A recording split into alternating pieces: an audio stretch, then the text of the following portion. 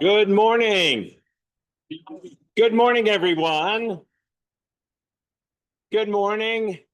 I'm Rich Freer. I'm the dean here at Emory Law, and it is my privilege to welcome you to the 2025 EPIC Conference on Rethinking Capital Punishment. EPIC, of course, is the Emory Public Interest Committee. This is a student organization that through the decades has become part of the very fabric of Emory Law. EPIC was founded 36 years ago by students. I remember it because I've been here for 42 years. And 36 years ago, students who were committed to increasing opportunities to work in the public interest got together and formed this committee. And over the decades, it has expanded its influence and expanded its outreach. EPIC has raised funds to provide summer grants for students who are working in volunteer positions in the public interest in various organizations. It has also established robust mentorship opportunities for public interested students, and it has provided increasing outreach and engagement with the community. It has the benefit of dedicated Emory Law alumni and the Emory EPIC Advisory Board. Part of EPIC's outreach and engagement, of course, is this annual conference. It brings together students and faculty, lawyers and community members to focus on a topic of societal importance. This year's conference, Rethinking Capital Punishment, certainly does exactly that. And it is my privilege to thank and to welcome all of those who will be speaking today, leading experts in a variety of relevant areas. And of course, to thank and welcome the keynote speaker, Reverend Billy Neal Moore, who himself spent more than a decade and a half on Georgia's death row. Today's event is possible only through teamwork. Here we talk a lot about Team Emory Law, and today is no exception. I thank Corey Hirakawa, who directs our Emory Law Center for Public Service. Thanks to the event staff, to Ronnie Price and Ijoma Imefo. Thanks to the IT staff, to Charlie Lee, and all the others who have made this event possible. But of course, there could be no conference at all without the dedication of the EPIC students. And we owe special thanks to all the members of the student board for their work, not only here, but in the broader effort for public interest here at the law school. And a special thanks to the two co-chairs for this year's conference, second-year law students Paige Henderson and Reagan Daniels. They have spent innumerable hours. They've been indefatigable in setting this up with research and work on putting together this remarkable lineup of speakers. So I am delighted to introduce them and to turn over the podium to them. Please welcome Paige Henderson and Reagan Daniels.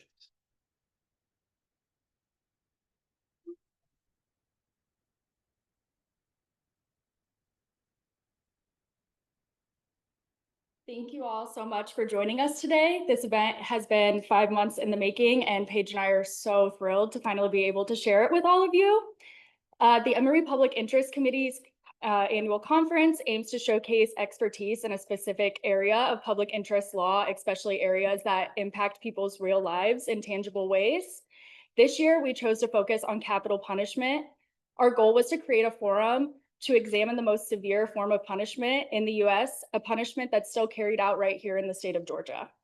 We knew that to do justice to this topic, we had to center on the lived experiences of those most directly affected. Individuals who have been executed, those who have faced the threat of execution, and those who dedicate their lives to defending people sentenced to death. As law students, we spend time thinking about the importance of due process as a constitutionally protected right, along with what constitutes cruel and unusual punishment. Interpretations of what is the best and most fair way to achieve justice vary dramatically, as can be seen by the near even split in states that allow or ban capital punishment. We are honored to have an amazing group of speakers here today who have experienced firsthand the effects of capital punishment. They will be able to share the harm that it imposes on society, including the systemic issues and tainted history of how this punishment came to be. Through our speakers, we will explore the intersection of justice and humanity and hope you all leave today with a deepened understanding of the profound cost of state-sanctioned deaths and the ramifications that they have on us all. And with that, let's begin with our first event, a crash course on the historical and social context of capital punishment in the US and here in Georgia. We are lucky enough to have Terica Ganzi here to guide us through this. Terica is the executive director of the Southern Center for Human Rights, where she leads the team in carrying out its mission to dramatically transform the criminal legal system through direct representation, impact litigation, policy advocacy, and public education. Terica serves as vice president of the Center for Death Penalty Litigation's board of directors. She is the immediate past president of the Georgia Association of Black Women Attorneys. Terica also serves as a member of the State Bar of Georgia's Professionalism Committee and the State Bar's Seeking Equal Justice and Addressing Racism and Racial Bias Committee. She is a member of the Judicial Council of Georgia's Access to Justice Committee. Terica?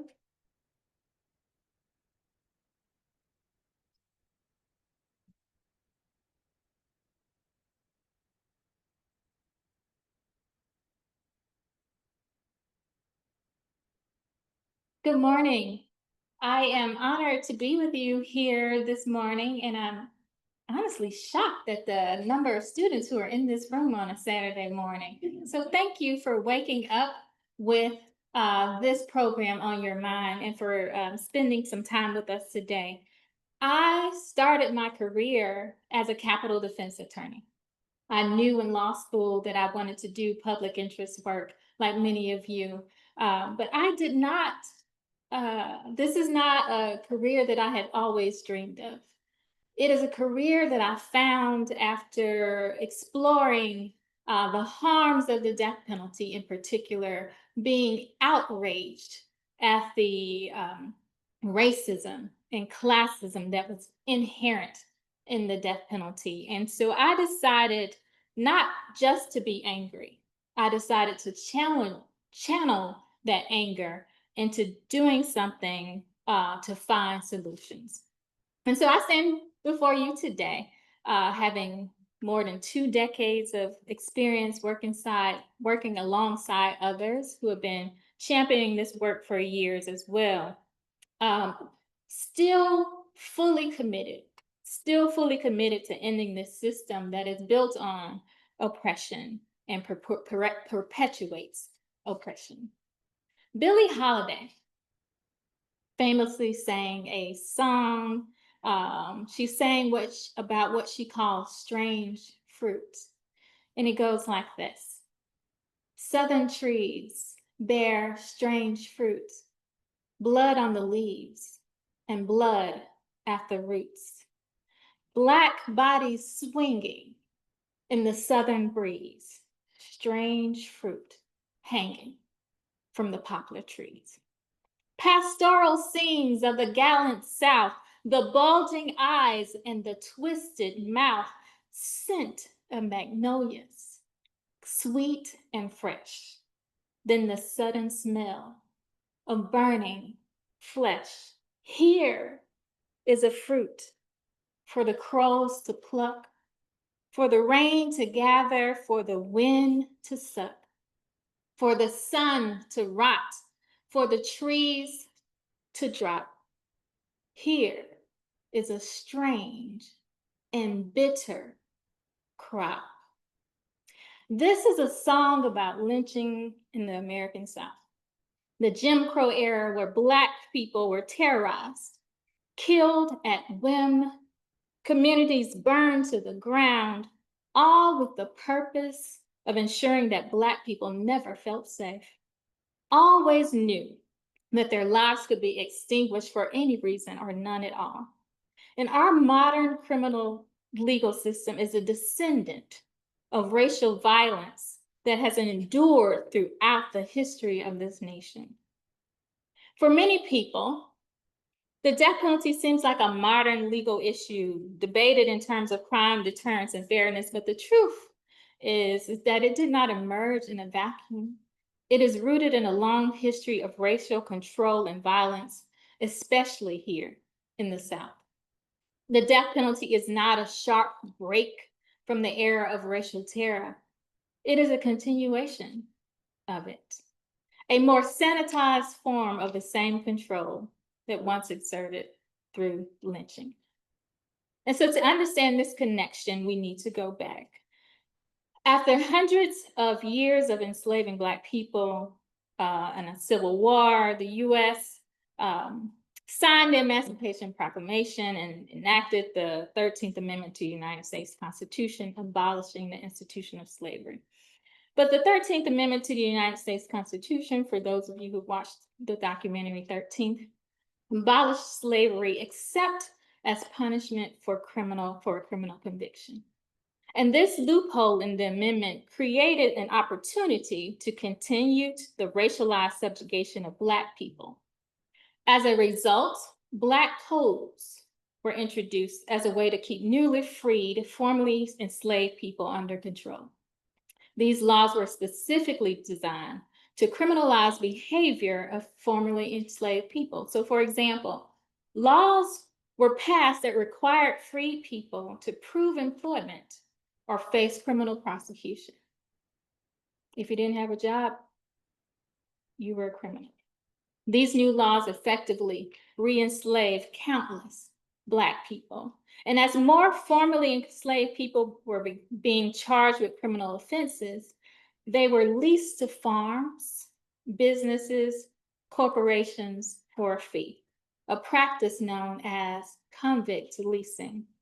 The work was brutal and conditions were extremely harsh.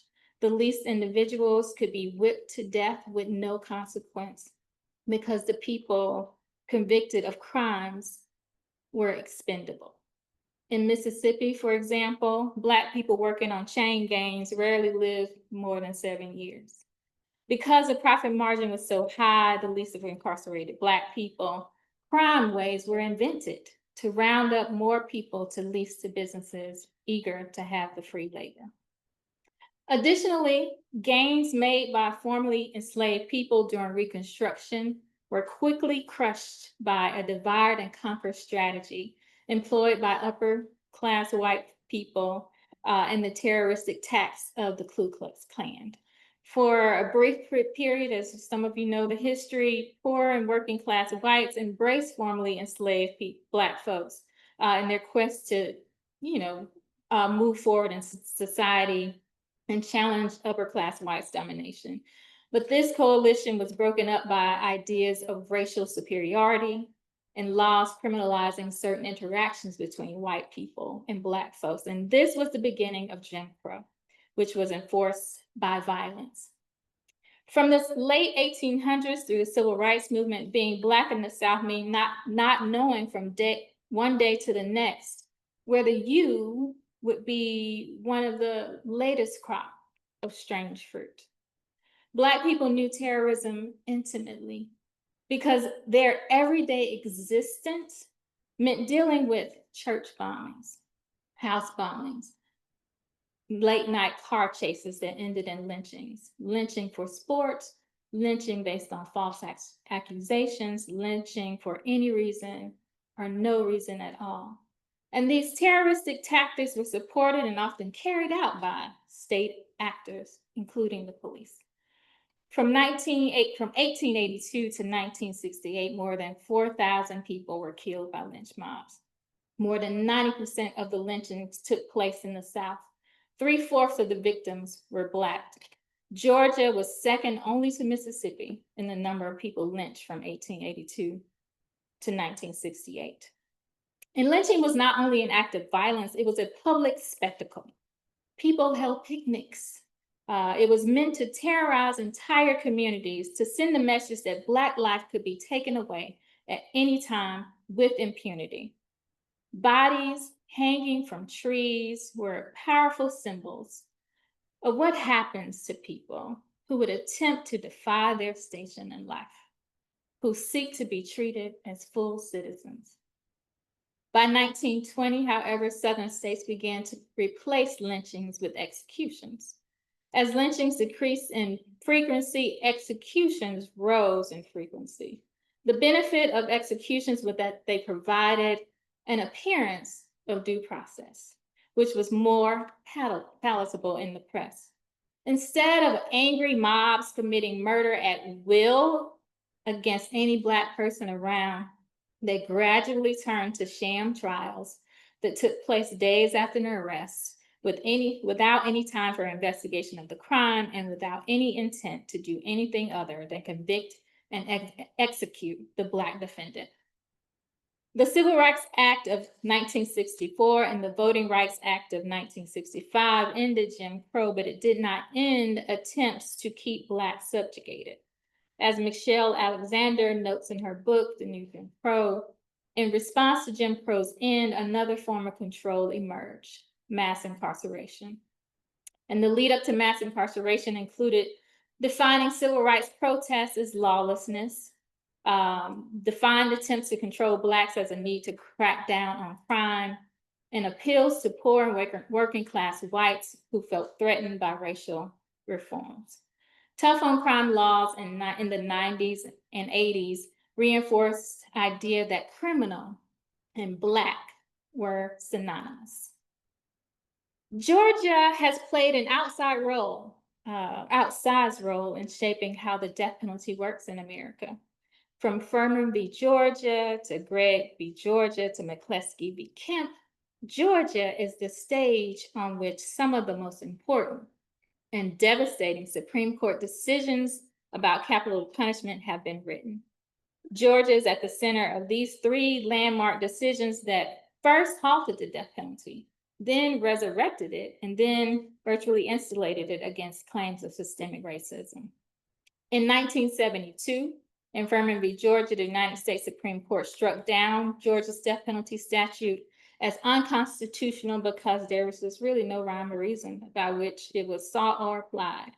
One of the cases consolidated under Furman was Jackson v. Georgia. It was a case of a Black man who was sentenced to death for the crime of rape, not murder.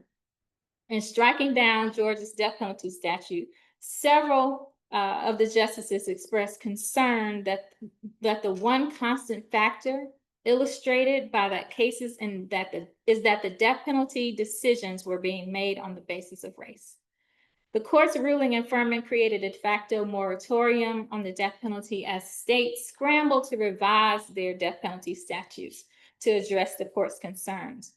And 4 years later, the United States Supreme Court in Gregg v. Georgia reinstated the death penalty. Georgia and other states changed their statutes, including dividing capital trials into 2 phases. And despite being given the green light by the United States Supreme Court to continue using the machinery of death, studies show that the arbitrary factors such as race continue to universally plague the administration of the death penalty, even now, and particularly in the South. For example, more than 3 decades ago, in the case of McCleskey v. Kemp, experts studied Georgia's death sentencing patterns. Warren McCleskey, a Black man, was sentenced to death for killing a white police officer.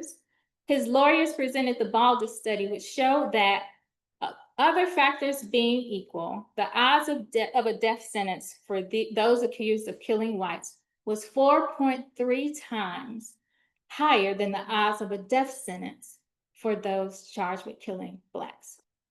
The court did not dispute the study's findings. They acknowledged the racial disparities, but they said that unless Warren McCleskey could prove intentional racial discrimination on his own, the evidence was not enough to overturn his sentence. Justice Brennan, in a searing dissent, warned that the court's decision reflected a fear of too much justice, and he was right. The court effectively ruled that racial bias in the system was something that we must live with. Multiple studies since the Baldus study reflect that racial discrimination persists in our capital punishment system. In 2006, the American Bar Association examined Georgia's death penalty punishment system and found that those suspected of killing white people are 4.56 times as likely to be sentenced to death as those convicted of killing Black folks. Thus, I said in McCleskey in the 80s, it was a 4.3 disparity. It increased, it got worse in the 20 years after McCleskey. In 2007, the Atlanta Journal-Constitution conducted its own study of Georgia's death penalty system. And that study found that death sentencing in Georgia was influenced more by trivial circumstances such as the victim's race than by more important considerations, such as the defendant's crime or its relative brutality. The AJC analyzed over 1,000 Georgia cases and found that prosecutors were twice as likely to seek death if the victim was white than if the victim was Black. And in murders carried out during the course of armed robberies, defendants were 6 times more likely to face the death penalty if the victim was white than if the victim was Black. Professor Jennifer Everhart at Stanford University conducted some shocking studies. She's really a genius in this area that demonstrate the pervasiveness of unconscious racial bias and its impact on the criminal justice system. If you have an opportunity, please research her and research some of her studies. The one study I mentioned here is one where she uncovered that even amongst 2 Black capital defendants, the one with features more stereotypically Black was more likely to receive the death penalty. So if you had a lighter skinned Black person and a darker skinned Black person, the darker skinned Black person would be the one most likely to get the death penalty. Research conducted by the Equal Justice Initiative, shout out to Brian Stevenson, who got his start at the Southern Center for Human Rights, shows that the counties where lynchings were most frequent are the very same counties where death sentences are most common today. This overlap is not accidental. As I previously mentioned, when the spectacle of lynching became less acceptable in the public, the state stepped in and carried out the violence under the color of law. The rope was replaced by an electric chair and other forms of execution. But the function remained to enforce a racial hierarchy through fear and ultimate punishment. The legacy of racial bias shows up vividly in death penalty cases across the South. This little N-word deserves to die. Those were the words spoken by the attorneys for Curtis Osborne. His attorney did not bother informing him that the prosecutor had offered him a plea to life. But because his own defense attorney decided that he deserved the death penalty, he didn't share that information with his client, and Mr. Osborne was ultimately executed, despite evidence that his trial was doomed before it even started. Doomed in part by Mr. Osborne's race. In Foster v. Chapman, another Georgia case, Timothy Foster, a Black teenager, was tried for his life in the 1980s. When the jury was selected, every single Black prospective juror was struck by the prosecution. Years later, attorneys and investigators at the Southern Center obtained the prosecutor's notes. And we found that next to the names of every Black juror, the prosecutors had written a B. And they had highlighted the names in green, and they marked them as definite no, meaning they were intentionally going to strike them. This evidence was undeniable. The strikes were racially motivated, but we lost in every single lower court until we got to the United States Supreme Court, where fortunately, the United States Supreme Court agreed with us that that was outrageous and could not stand. In Buck v. Davis, a case from Texas, an expert testified at sentencing that because Dwayne Buck was Black, he was statistically more likely to be dangerous in the future. That testimony, overtly racist, suggesting that Blackness itself, it predicts violence, helped send Mr. Buck to death row. The Supreme Court overturned his sentence, recognizing that no death sentence could stand on such poisonous evidence. In Flowers v. Mississippi, a Black man was tried 6 times for the same crime. In each of those trials, the same prosecutors systematically struck Black jurors from the jury box. Over and over again, the community's voice was silenced. Finally, in 2019, the Supreme Court reversed Mr. Flowers' conviction, finding a clear violation of the Constitution. While death sentences are significantly down in Georgia, Georgia, along with other southern states, continues to pursue the death penalty, and the patterns remain. Defendants who kill white victims are far more likely to face death sentences than those whose victims are Black. This is the same logic that underpinned lynchings. White lives are valued more than Black lives. Communities most terrorized by lynching remain the communities most vulnerable to the death penalty today.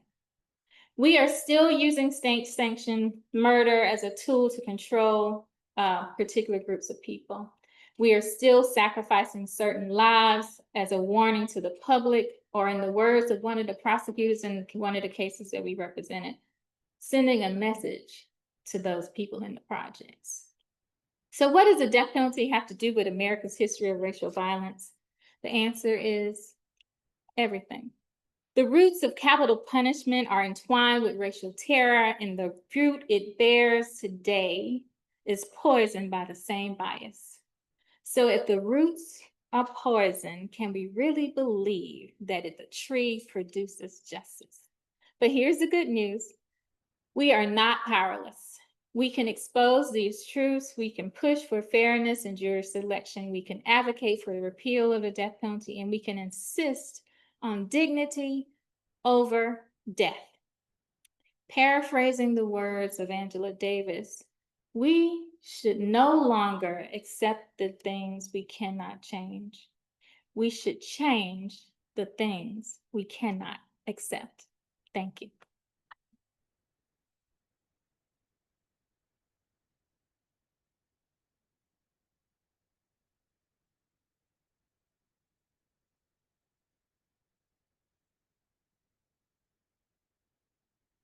Thank you, Terica. Our first panel today will include a group of capital defense attorneys who explore what it takes to be a zealous advocate for their clients, followed by a Q&A from the audience. We couldn't be more honored to have Victoria Olender-Hellstrom moderating this panel. Victoria has worked as a staff attorney at the Georgia Resource Center since 2023. There, she represents people on Georgia's death row in their state and federal habeas appeals, and also represents them in civil rights litigation related to their incarceration. She graduated here from Emory University School of Law, where she earned her JD with honors and was the director-in-chief of the Emory Moot Court Society. Upon graduating, she was awarded the Dean's Service Award for Pro Bono Publico Award for her volunteer service and involvement. Victoria also holds a master's degree and 2 bachelor's degrees from Appalachian State University.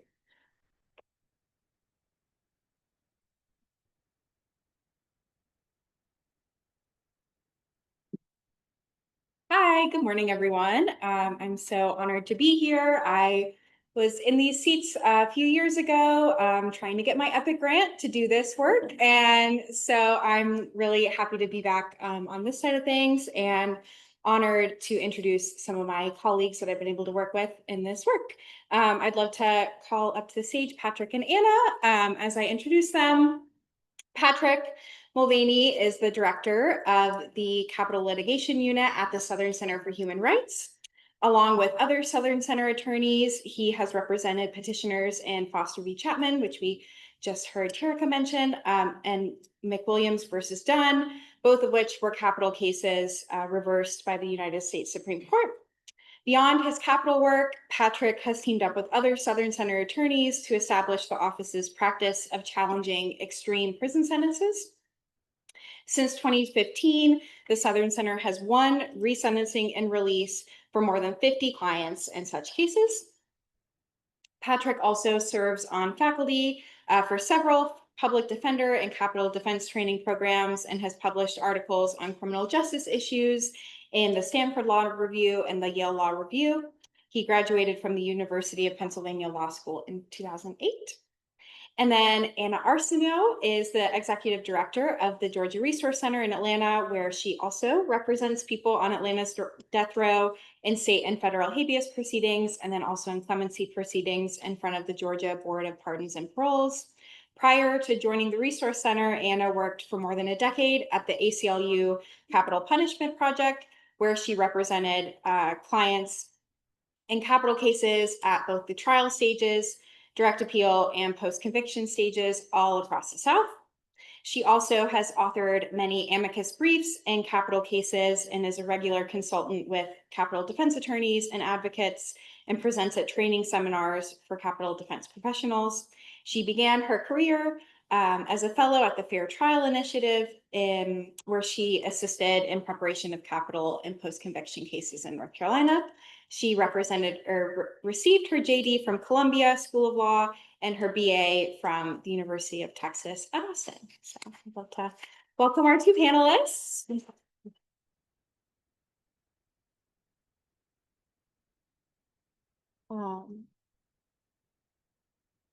And I think it'd be helpful, maybe Anna or Patrick, if one of you could just give a brief overview of the stages of a capital case and kind of the trajectory that a capital case might go through as we discuss kind of trial and post-conviction work.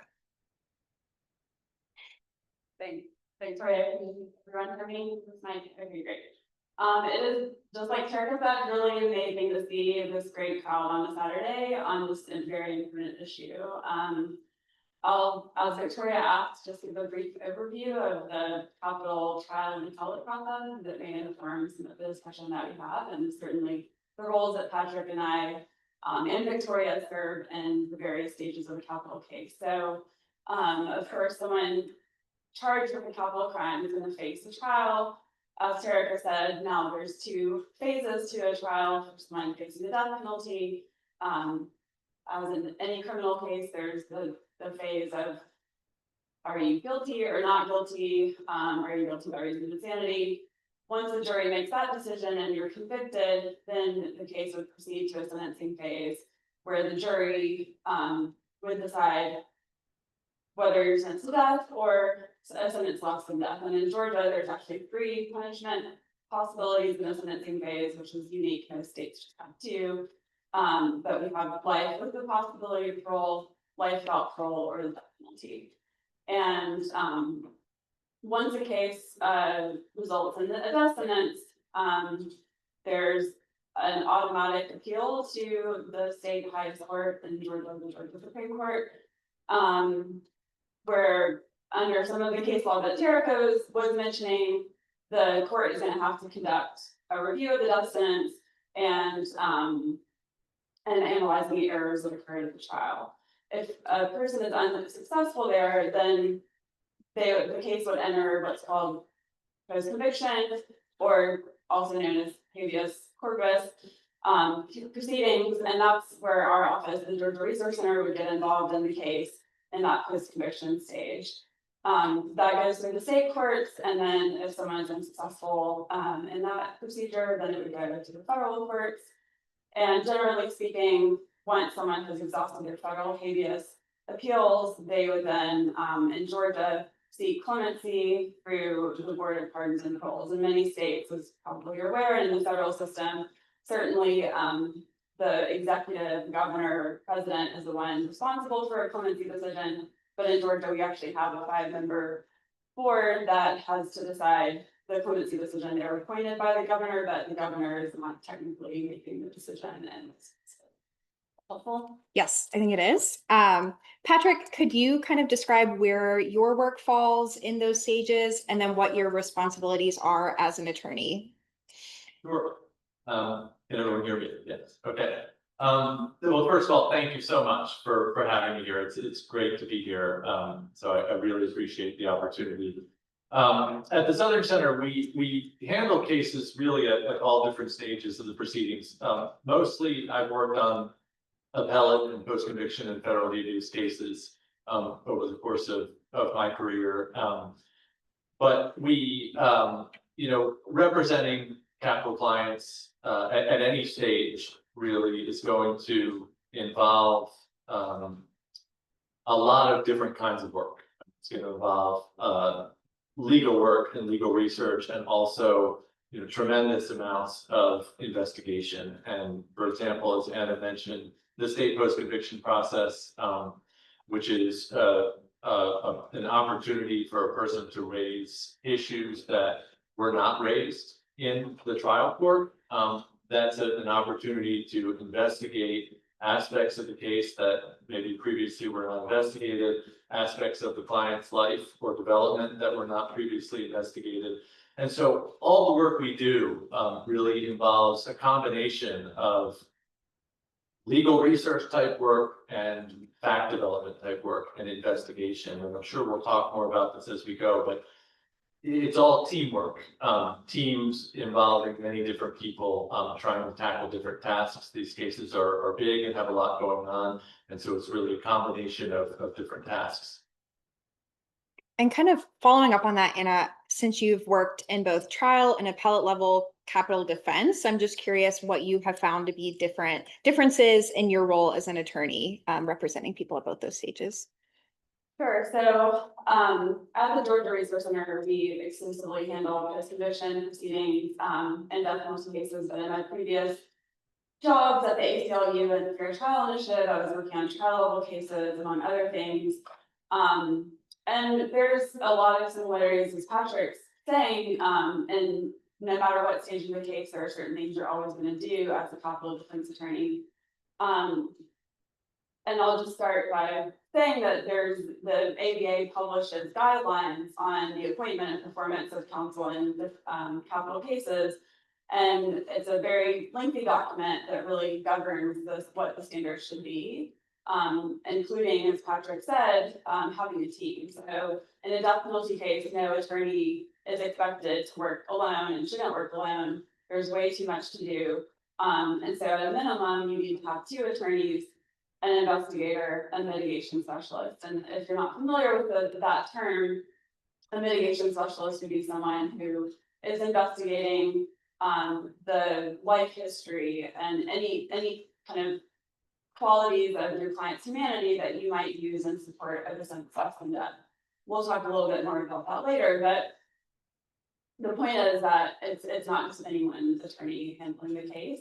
And so that's similar across, whatever stage you're practicing.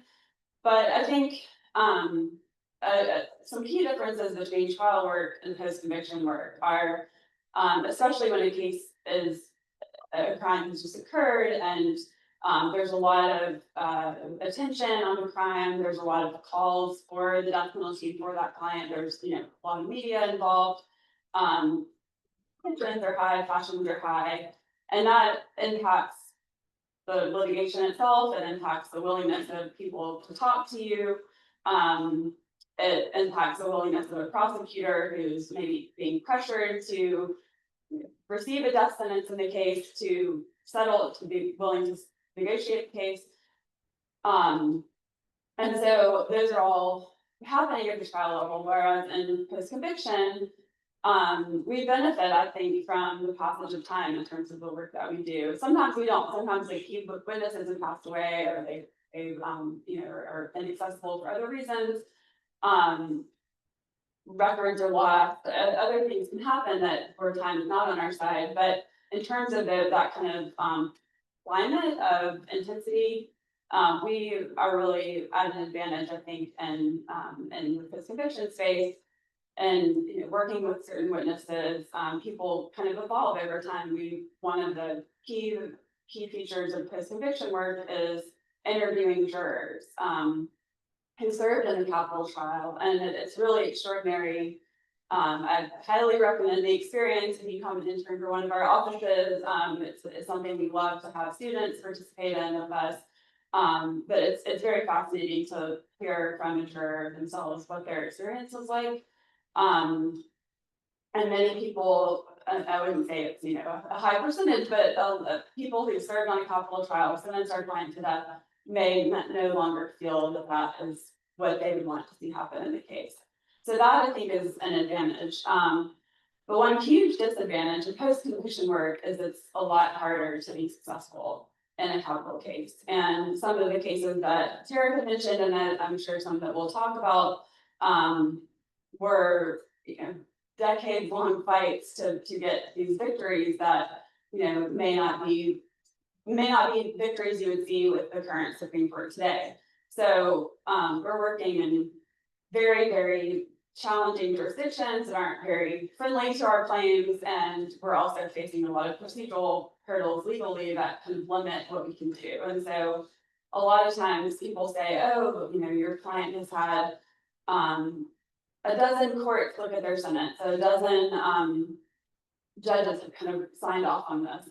But what they may not see is that we didn't even ever get a chance to present the merits of a claim because the court said you're barred from presenting this because you could have done it before, or other procedural reasons. So, so that I think is a huge disadvantage in post-conviction work. And as a trial lawyer, our framework is always like, if you're going to trial, then you're really risking a death sentence. So your key strategy is to always avoid a death sentence at all costs, because once you're before a death qualified jury, then the odds are just already stacked against you. So that I think is an advantage of trial work, in the sense is your opportunity to actually be successful is highest, even in that kind of high charged environment that I was explaining. But there's other things that kind of work to our advantage in this. Thanks. And Patrick, I'd love for you, Anna mentioned mitigation specialists and investigators, and they're a huge part of the work that we do, and we couldn't do it without them, even if we were allowed to. So I'd love, Patrick, if you could like briefly explain further the role that mitigation specialists and investigators play on a capital legal team. Sure, thank you. When we talk about mitigation specialists, what we mean is mitigation is anything that weighs in favor of a death sentence. And often what that means in this case is anything about our client's life, our client's background. When we get to work with our clients, we have this tremendous privilege of getting to know them really well. And so we learn about their lives, we know the hills and valleys that they've traveled, the ups and downs that they've had, just like every other person has ups and downs in their lives. Our clients have had ups and downs as well. And we get to know and see that our clients are more than the worst 15 minutes of their life. We get to see them as children because we meet their families and we talk to everyone about their childhood. We get to see them as teenagers growing up through the witnesses we meet and the records we find. We get to see them in their lowest points, and then sometimes we get to see them years after and see how they're doing and growing since they've been incarcerated. And what we learn can be so important to the determination of whether a death sentence is going to be imposed, because what we often see when there's a terrible crime in the media is our clients portrayed as monsters, clients portrayed as only the crime. We know that there's more, and so a big part of our job is trying to share to share more about our clients' lives. And I'll just give a few examples of why this stuff matters. We had a client who was sentenced to death, and we learned a little bit about his childhood. And what we learned is that from the very earliest days and weeks and months and years of this person's life, the circumstances of his life were just awful. Potty training, we learned that the way our client was potty trained was that if he had an accident, they would go outside and hose him off with the garden hose and then whip him with the garden hose until he had red streaks on his back. And you know how a garden hose is green and most of it's that rubber part? Well, the end is that metal part of the garden hose. And our client would get whipped and beaten with that metal part of the garden hose as a young child trying to potty train.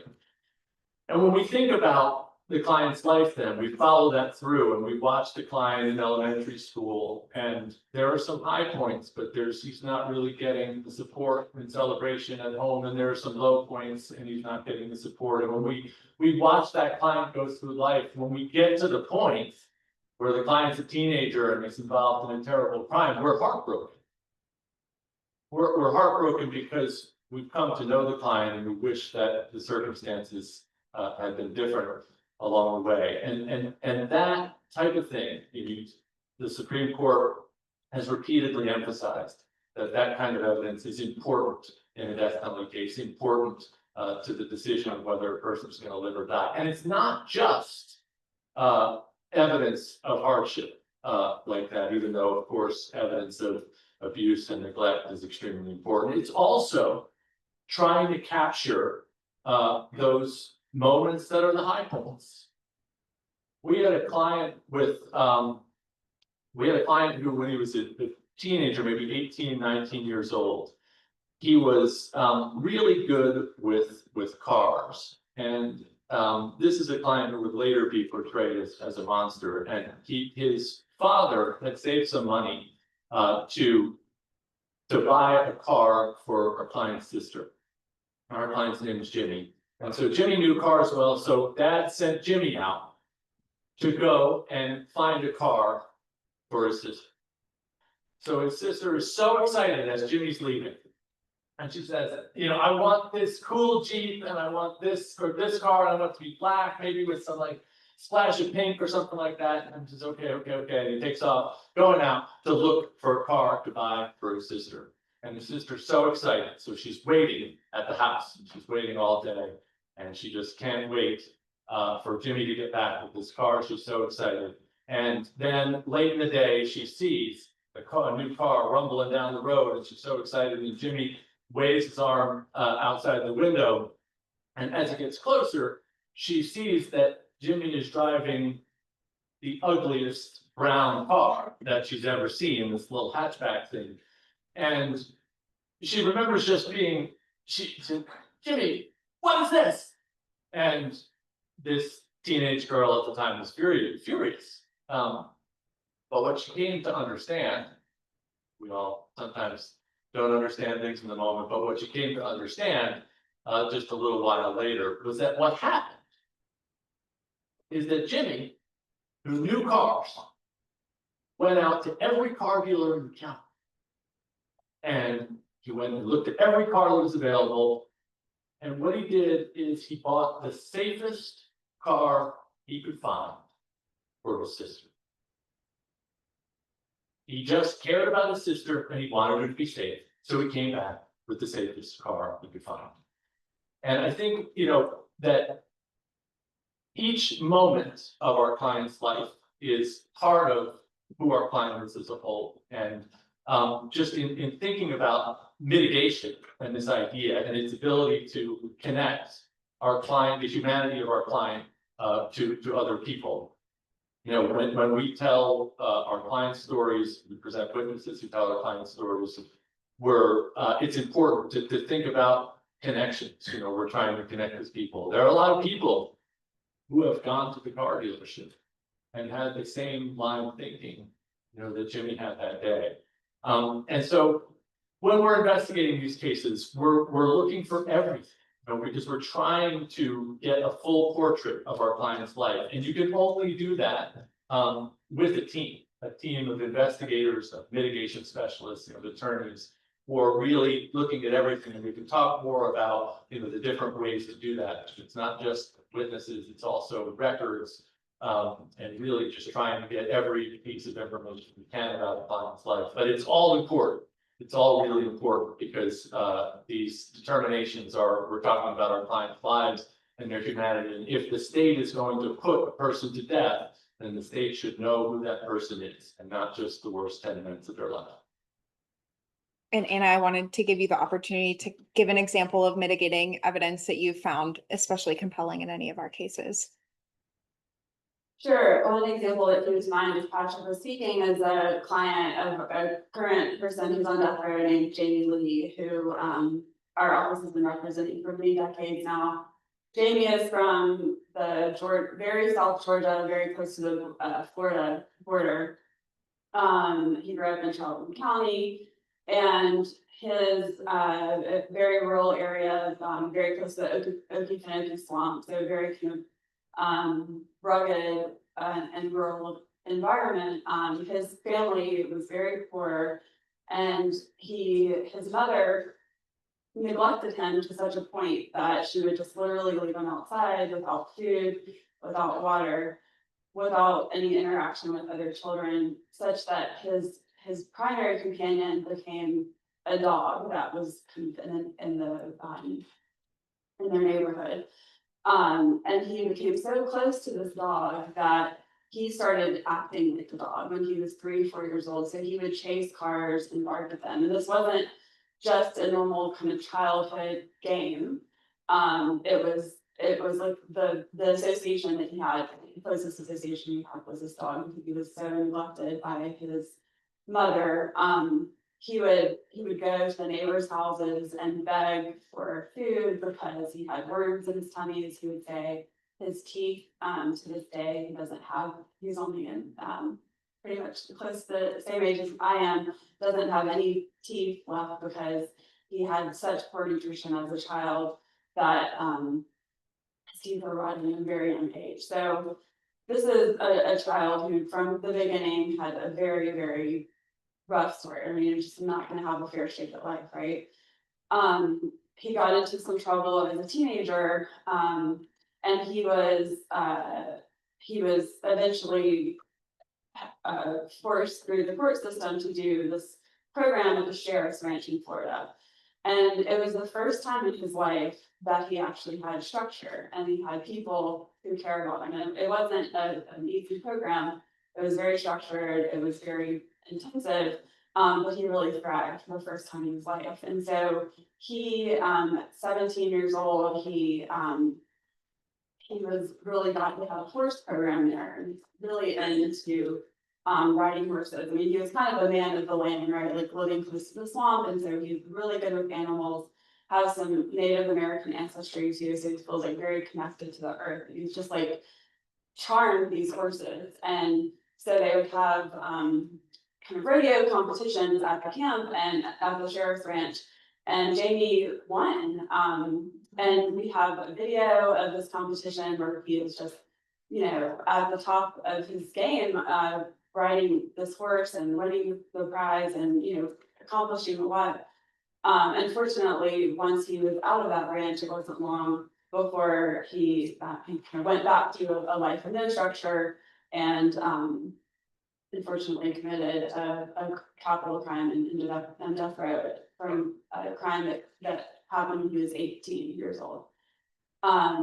He's still on death row today, you know, and so that we're continuing to try to fight for him to get off of death row. But as Patrick said, we're looking for those. That video, by the way, was never shown at his trial, or the horse competition wasn't discussed at his trial. So the people from the ranch who really fell in love with Jamie did testify at his trial, but you know, we were really looking for those rich, vivid details of our client's life that we can present to the decision makers in that case to show, like Patrick said, they're way more than the worst amendment that they've had that ended that landed them on the ground.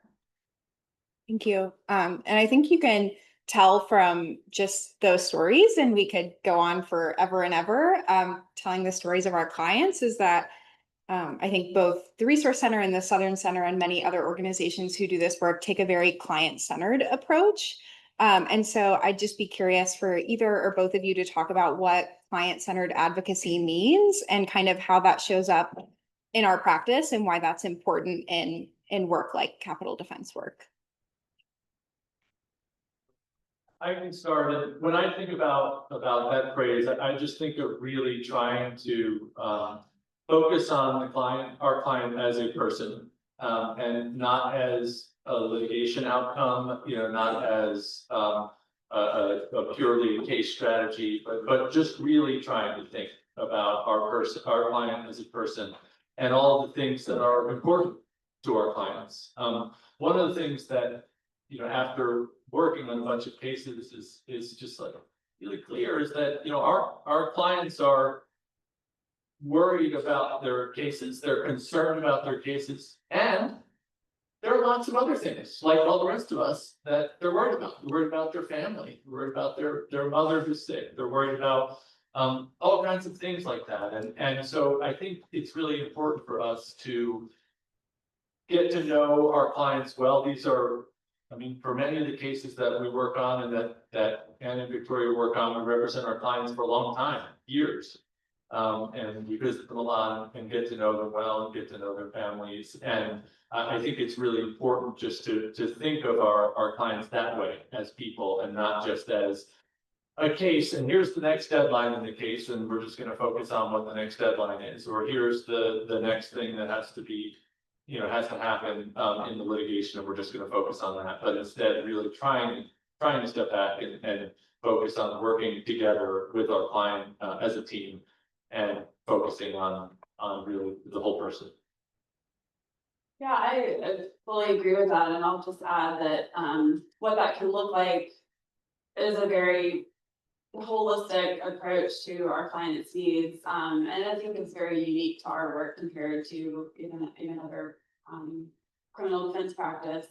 Not many lawyers have clients for 20+ years, and so that is something that we're going to have a lot of ups and downs through our clients' lives, as anyone would, and be there for them through that.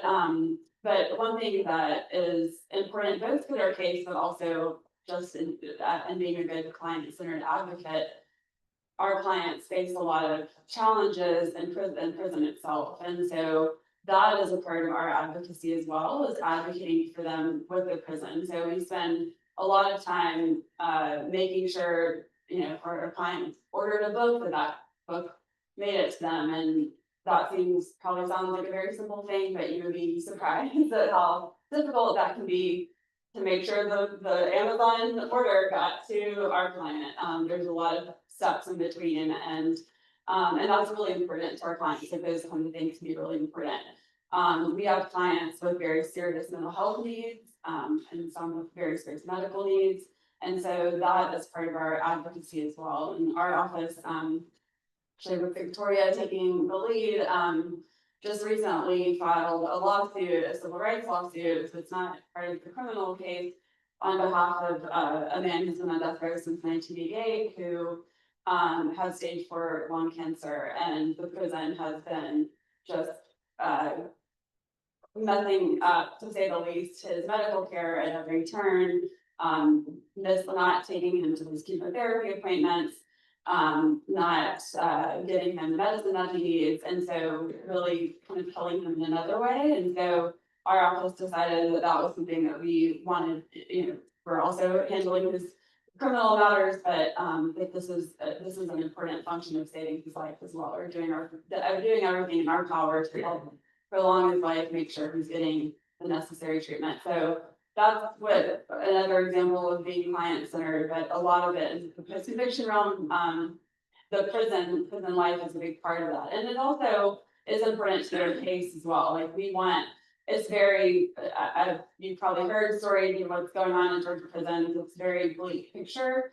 But our clients' success in prison, whatever that may look like, could be important for them in a clemency proceeding as well. So we want to, help our clients, do manage life in prison as best they can, and that is a very, very difficult thing to do.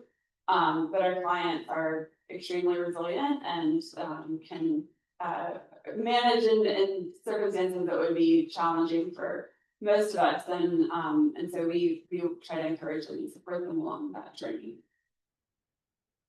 And I think this is related to a lot of what you all have already talked about, but I think just kind of like stepping back, it'd be nice, Patrick, if you could talk about how you build and kind of continue relationships with clients. As you said, we have a unique kind of posture where either us as attorneys or our office represents these clients can be a really long amount of time. So if you can just kind of talk about your relationships with clients and how you build and maintain those. Sure. The first thing that comes to mind when you ask that question is just that it's really important. Sometimes there are difficult conversations and challenging conversations that we have with clients, and one of the things that I think I've learned, and in part from just making mistakes along the way, but is that those difficult conversations are going to be much better and more productive if we've already built trust. And so I think building trust from the beginning with the client is really, really important. When we say that we're going to do something, we try to do it, even if it's what Anne just said, and something about following up to make sure that a book arrived. That if we say that we're going to follow up to make sure the book arrived, we want to make sure that the book arrived. And if we say that we're going to come back to visit next Thursday, we want to come back and visit next Thursday. And really just, I think, time, spending time with our clients, and being, open and honest with our clients to establish a real relationship is what we need to do. And we have some clients who we've represented for a long time, and we have good trusting relationships. And when challenging conversations arise, I just find that those conversations we can be more, communicate better with each other, our whole team and the client together. We all feel more comfortable having a good, honest, productive discussion when that trust is already established, as opposed to showing up on day one and trying to have a really difficult conversation, which I think is hard to say the least. And so that's the main way I would answer that. Yeah, thank you. And Anna? Yeah, I'll add a few thoughts to that. Time is really key, and building that relationship of trust is really foundational to the relationship. From the post-conviction perspective, when we meet a client for the first time, our client has gone through a capital trial, received a death sentence, and almost certainly didn't have a positive experience with their attorneys. And so we're kind of that's where our starting point is that we have a client who doesn't like attorneys, or doesn't believe that the attorneys that he previously had were committed to him and did everything they should have done to him. Even when the attorneys, in fairness, have done a really good job, but it's just the dynamic that we encounter coming into a post-conviction case. And so that there's kind of like already a hurdle that we have to overcome there. And I think some of the key things that Patrick said of really showing up and delivering on what we said we're going to do is a really good way to build that relationship of trust and build that rapport.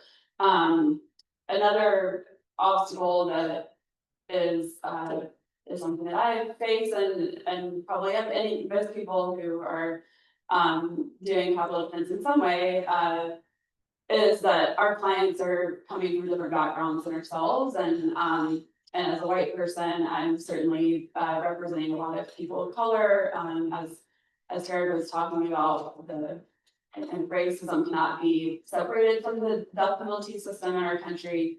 We represent a lot of people who are of color, and of course I'm not myself, and so that's something that should be acknowledged. And hopefully there's opportunities for diversity on your team as a whole. But even race, ethnicity aside, there's socioeconomic differences, there's cultural differences in other way. And so those are things that we meet people where they are without judgment. We show them we're going to South Georgia, we're going to whatever neighborhoods in Metro Atlanta, wherever our clients are from. We're showing up, we're going to be there for them, and that makes a big difference.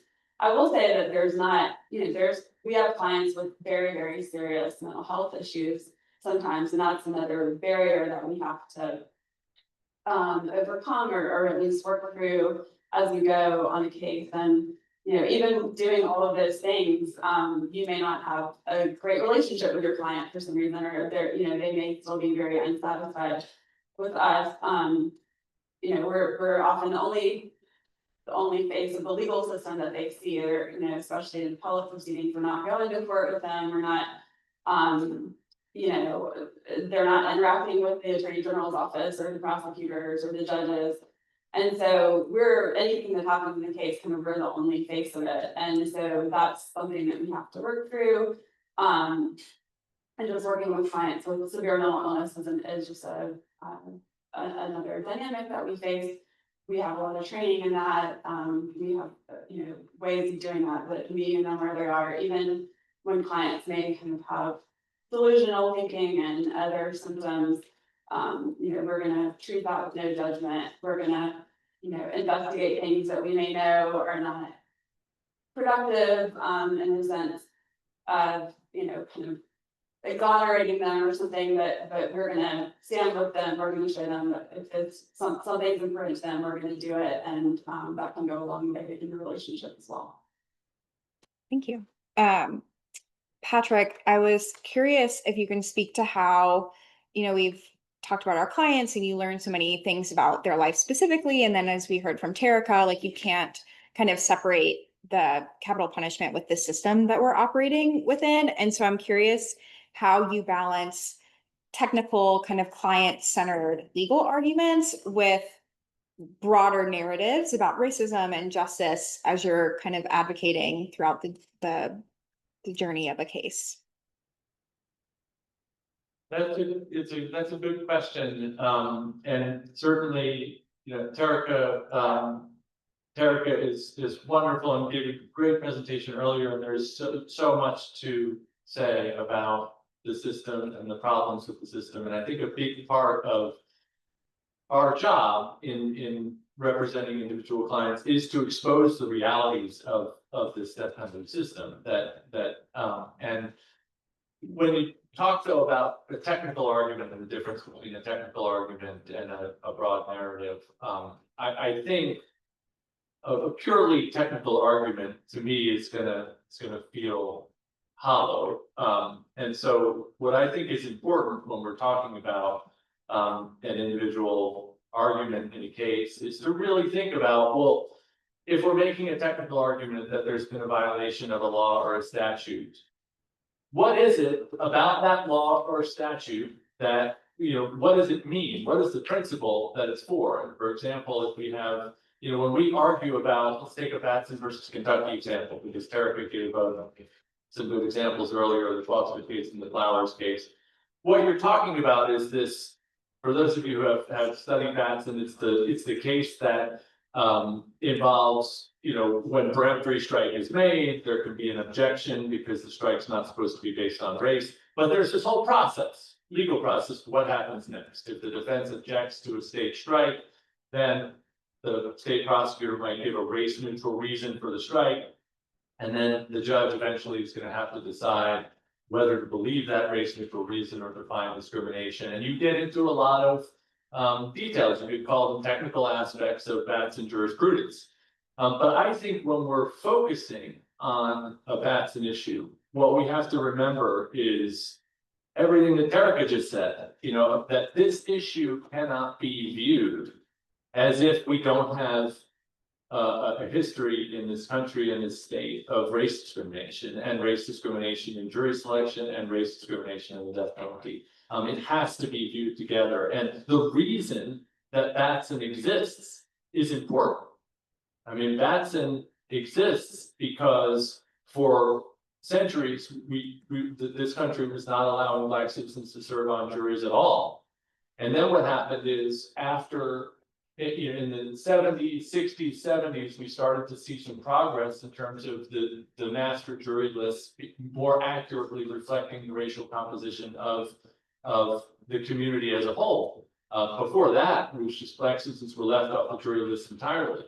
But what happened then is, so that's when then peremptory strikes started becoming a key way that the state would exclude Black prospective jurors. And that's why the Batson rule was necessary. It was imposed in 1986 to say, well, wait a minute, there has to be a mechanism for a person to challenge jury discrimination in an individual case. So here's what you can do. And the court said you can consider all relevant circumstances. And that history seems really, really important to me. And so when we're thinking about those technical aspects of Batson or whatever area of law it is, I think it's really important for us to not lose sight of the historical context that this whole process is taking place in. And it's also important to really focus on all relevant circumstances. And so often, when you pull the camera back, what you see is, this is coming for what it is. I'll just give one quick example on this. We had a case down in Columbus, and if you look at that individual case, what you would see is that there were 4 Black prospective jurors, and the state struck all 4 of them. Now, that is pretty unlikely to happen by coincidence, but maybe there was something about this juror or that juror that made them, maybe you could convince yourself that that there was a coincidence there. But if you look a little bit deeper, what you would find is that the individual prosecutor who tried that case had tried 5 death penalty cases in the same 5-year period. And in those 5 death penalty cases, there were 27 Black prospective jurors who were qualified to serve. And the state struck all 27. And the chances of that happening, we had a statistician who talked about this. The chances of the prosecutors striking as many Black prospective jurors as they had over this whole series of cases in the 5-year period was, it was about the same as you buying one lottery ticket and winning the Powerball lottery on one ticket, and then going back the next day and buying one more Powerball lottery ticket and winning the Powerball lottery again.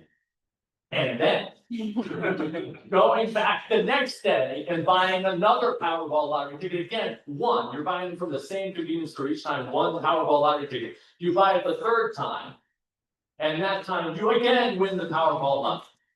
That was the statistical likelihood. It's a number that I can't pronounce because there's too many zeros after the decimal. But the point is that if you pull the camera back and you really look at something like this in context, what starts as maybe a technical type argument really needs to be, we really need to pull the camera back and look at it, because that was an obvious case of intentional race discrimination in which the state was seeking to kill a young Black man based on a trial that was unquestionably undermined by race discrimination. And I think when we're trying to show that, we really can't just limit the analysis to some technical thing, because that's a problem if we do that.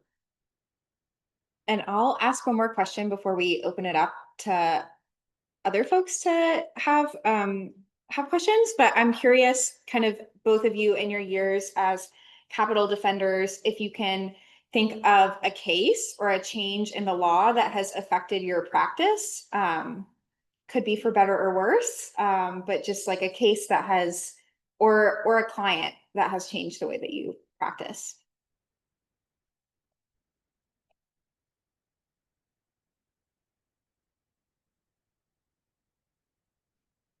I may answer a little bit differently than the question itself, but I will say that I started practice in 2006. And I never imagined that almost 20 years later, we would be having a conference called Rethinking Capital Punishment, because I thought at the time, like many people did, that we would see abolition of the death penalty in the United States. And that was sort of the trajectory that it seemed like we were on early in my career. There were 7 states to abolish the death penalty in 7 years, just kind of one after another. And there were groups organizing and strategizing to see abolition of the death penalty by 2025.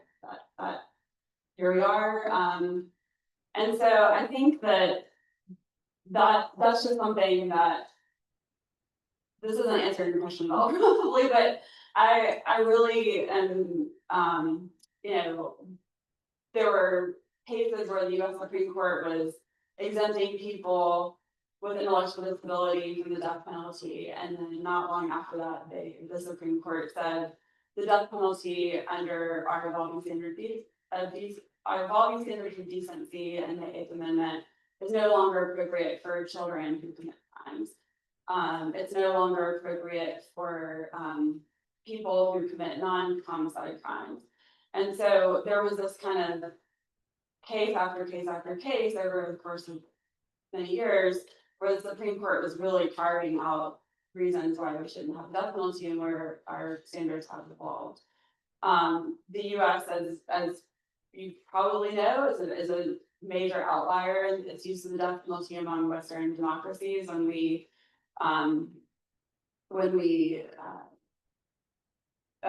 talk about statistics in the death penalty, we are joined by Iran, Iraq, Saudi Arabia, China. I mean, those are the countries in the world that are executing people at numbers like the United States is. And so I guess I'm just reflecting on where I thought my career was going to go. 20 years ago, I thought I would be doing something else by now. But I'm really inspired to see all of you and that people are thinking about this issue still, and hopefully motivated to continue to fight what I think is a barbaric practice and not aligned with the democratic principles that we should have in the United States.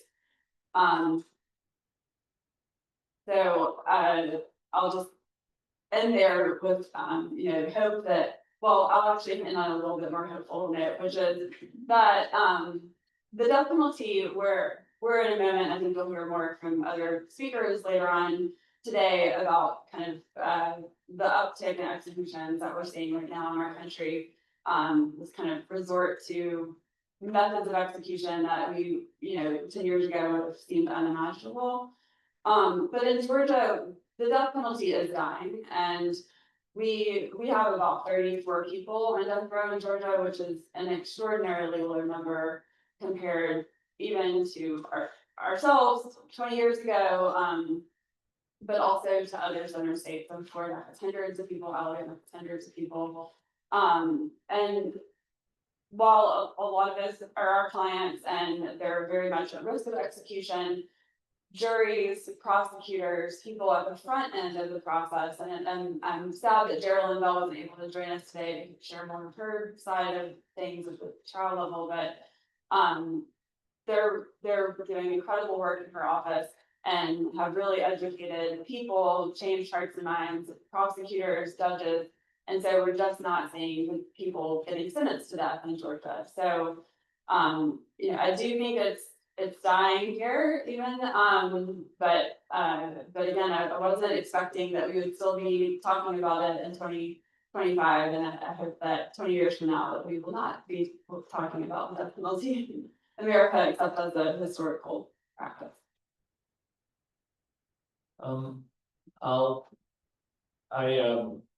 Thinking of it's hard to think of any kind of one thing or one case or change in law or client, but I will share one experience that I had that kind of changed a little bit of my view of representation. And I've had the privilege of working with just some wonderful attorneys, including the two of you, including Erica, who just spoke, Bo King, who's out there, is going to speak this afternoon. Just had really the privilege to get to work with a lot of great people. And I was co-counseling a case maybe 15 years ago. I was working on a case with Steve Wright, who was the director of our office for a long time. And I will never forget this one moment in court. The district attorney got up, and our client had already been found guilty or pleaded guilty, and we were heading on to sentencing. And the district attorney got up at the end of the day and said, "Judge, I want to make a motion. This defendant," we would call his name, so this defendant has been wearing a shirt and tie to court every day, and he doesn't have a presumption of innocence anymore, so I move that he be brought to jail tomorrow in a jail jumpsuit. And I'll never forget how quickly Steve jumped up from his seat. And he jumped up so quickly. He said, "Judge, look, the district attorney just said that he wants our client Jamie to come to court tomorrow in a jail jumpsuit. He said he can't see any reason for why Jamie should wear a shirt and tie to court. Well, I will give you a reason. You see, there's a thing called dignity.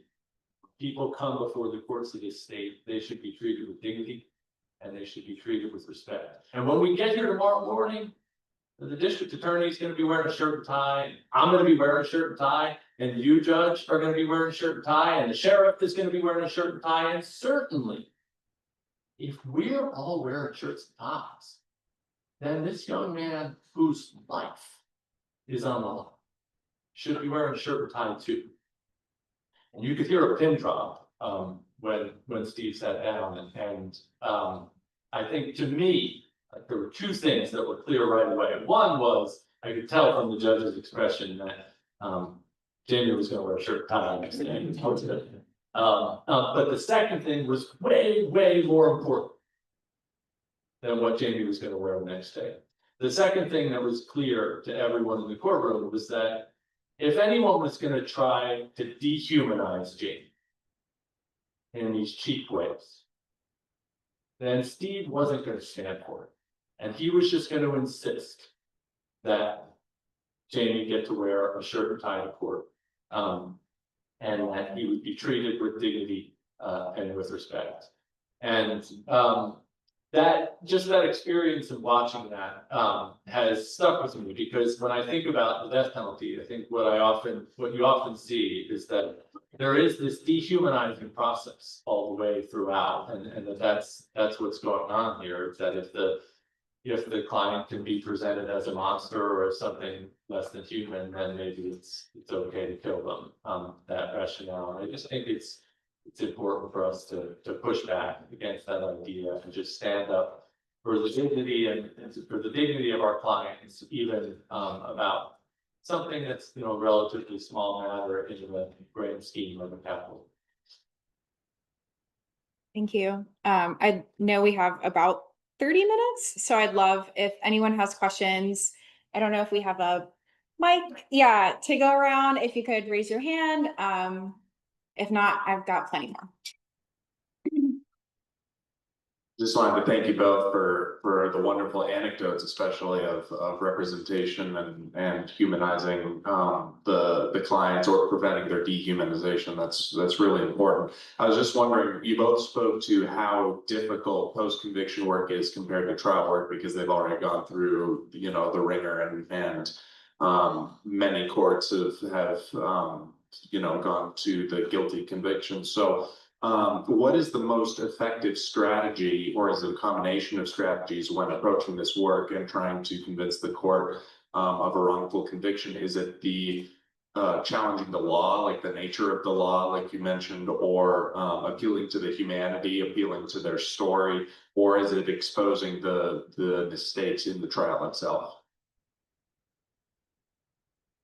Yeah, there's a number of ways that can happen. And I don't want to say that there's anything easy about getting a license for a client at the trial level. But you have more of a blank slate, and you're not facing the procedural hurdles that we will face in post-conviction, and sort of like the laws favoring the finality of it, right? We have a case with a clear error of law that if had it been raised on direct appeal, like that first mandatory appeal for our client, no question, he would have gotten a new sentencing trial. But the issue, unfortunately, wasn't raised until post-conviction, and even though there isn't actually a procedural bar for that claim, the court's just kind of like, well, you know, what are we supposed to do 30 years later about this? Like, it's happened, and we're not going to change anything. So I think that part of what you do in post-conviction, though, is you really attack everything from every angle, and we do think of it as a blank slate in terms of our investigation. Like, even if records were obtained for a client at the trial level, we're going to obtain them too, and sometimes we get a different set of records, and that can be very helpful.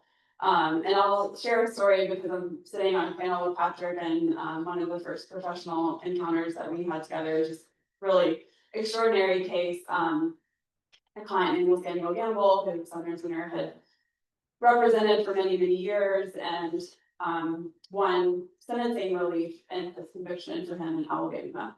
And so Mr. Gamble was getting a new sentencing trial, many years after the original trial, and that's when my office, our previous office at ACLU, joined Southern Center to represent him.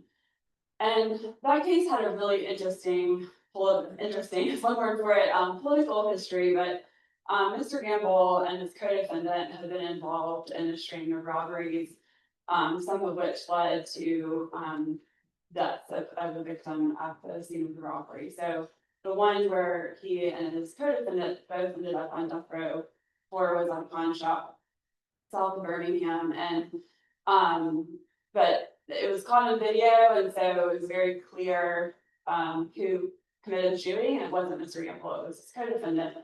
But after the US Supreme Court, they both were sentenced to death for that crime, but after the Supreme Court decided, in a case I was alluding to earlier, that children couldn't get the death penalty, his co-defendant, who was 16 years old at the time of the crime, was removed from death row and sentenced to life. So the district attorney who had tried both cases, gotten those death sentences, said, I really wanted the death sentence to go for them, but if I can't have it for the person that I see on video who killed these two victims in the pawn shop, it's just not right for Mr. Gamble to have a death sentence as well. Well, you would hope that that would have been the end of things, but unfortunately it wasn't, and the Attorney General's office in Alabama took over the case from the district attorney, said, we're going to be handling this case now, and we want the death penalty for Mr. Gamble. So that was sort of like the political environment that we were facing. So Patrick and I and the team were working really closely on all aspects of the investigation. But one of the things that we wanted to get was the district attorney's files themselves. And so we made the request to the district attorney's office, and it was kind of awkward because the attorney general's office is the one now prosecuting it. The DA's office is not as invested in it. So they're like, here you go. There's all the boxes. We had to dig them up from 10, 15 years ago. So they're just kind of handing it over, not really thinking so much. Well, in those boxes were tape recordings. Some of you may not know because those tapes are, but there was a case from the 90s, and there are like little micro cassette tapes that had conversations with the detectives, the DA, discussing the case. And it had some really bombshell information on it that ultimately led to us being able to negotiate a sentence of life without parole for Mr. Gamble. But because of that passage of time and sort of like the DA stepping back from the prosecution and not paying attention as closely, we got tapes that they would never have disclosed at the trial level.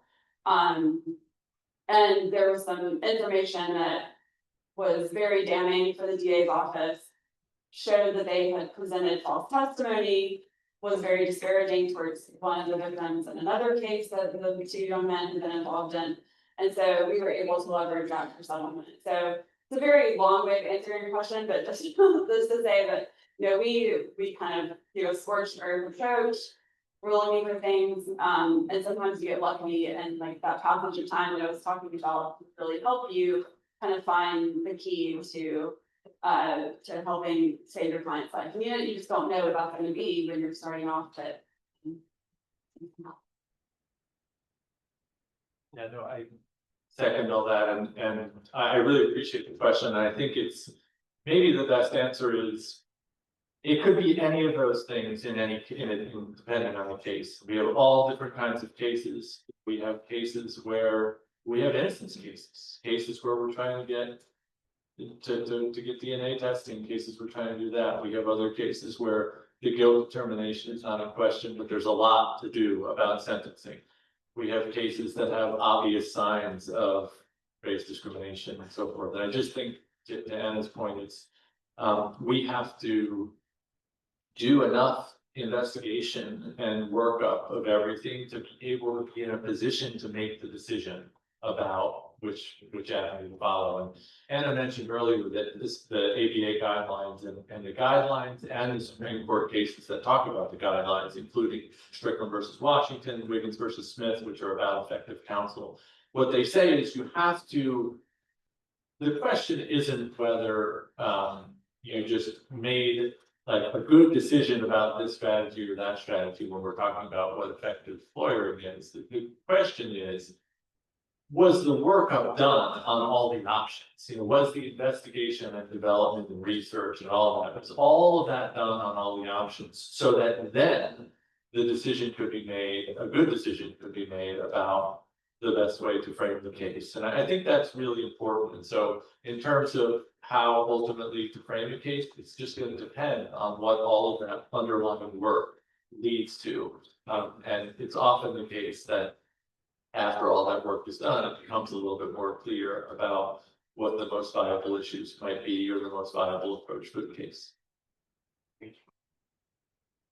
Do you have other questions? I think got some in the back and then some in the front, so I'll try to get everyone. Hello, thank you for all of your insights. I have a question about the ABA guidelines and how that sort of, you all implement them. The ABA recommends going 3 generations back for mitigation work on capital cases. Do you find that's common practice? And do you find that going back that 3rd generation or further has made changes for you in cases where only going 1 or 2 generations back would be insufficient? I can't think of a case where like that kind of one generation off made the difference. But I will say that is our practice. And it is very important, especially as we learn a lot more about genetics and what that can mean in, you know, physical, mental, all kinds of factors in someone's life. We actually just did genetic testing, which was something we've done for the first time on a client, to try to get information about his risk factors for certain types of mental illness, which was just very fascinating. The science is just developing so rapidly. So it is an important feature of our practice. And certainly you see, you know, generational trends and substance abuse and alcoholism and poverty and those sorts of things that we want to document. And also, you know, they can kind of to some of the information that Terrico is sharing too, like the community and the racial terror the community was facing can also be important, and you would want to go that many generations to capture that as well. I agree, and thank you for the question. It's a really good question. The one thing I'd add, I agree with everything Anna said, and the one thing I would add is that I think, yeah, it's always worth trying to do it. Sometimes there are practical obstacles that it becomes harder to get information the further you go back. I mean, when we seek records, we're usually trying to just cast a wide net. We want to get as many records as we can. To Anna's point, we want to find out if mom, aunts, uncles, grandma were in special education, you know, too, like our client or anything like that. And it's harder sometimes. You get more rejection letters that, oh, well, we used to have those records, but then we had the flood, then we had the fire. And so it is harder sometimes as a practical matter to get the same level of information the further back you go. But I think it is our practice to try to do that, because sometimes you can I feel like following the guidelines as best we can is how you never know at the beginning what's going to be helpful. So you just want to follow all the roads that you can. I know there were some, okay, great. Yes, thank you. So you touched a little bit on your experience being a white person working with predominantly people of color. And of course, we all have many advantages, whether it's economic or cultural or access to education or whatever it is. Could you speak a little bit more about how you've navigated being a person with different privileges, working with advocating for the needs of people who have less privilege than you? Sure. I mean, I think it goes back to a lot of things that we've discussed already, and in terms of meeting someone where they are and showing up for them and building that relationship of trust. Also acknowledging the barriers. I had a client's grandmother tell me one time, "You're the first white person that I've trusted," you know, and I think that's a feeling that other people wouldn't maybe articulate, but you know, that would resonate with their experience as well. But I also think, I mean, this is a very white panel, I think it's important for us as capital defense lawyers to recruit people of diverse backgrounds and different races. And that's something that has been very important for me throughout my career, and certainly someone as a manager and, you know, a person in position of hiring now. And I think that's, you know, there's networks in our field where people are talking about those things and taking action on those things. We still have a long way to go, of course, but I think that's also really important, is making sure that we have diversity in the bar, in the capital defense bar as well.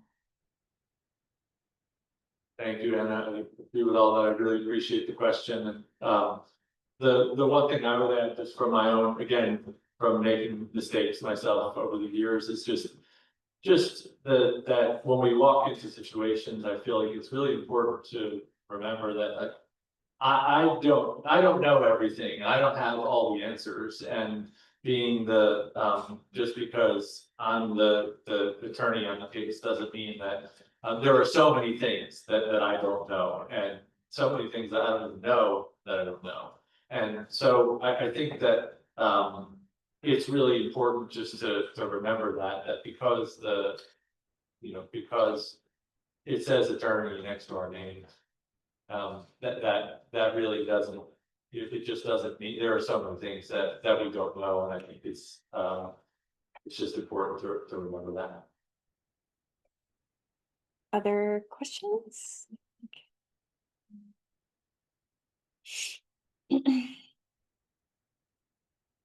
Hi, thank you so much for being at this panel today. I wanted to touch on kind of the thread you guys put out about there being a lot of systemic pressures anyway when it comes to capital advocacy, especially the immediacy of post-conviction. I heard a phrase last week at a different conference about sort of hurt people don't know what to do with their pain.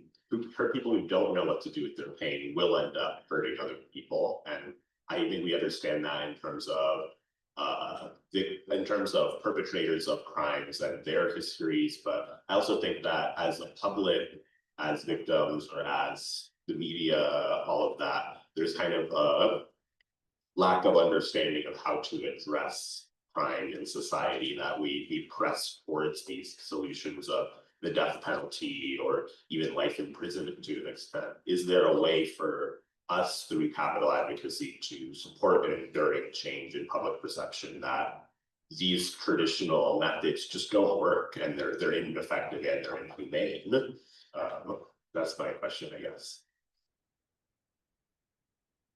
Thank you for that question. I'm really I'm glad you brought it up, and I think it is important for us to acknowledge the harm to the community and the harm to victims' family members. That these are really challenging, difficult cases that involve tragedy and loss for people. And I think those of us who do this work, there's not any part of us that is trying to minimize the seriousness of the offenses or the seriousness of the tragedies.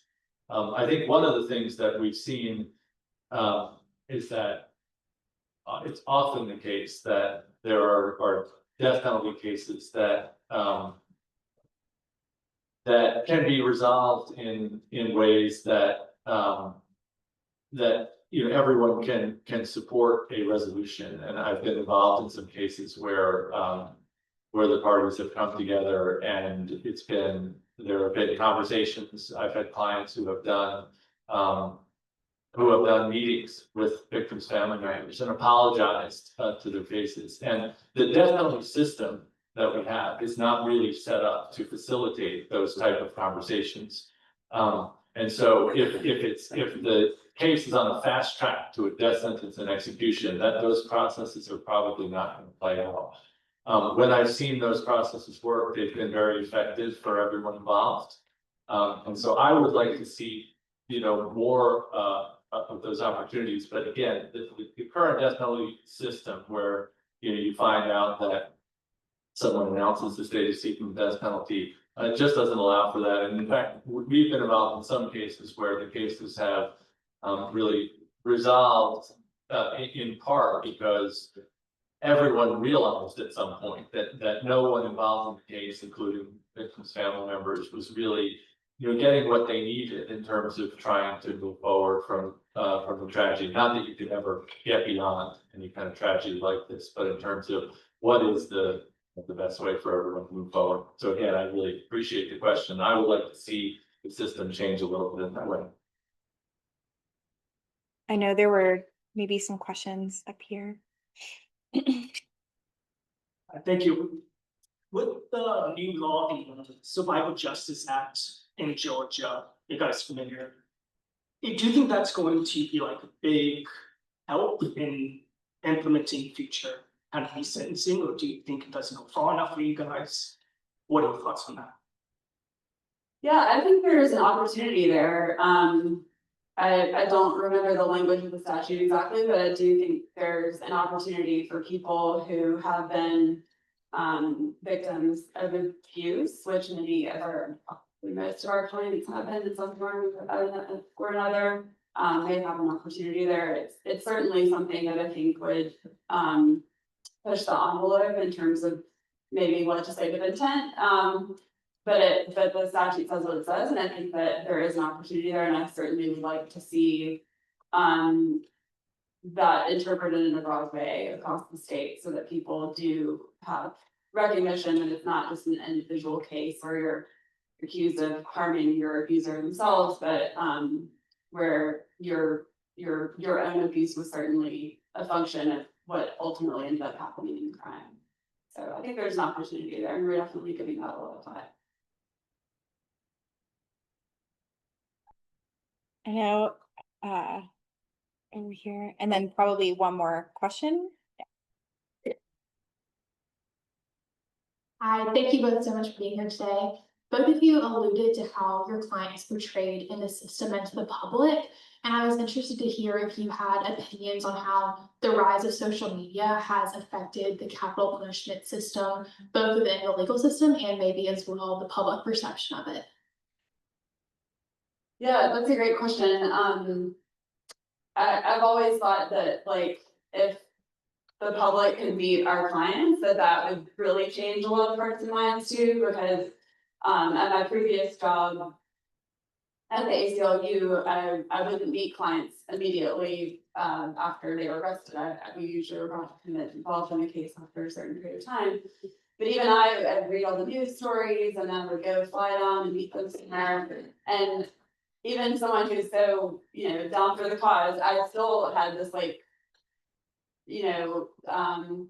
framing in my head because of what I had read, where I was like expecting them to be taller or bigger or something. And so having this moment of like, oh, you're not the monster. Not that I was thinking they're a monster, but that's certainly like the narrative that the media portrays. There's been some really exciting social media work that's been done in death penalty cases and other extreme sentencing cases. There's been some very powerful videos that have gotten a lot of traction, certainly like celebrities and other influencers kind of weighing in on cases, I think can really move the needle in a lot of ways, and is something that we definitely give a lot of thought to and building a campaign for a client. So it's definitely a factor, and just media in general has, we talked about the Curtis Flowers case. There was a podcast that studied that case very intensely, and I think the Supreme Court of the United States would probably say it had nothing to do with our decision to take the case, but it probably did, because it was getting a lot of attention. And so I think the role of the media generally is very, very important in our cases, and we definitely use that as part of one of our tactics and strategies. Okay. I think there was another question back here, and then we'll have to call it, unfortunately. Thank you both for providing us with examples of what client-centered advocacy looks like in practice. This morning we've discussed in detail about the racial history that grounds capital punishment, as well as the discriminatory practices that prosecutors and other agents of the court employ. And it's really difficult to reckon with all the faults in our legal system, but I believe it's a different level to be the person on trial experiencing that yourself. So I was wondering if you can give us some insight as to what the conversations look like between you and your clients, where they're reckoning with the fact that their racial presentation is going to have a big impact in their legal proceedings, regardless of whatever facts or evidence is presented. Yes, thank you for that. I mean, in terms of, I really appreciate the question. All these questions are great questions. I think that the way I would answer that question is that it depends on the individual client, and that I've had clients who've responded differently depending on what it is. But I've had clients who want to get really engaged in the strategy and the discussions around presenting a discrimination claim, because they feel they just feel so strongly that it's important to the case, and they want to, even if there are some other aspects of the case that they might want to step back from, and they really want to be involved in that case and in that situation. And then I have had other conversations where sometimes parts of the case are just, including this discrimination claim, are really painful for a client, and the clients, and our conversations are about you know, how we're going to do it, but parts of it the client may not want to discuss as much, and I think it's trying to figure out how to trying to be respectful of whatever it is, whatever extent the client wants to discuss certain strategies and realities about the case. But going back to what I was saying earlier about how I don't, there are so many things I don't know. I can't really imagine the situation that my client was going through, facing capital murder, and looking at the possibility of the state striking Black jurors, and our clients of Black family violence of life. I can't fully imagine what this, or understand what that's like. I just know that it has to be extremely difficult, and I think we just do our best to have meaningful conversations with our client about it, and we can meet our client where they are and how much they want to talk about different parts of it. We follow their beat. But it's a really good question. I don't know if I have a perfect answer for how to address it. Yeah, I mean, I think it's a reality of our practice too, that if we're not talking about that with our clients, I mean, there may be clients that would prefer not to, and but if I'm representing someone at trial who's a Black man accused of killing a white person, and I'm not talking about the risk that you face that's different than a white person would face, you know, how are we going to overcome that? What are we going to do to challenge that? But that's something that I unfortunately have to advise clients about, because we know that that's, you know, they're much more at risk of a death sentence. And in the post-eviction space, what comes up with some frequency for our clients these days is clemency decisions, because I don't know the stats off the top of my head, but the Georgia Board of Pardons and Paroles, unlike some other sister states, actually does grant clemency to people on rare occasions, but it's mostly to white people. And our Black clients on death row picked up on that, and there's been some. I'm not saying they've never done it for a Black person, but they have. But it's like the last many grants in the state of Georgia have all been for white people, and there's been some just incredible international campaigns on support of clemency for Troy Davis and Warren Hill, like cases where I wasn't even in Georgia at that time, but like the whole world was watching and thinking, like, if they're going to do it in any case, it's got to be this one. And then they denied clemency, and those two men who were both Black men were executed. So that's just something that clients bring up, and we talk about it. Yeah, you know, maybe one day we'll call the parole board out on it. I've thought about doing that a lot. Thankfully, haven't been to the parole board since I've been at the resource center, because we haven't had an execution warrant in our office since in many years. But it's certainly something that that we think about, and definitely our clients see it and they want to talk about it. Thank you. Well, I just want to thank our panelists, and if we could give them a round of applause.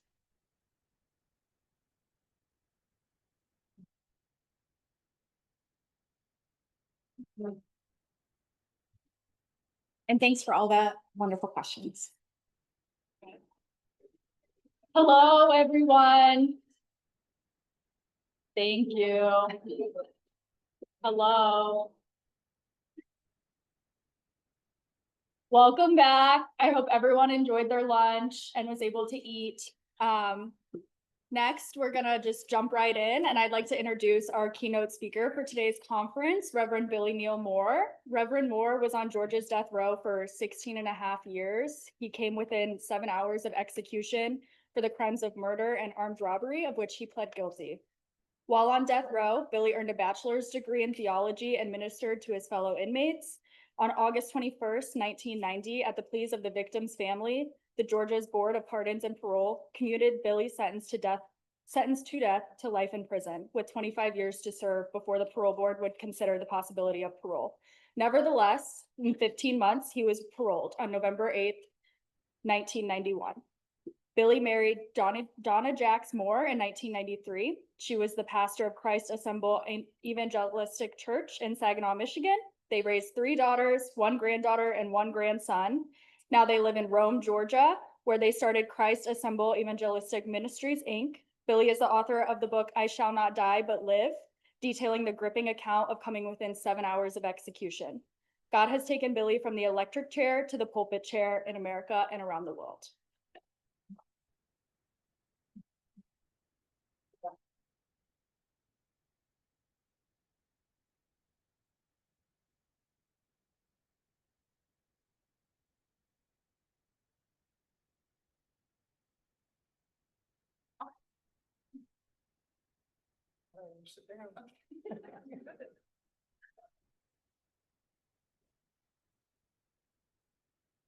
All right, it is an honor and privilege to be here, and I thank you all for coming.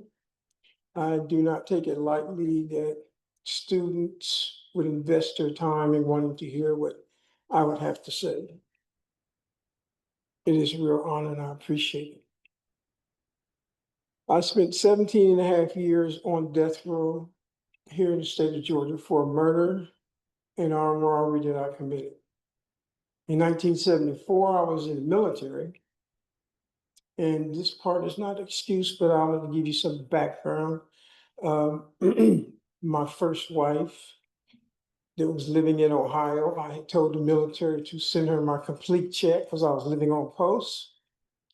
And she was living with somebody else, so I found out. So I went and got our 2-year-old son and told her that I was leaving. And so I went back to the military and said, listen, I need my money because I have my son and I don't know where my wife is. And they told me that we'll get around to it, we'll fix it when we get back to that. Because when I had them to change it initially, the officer wouldn't do it. So I went to his captain who made him do it. And so he had a issue with me when I went back. I said, my wife is, fooling around and I need my check. He said, oh, you the guy with the good wife, huh? He said, I'll get to it, but he never did. So I felt that I was in a need where I needed some money. I went to the Red Cross. I borrowed money from them. I borrowed money from my sisters, but that wasn't enough to take care of my son. I met this other soldier in the hospital. I had operation on my knee, and he said, I know a man that keeps $30,000 in his house. We can just take the money. Nobody has to get hurt. So when I went over to his house and we smoked a bunch of pot and drank a 5th of Jack Daniels and some other alcohol, because when you're going to do something stupid, you have to get stupid. You have to take your conscious mind that talks to you and tell you, don't do this. You got to get intoxicated so you can do this. But we go over to this man's house and I have no idea where it is. I've never seen it before. We go to the house like 11:30 at night. And we go through a whole bunch of woods and we end up to Mr. Stapleton's house. The back door was open, which I thought was strange. And we get into the house and George and I, we just really messed up, but we can't get through another door. To show you how stupid we were, we get back and we run and hit the door on our shoulders, fall on the floor, laughing, and we're trying to rob somebody. We are in somebody's house and this didn't work. So we go back to George's house and start smoking again. I said, listen, I have to go. I left my son with this girlfriend that I had, and I told her I was gonna be back, and it's like 2 o'clock in the morning. Outside of George's house is a roundabout. I get in my car and I'm just going round and round and round because I'm drunk. I don't know where I'm going. And I see this light and I said, well, maybe I can stop here and whoever in there can give me directions as to where Highway 1 was. It was one of those roads. I just didn't know which one. Well, I pulled into this laundromat parking lot and nobody's there. As I get out of the car and I look down the street, now, I don't know if any of you understand how powerful evil is. The evil was speaking to me because I've never seen this house from the front. But evil let me know that 4 houses down this road was that house. So I walked down the middle of the street. I don't see anybody, but there was a lot of people that saw me because I was so messed up I couldn't see anybody. Anyway, I walked up the steps and I knocked on the door. Great robbery plan, right? Nobody answered. So when I turn to leave, I notice that the window's open. So I go through the window and now I'm in the house and it's pitch black and I cannot see. So I'm feeling along the walls and I get to this one door that we were running into and I see why we couldn't get in because it had this big old metal bar across it. That should have been a sign to me that he knew something, that something was going on. But I'm still feeling along the walls and I walk until I come to another door. And what do you think I did? Again, stupid, right? I'm in somebody's house and I'm trying to rob them, but I'm knocking on the door like I'm their friend. Well, I'm standing there and the door opens into the room and I don't see it. But the next thing I know, I feel something hit my leg, which was a shotgun. He came out of his room with a shotgun and when he hit me with the shotgun barrel, he fired it. And it scared me. And I pulled the pistol out and I just shot in front of him. I heard him fall. I took a couple steps and the string hit me in the face, which is a light. Now I turned the light on and I'm thinking that George never told me where the money was. The only thing I knew is I was going with George and he knew where everything was. So here I'm in this man's house. I just shot him. He's laying on the floor and I have no idea what I'm doing. But once again, evil let me know that I need to look at the pillow. For some reason, the pillow was out of place. And so when I move it, it's 2 wallets. I take the wallets. And for some reason, I picked up the shotgun and I walked out the front door and down the steps. Now, when I was in the military, I was military police. Now, you know, I know better than leaving fingerprints everywhere, but that's exactly what I was doing. I walked down the street. I walked to my car. I threw the wallets in the trunk as well as the shotgun. The next thing I know is I'm at home, which I don't know how I got home. I'm sitting at the coffee table and I'm crying because I'm sober now. And I realized that I just shot some man for $5,000. I just killed somebody for this money. And what was I going to do? I was not going to turn myself in because I got this 2-year-old son that I'm trying to take care of. But what was I going to do? Well, I didn't have to wait because the next day when Mr. Stapleton's sister found him dead because she would bring him his breakfast every morning, she called the police. And the police immediately went and arrested George, which I find out now George was his nephew. And I also find out that George had robbed him before. So of course they go get George. Well, nobody in Rennes, Georgia knew me, but the police came to my trailer in Augusta, Georgia and arrested me. And George was in the car. So he brought them to me. But it was a relief to be caught. It was a relief to know that this is going to come to some type of end because I could not deal with myself and the fact that I killed someone. So I gave the GBIs a 2.5-hour confession about everything I could remember. They took me to the county jail, and the sheriff said, he's gonna make sure that I got a death sentence after the GBIs would let him kill me, because he took his pistol out and put it to my head, said he's tired of these people coming in his county and committing crimes. So he was gonna shoot me, and they said, no, we can't do that while we are here. So he said, I'm gonna make sure you get a death sentence. I didn't care. My sister found out because the man who had my son that the police allowed me to give him to called my sister and told her. And so they came to Georgia and they went to the military and asked them who would be a good attorney to represent me. Well, they went to Augusta, Georgia, and they got this attorney named Hinton Pierce because he had this wonderful record. He did not lose a case. And the reason why, in Augusta, his brother was the Superior Court judge. And his law partner's brother was the other Superior Court judge. And his other law partner brother was, who would you think? The district attorney. So in Augusta, in Richmond County, whatever case they got, they could fix it. But in Jefferson County, the sheriff ran the county. The sheriff ran everything. So he told me he's gonna make sure I got a death sentence. My attorney said, so why did you give the confession? I said, because I'm guilty. I didn't mean to kill this man. It was my goal to kill him, but I did. And I just cannot not plead guilty. I cannot not tell the police what I did.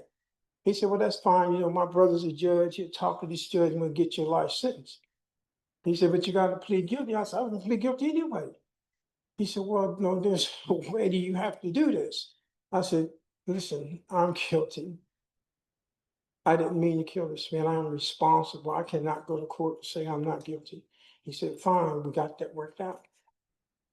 So on July the 17th, 1974, when I went to court, when the judge came into the courtroom, he had my sentence already typed up.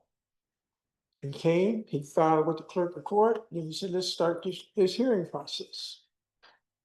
My sister paid this guy $9,000. He sat next to me, and the prosecution argued their case, and he did not say one word. He did not make any objections. He did not say anything to me. When the judge said, Mr. Pierce, the prosecution rests, it's your turn. What do you got to say? He said, well, here's Billy, talk to him. Now, he never told me he's going to put me on the stand. He just told the judge, I'm going to testify now. So I get up there and I explained everything that I could to the judge, how wrong I was and was sorry that I committed this murder. And he said, fine, you did a good and honorable thing in pleading good, getting us the money back and cooperating in every way that you can. However, on Friday, September the 13th of 1974, you'll be taken from the county jail to Reedsville State Prison. In between the hours of 10 o'clock and 2, you will be executed until you're dead. So I looked at my lawyer and I said, what happened to the deal? He said, oh, Billy, don't worry about it. They can't do that. So what do you mean they can't do that? They just told me I'm going to be executed on Friday 13th. He said, well, he can't do it. I said, that is the judge. What are you talking about? He said, it'll be okay. So he leaves. They take me back to the county jail. He does not write. He does not call. I have no word from this attorney. My cousin writes me and she said, I know you got a death sentence, but you need to get Christ in your life. And I wrote her back. I said, it's kind of late. And I killed somebody. Now you talking about accepting Christ. That is kind of late. Well, she didn't write me back. She has told her pastor in Ohio, who called a pastor in Rome, Georgia. This man and his wife drove 250 miles to the county jail to see me and didn't tell me they were coming. Didn't tell the sheriff they were coming. They just showed up and convinced the sheriff, who wanted to kill me, to let them talk to me. And so he brought me downstairs into the sheriff's office and he said, listen, we know that you killed a man and that you got an execution date for next Friday. But we want you to know there's a just judge. His name is Jesus Christ and he loves you. And I'm like, wait a minute. I just killed somebody and God still loves me? He said, yeah, he died for people just like you who killed other folks. And I had never heard that.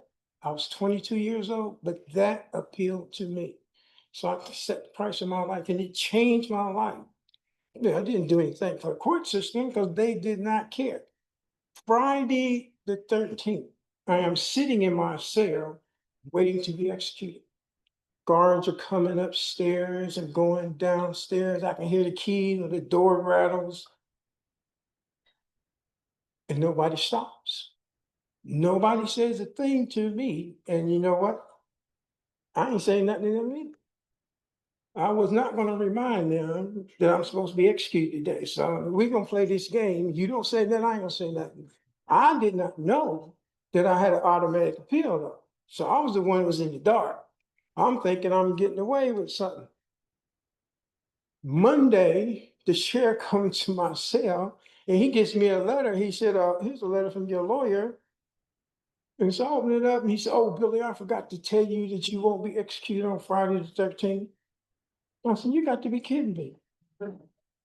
This is Monday, 2 days after the execution date. Now you want to tell me that there's an automatic appeal? And I need for you to tell your sister to pay me $3,000 to appeal this case.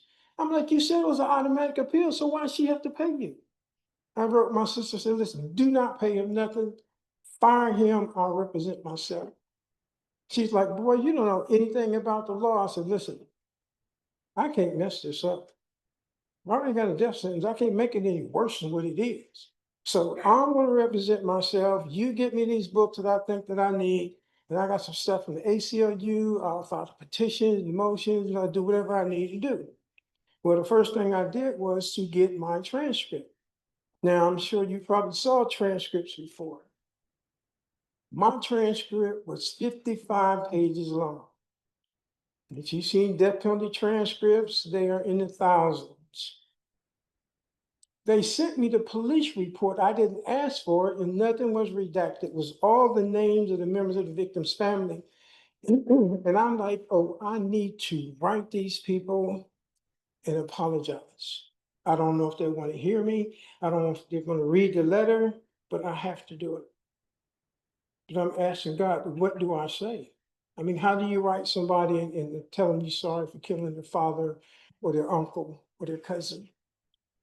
So I explained to them the best I knew how and asked them if they could find it in their heart to forgive me, I would appreciate it. But if they don't, I understand because I don't forgive myself either. But to my surprise, the victim's family wrote me back within the same week and said, we forgive you. So I wrote them right back, said, listen, you know what, I really appreciate that, but I don't understand how you can do that. I mean, I wrote them and asked them to do it, and they did, but I'm telling them, if I was you, I wouldn't do it. So how did you do that? They said, we want you to understand that the forgiveness that we're giving you is not really for you, it's for us. So we won't have bitterness and resentment and anger, so it won't imprison us. We don't want to be in a cell like you are. We want to be free, and that's why I'm forgiving you. And that started a correspondence with me and the victim's family that we wrote letters every week for the whole 16 and a half years that I was on death row. And we even talk on the phone today. Well, that was marvelous, but that did not help my case because every place it went, I lost. Why did I lose? Because I pled guilty. The judge was like, what are we listening to? What are we looking at? Why are we arguing this? He said he was guilty and he is guilty. So he should be executed. So everybody's the case with it lost right off the bat. But because the Supreme Court had not ruled on Georgia versus Gregg yet, I was still held up in the county jail. I told the judge, I filed a petition. He said, I want to get out of this county jail because the county jail, I'm touching both walls with the palm of my hand. And there's 4 cell beds in this cell. So you cannot stand straight because there is no room. You have to stand sideways. And the beds touch you in the chest and in the back. And they feed you in the morning at 6 o'clock. And feed you in the morning at 11 o'clock. And then feed you again the next morning at 6 o'clock. That was it. And the food in the morning was white Karo syrup, white grits, and fatback.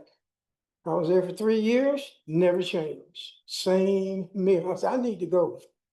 send me to Reedsville. So I get to Reedsville and I think that I'm gonna be around a whole bunch of like-minded inmates that want to fight for their life. But when I got there, it wasn't like that. They did not care, and I was surprised at that. So I spent most of my time fighting my case and doing a study on the Bible to get my degree. While I was there, I finally got another lawyer from Northeastern Law School named Dan Gavelber. He writes me, he says, I'd like to take your case. And I told him, I said, well, if you want to take my case, you will not write me a letter and say you want to take it. You'll come down to the death row. By this time, we were in Jackson. I said, you will come to this prison and tell me face to face, because I didn't trust any lawyers. When he shows up the next week, he said, here I am. I want to take this case and I want to help you. I said, you know, it's a guilty plea case, right? He said, yeah, I know. And we have a co-op program, and the students at Northeastern University have worked on the case. I said, listen, I've been doing this myself for the last couple of years. So I'm not just going to give you this case. I'm going to be involved with what we do. He said, that's fine. What do you want to do? I said, well, this is what I want to do. I said, listen, every motion you write up, before you send it to the court, double space it, send it to me. I'm gonna go through it.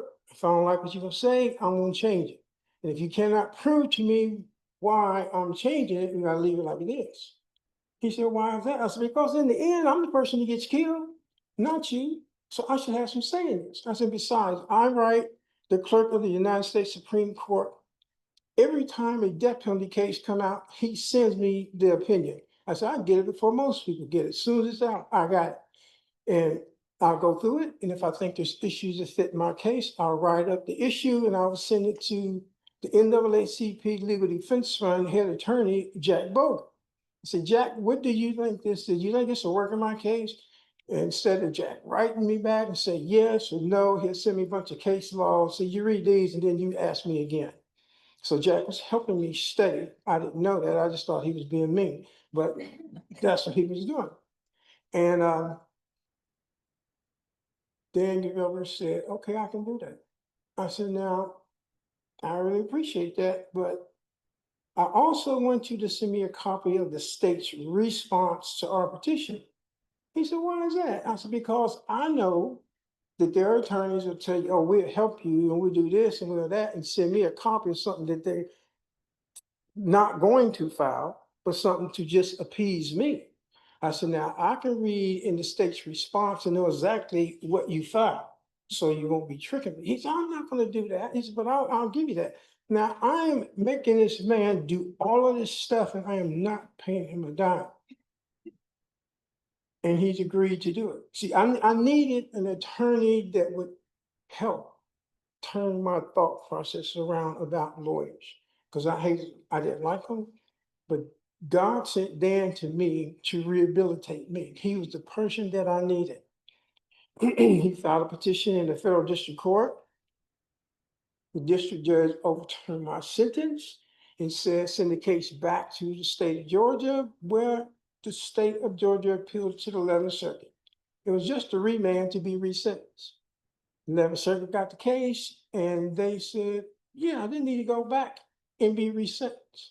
But the Supreme Court made a ruling in another case the year before, and all of a sudden the 11th Circuit pulled my case back without anything being filed, rewrote their opinion, and I get a new execution date, which was not the second date.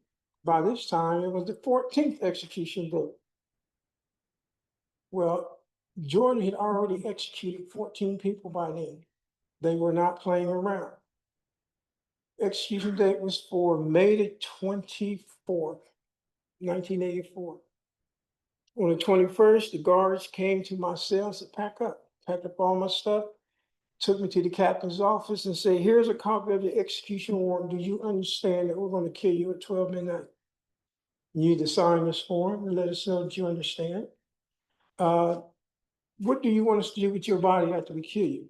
We can bury you here, or your family can come get you. I said, well, if you're going to kill me, you might as well not cause my family an expense. You might as well bury me here. He said, now, what do you want to do with the money on your inmate account? You can send it home or we can give it to the guards fund. I said, definitely not. So give it to some inmate friends of mine. And then he said, okay, now, you can have the chaplain to be with you. I said, all right, I'd like to have my friend Murphy Davis. They said, oh, no, you can't do that. You have to use the chaplain here. I said, no, that's not what the rules said. The rules said the chaplain of my choice. I said, I don't want nobody from here. So I'd like to have Murphy Davis, and the captain's like, no, we're not gonna do that. I said, okay, I need to call my lawyer so we can file an appeal about this and stop the execution anyway. He was like, okay, and we called the warden, and the warden said, let him have whatever he wants. So they signed Murphy up. And she take those clothes off, put this jumpsuit on, because this is the jumpsuit we're gonna execute you in. And they walked me all the way around the prison, because actually you can go right out the back door of the captain's office to the death watch chamber. But no, they walked me all the way around the prison, like you see in the movie. Death row inmate making the other inmates get on the wall as they walk me by. I got handcuffs on, leg irons on, and can barely move. And they just parading around the whole prison. The amazing part is when we get to death watch cell, it looks like you're going into a church. You got this red carpet and you got the pews over here on the side. That's where people view the execution. Well, as you come in and get past these rows, just like that window back there is cut out, and you got that plexiglass sitting there in the middle. Behind the plexiglass, there was a chair on a platform with a sheet covered, which was the electric chair. So the two officers walked me right around the wall and snatched the sheet off of it and said, Billy, what do you think about this? This is where you're going to be sitting in the next 72 hours. So I'm looking at the electric chair. I mean, I am right up on it. And I wasn't afraid about the fact that they're talking about executing. I mean, I've been on prison in death row for the last 10 years. This has been ingrained in my mind. This is why I'm here, to be killed. Only thing was bothering me was the fact that I've been exercising every day, and I'm probably in the best shape of my life. And I am thinking that was a crazy thing to do. Now, when this current hit me, is it going to kill me right away? Or am I in such a good shape, or am I going to suffer?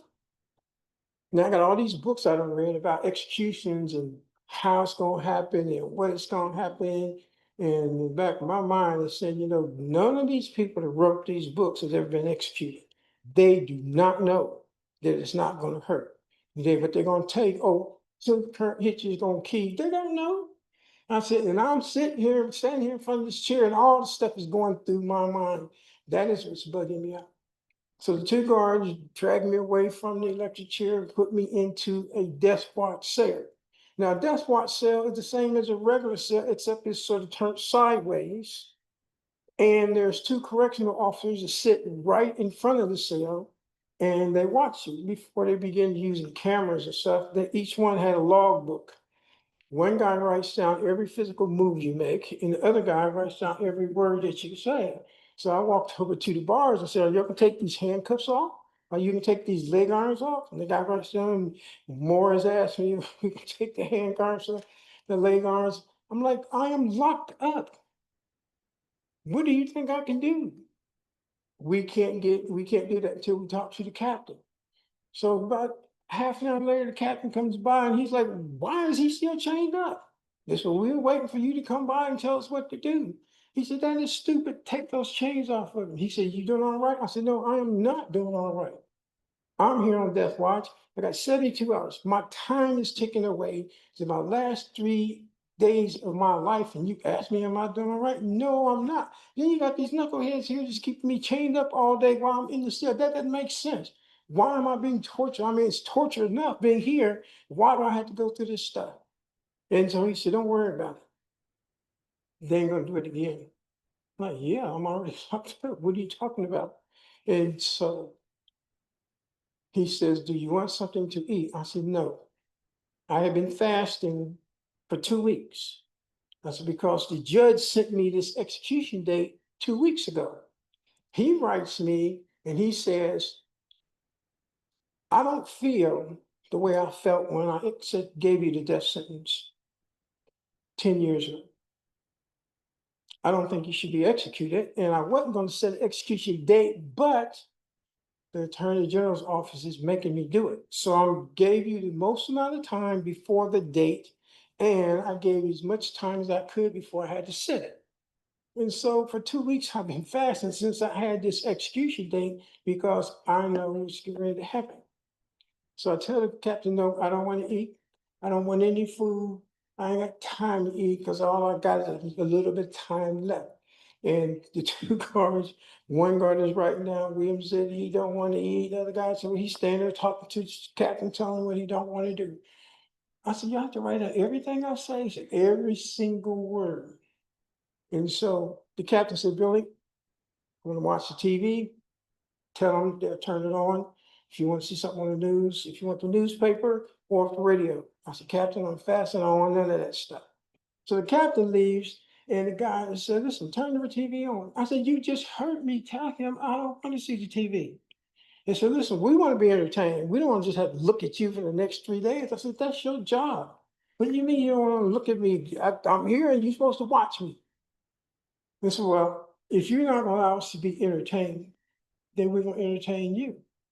So they open up the green books and they go to the first person that was executed was John Elton Smith. And they talked about everything that he did on his 3 days when he was on death watch. And they went down the line to each one of the inmates that I knew, that I had lived with for over 10 years. And this was very distressing to hear the things that they said, the things that they went through, and you hear these knuckleheads thinking it's fun, torturing me with that.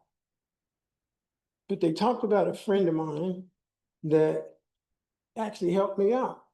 His name was Jerome Bowden. And I had this Bible study group that I had started. And he said he wanted to be a part of it. And I said, listen, all we do is we read a Bible verse and we talk about it. That's it. I said, but everybody reads. So when Jerome joined the class, I told him that was the rules. When it came his turn to read, he wouldn't do it. So afterwards, I asked him, I said, so how come you didn't read? He said, well, I can't read. I said, what do you mean you can't read? I said, listen, when you first came here and we were talking, you told me you graduated from high school. He said, I did. I said, that don't make sense. How you graduate from high school, you can't read. He said, you don't understand what it's like in South Georgia, in Columbus, Georgia, where they just pass you through or get you out. I said, well, if you graduated high school, I can help you. I know you know something. Well, what I found out is that he had a mental problem. Back then they called it mental retardation. I don't know what they call it now, but he could learn something. 5 minutes later, he don't remember it. I'm like, what is going on? So I was getting really frustrated with him, and I understood why the teachers did what they did. But I went to his cell one day and he's doing this and he's singing. I'm like, what are you singing? He said, I'm listening to this song on the radio and I'm singing it. I said, how can you do that? He said, well, I like rock music. And whenever I hear a song, I hear all the words, I know it. I said, I can't even do that. How can you remember all the words? He said, I don't know. It's just this type of music. When I hear it, I remember. I said, okay. We're gonna make all your lessons into rock songs. That's what we're gonna do. And we're gonna sing it. You can jump around in the cell and scream and holler and do all the stuff you want to do. Well, a couple of years of that, he was doing pretty good. He could read. He didn't understand everything he read, though. He came to me and said, listen, I got this letter. It's from the court. I don't know what it means. I looked at it. I said, this letter is from the 11th Circuit. Why did they even send it to you? It said that you go there to send it back to the state for the state to set an execution date. Do you have a lawyer? He said, I think so. I said, all right, let's go through your cell, look at all your papers and see if we can find if you have an attorney. And we did. And I wrote his attorney. I said, what are you going to do about this? The state is trying to execute your client. What are you going to do? He said, we're going to file a petition to the state saying our client's mentally retarded and you cannot execute him. Well, at this time, they did not have any mental retardation law in the state of Georgia. They executed everybody, didn't care. So his lawyer actually came to the jail and called him out and said, listen, we're filing a petition to the state saying that they can't execute you. And the Attorney General's office responded and told us that if you were, they would not execute you, but you have to take a test. And so all he understood was that he had to take a test. So he would come to me and he was excited, man, I'm gonna take this test. I said, what are you talking about? So he shows me the letter. I said, oh, that's great. That is fantastic. He said, why you excited? I said, because I know how to help you fail. I know how to help you flunk this test. And you flunk this test, you will not get executed. And he looked at me, he said, man, you don't get it. I said, what is that? I understand this clearly, what you talking about. He said, I have never passed anything on my own, and if I can pass this, I'm gonna do it. I'm like, no, no, no, you do not listen to me. Let me teach you how to flunk this test. I will make you some tests you can try to pass. After you get off death row, you can take some tests you can pass. You cannot pass this one. Well, he passed the test and he passed it 71, 70, the cutoff score, and they executed him. And he was telling me, or they were telling me that he said that he was so happy that for the first time he passed the test, that he was so happy that he accepted Christ in his life and that his life had changed. And here is a man who could have done something to save his life, but he wouldn't lie because he told me, he said, when I joined this group, you told me there was no reason for me to lie. I said, yeah. I said, but you telling me to lie right now, aren't you? I said, yes, I am. Lie now, ask God to forgive you later. He said, oh, don't work like that. We can't do that. I said, wrong for this one, we can. This is what I need you to do. But he wouldn't do it. So the guards stopped harassing me. They called me to the visiting room. My sisters came down to see me. And I had no idea what they were talking about because my mind was still messed up in the fact that I'm on death watch. My time is ticking away and they're both talking. Actually, they're talking to each other because I'm not saying anything to them. I'm just trying to listen. So the whole day was like a maze. And the captain had told me, he said, you do not get any mail on death watch. So I get back to my cell and there's mail on my bed. I looked at the return address, and one of the return addresses from my mother-in-law, and we had a great relationship, even though me and her daughter didn't. We had a great relationship, like she was like my mother. So I'm thinking, okay, she's gonna have something encouraging to say to me. Well, I open the letter up. It is the handwriting of my ex-wife. I'm like, wait a minute, I've been locked up 11 years, and this woman has never wrote or come. And she says, Billy, I just need to clear my conscience. And I want you to know that Billy Jr., who you think is your son, that he is not your son. I'm like, okay, just kill me. Here I am on death row, trying to, in my own way, help out, take care of my family. And now you telling me, why do you have to tell me this? So I'm sitting on the bed, I'm crying, I'm upset, and I'm mad. And I finally calm down and I'm saying to myself, man, if I could get that woman in this cell with me today, I can see choking her out to her eyes pop out of her head. I mean, I could see all that. When I'm sitting on my bed, just visualizing this. And God says to me, so what makes you any difference in the state of Georgia? I'm like, what? How are you any different in the state of Georgia? You killing her in your mind and they want to kill you. You're doing the same thing. I said, I need help. How do I get past that? I did nothing to her, and now she's telling me that my son is not my son. And God just simply said, and what did the victim's family do to you? They forgave you. They didn't do anything to you, but they forgave you, and you had to forgive her. And I'm like, I don't think I can do that. And I was like, okay, if you don't do that, you're not getting any help. It's all right. So I write her this long letter, about 15 pages. Most of it is about how I wanted to kill her. I wanted her to know. I told her all the details that I saw in my mind, what I was going to do to her. And then at the end, I said, oh, yeah, I just want you to know that God is telling me I need to forgive you. Now, I don't know if the letter was mailed or not. I didn't have any stamps. Matter of fact, I didn't even have an envelope. I just gave it to the guard and her address on the outside of it. So I don't know if they mailed it. I don't know anything about it, but I know I did what I was supposed to do. So when I sat down and I opened up the Bible, it opens to Psalm 117, 118, verse 17. I shall not die but live and declare the works of the Lord. I said, God is talking to me. I am not going to be executed. I told the guard, I said, I need to call my lawyer. And Dan is Jewish. So I called Dan up. I said, Dan, listen, the Lord just told me I'm not going to be executed. He said, what? I said, God just told me I'm not going to be executed. He said, and how is that? So I read him the verse. He said, okay, so I'm going to write this up in the petition tomorrow and take it to court and tell the judge that you said, God said, you're not going to be executed tomorrow. How is that supposed to work? I said, I don't know, Dan. I just know that I am not going to get executed. He said, okay. So I told the guy, I said, listen, I need to call my mother. So I called my mom and I said, listen, Mom, I'm not going to get executed because this is what God said. She said, if you believe it, I believe it. And so I said, so how do I get that off the pages of the Bible and out of my mind and in my heart? How do I do that? So faith comes by hearing and hearing by the word of the Lord. So I am walking, literally walking around in my cell, and I am saying this, and you can imagine the two guards writing. Billy is saying that I shall not die but live, and he comes to work. So they're writing it down, and other writing. He is walking around in circles. He is saying it. And the captain comes in and says, so how's he doing this? Captain, he lost his mind. This is all he's doing. He's walking around saying that he should not die but live. See, look, we got a couple pages of this stuff. He's just walking around and saying.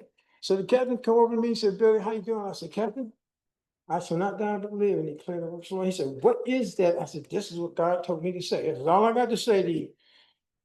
So he just turned around and leave. So the cook comes and he said, do you want some food? I said, listen, I am not going to die because God said, I shall not die but live and declare the works of the Lord. So everybody's thinking Billy has lost his mind because the next morning when I go to the visiting room and my sister's there, and they asked me a question, that was the answer. They said, what is that? I said, listen, it's right here. This is it. This is all I got to say. Now, the 11th Circuit Court of Appeals had just ruled on my case that they were not going to change it. We had issues in it, Gardner versus Florida issues that dealt with my rights to question those who make pre-sentence report, and Wainwright versus Prophet versus Wainwright about my rights to deal with things being introduced in court. And we filed them in the court. And the court was saying that I filed a successive petition because it was not in my very first petition, but it was in the petition before the judge ruled on it. So that was the argument. Nothing was happening. The Supreme Court refused to hear it. The whole en banc 11th Circuit refused to hear it. The three judges refused to hear it. The judge that sentenced me said he refused to hear it. The judge who overturned my case refused to hear it. And my lawyer's calling me and said, it looks bad. Nobody wants to hear it. The only thing we got left is probably the parole board, but nobody wants to hear this case. And I told him that's fine, because God said, I should not die but live and declare the works of the Lord. This boy has lost his mind. Well, I'm in the visiting room for the last day, telling my sisters over and over and over, this is what's going to happen. The 11th Circuit Court of Appeals that have heard my case by a 3-judge panel once, by all 12 judges twice, all of a sudden stopped the execution 7 hours before I'm supposed to be executed.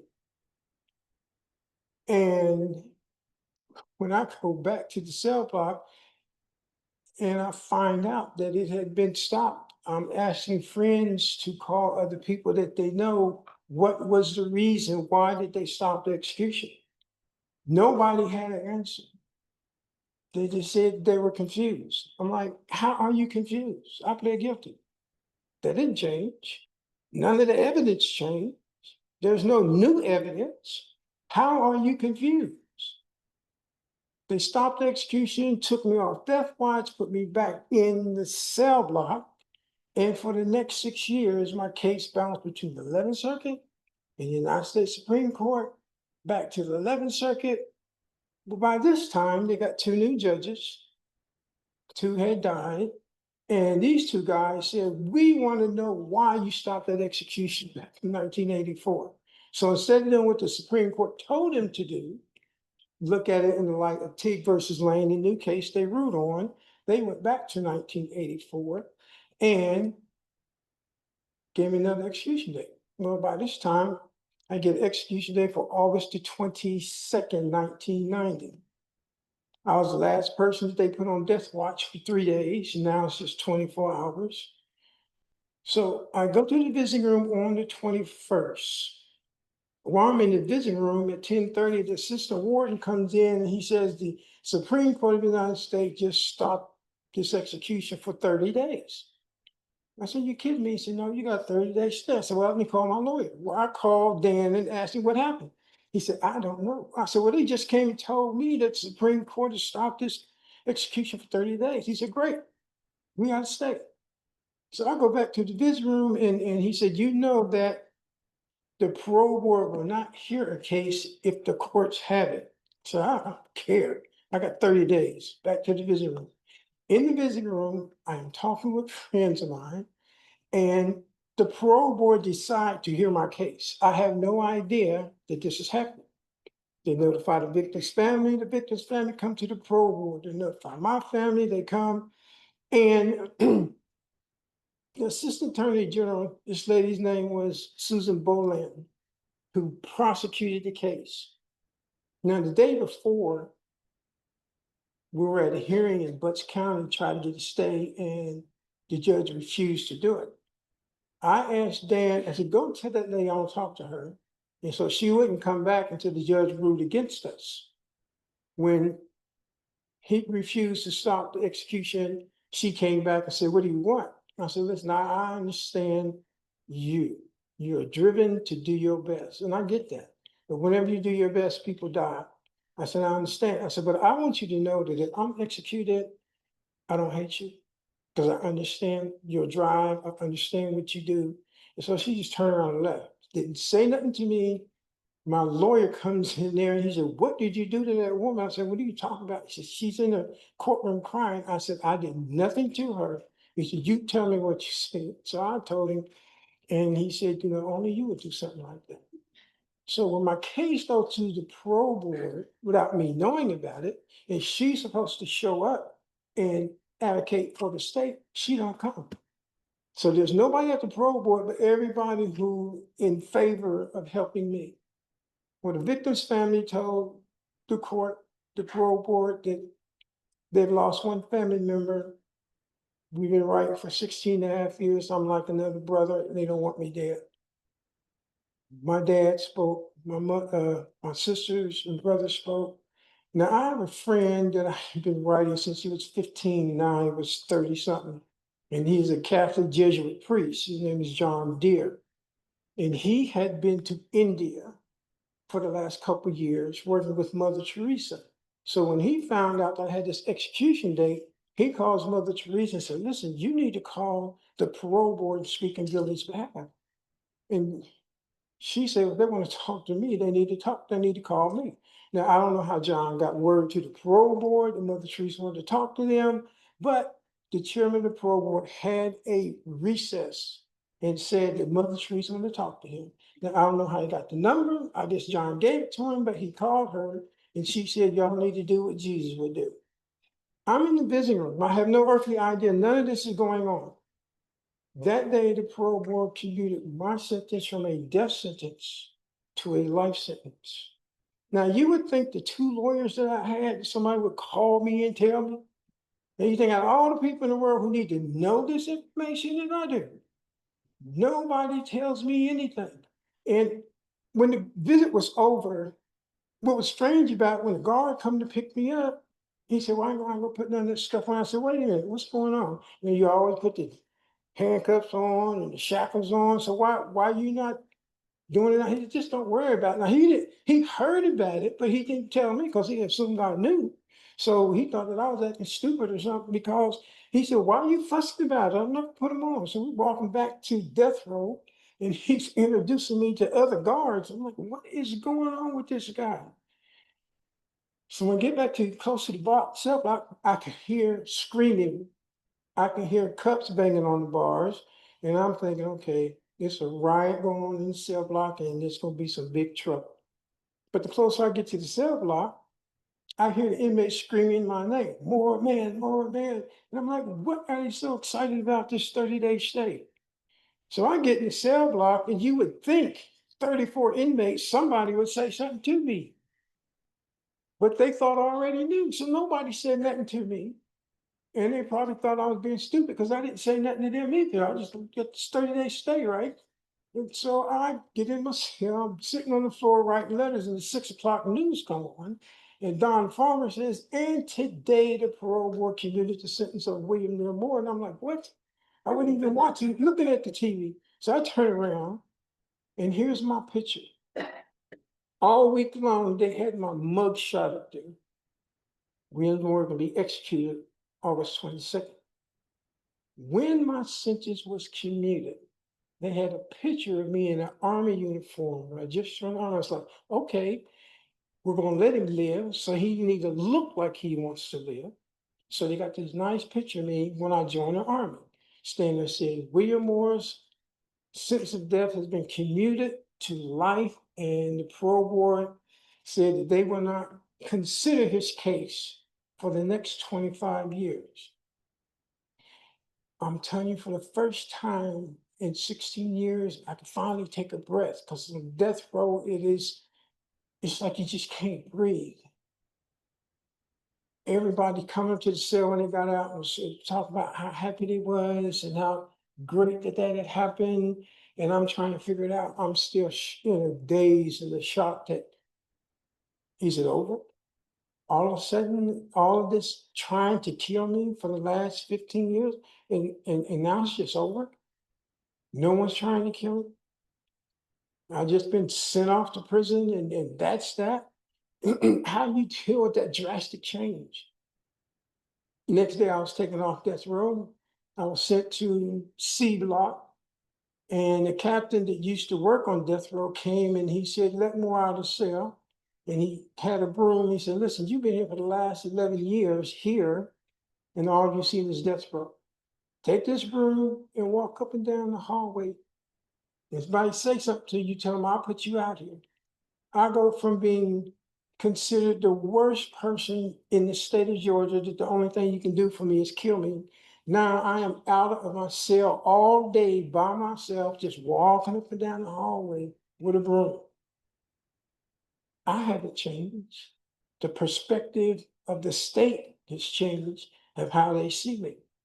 They don't see me as a threat. They don't see me as somebody who is violent, and the only thing you can do for them is to kill them. The next day, I was sent back to Reedsville. Now, Reedsville, as soon as I get there, they put me on isolation. So I see the ward, he comes through every day, and I asked him, I said, why am I on isolation? He said, nobody knows you. I said, how can you say that? I said, when death row was here, you were my counselor. How do you not know me?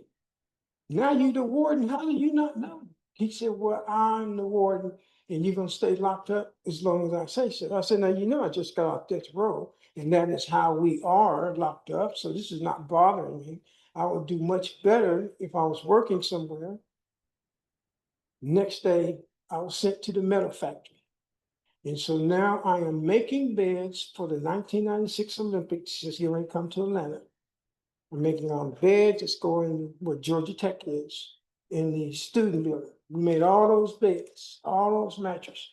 And so now the inmates are getting upset with me. He said, why are you working so hard? I said, listen, I've been locked up in death row for the last 11 years. What are you talking about? I said, I need to work. Well, you making us look bad. I said, I am not trying to make y'all look bad. I just need to do something. They said, well, we don't want you doing it. I said, listen, I'm not trying to get in trouble. I just got off death row, but don't y'all make me go back. I'm gonna work. Leave me alone. If you don't wanna work, I'm gonna work. So I was making, they just went and sat down. I was just making all the beds by myself. I didn't care. I just needed to do something. Had all this pent up energy. I just needed to work. And because of that, the guards saw that I was working and told the captain, said, well, you need to give him another job. So they put me in the computer class. You have to be in prison at least 8 years at Reedsville before you get to this class. I hadn't been there 2 months. They put me in this class. So I'm studying, and there's another ex-death-row inmate in there named Dennis Dick. So we're working together. So we have a problem, and we go to the teacher and say, listen, how do you do this? He's like, I don't know. I said, you are the instructor. What do you mean you don't know?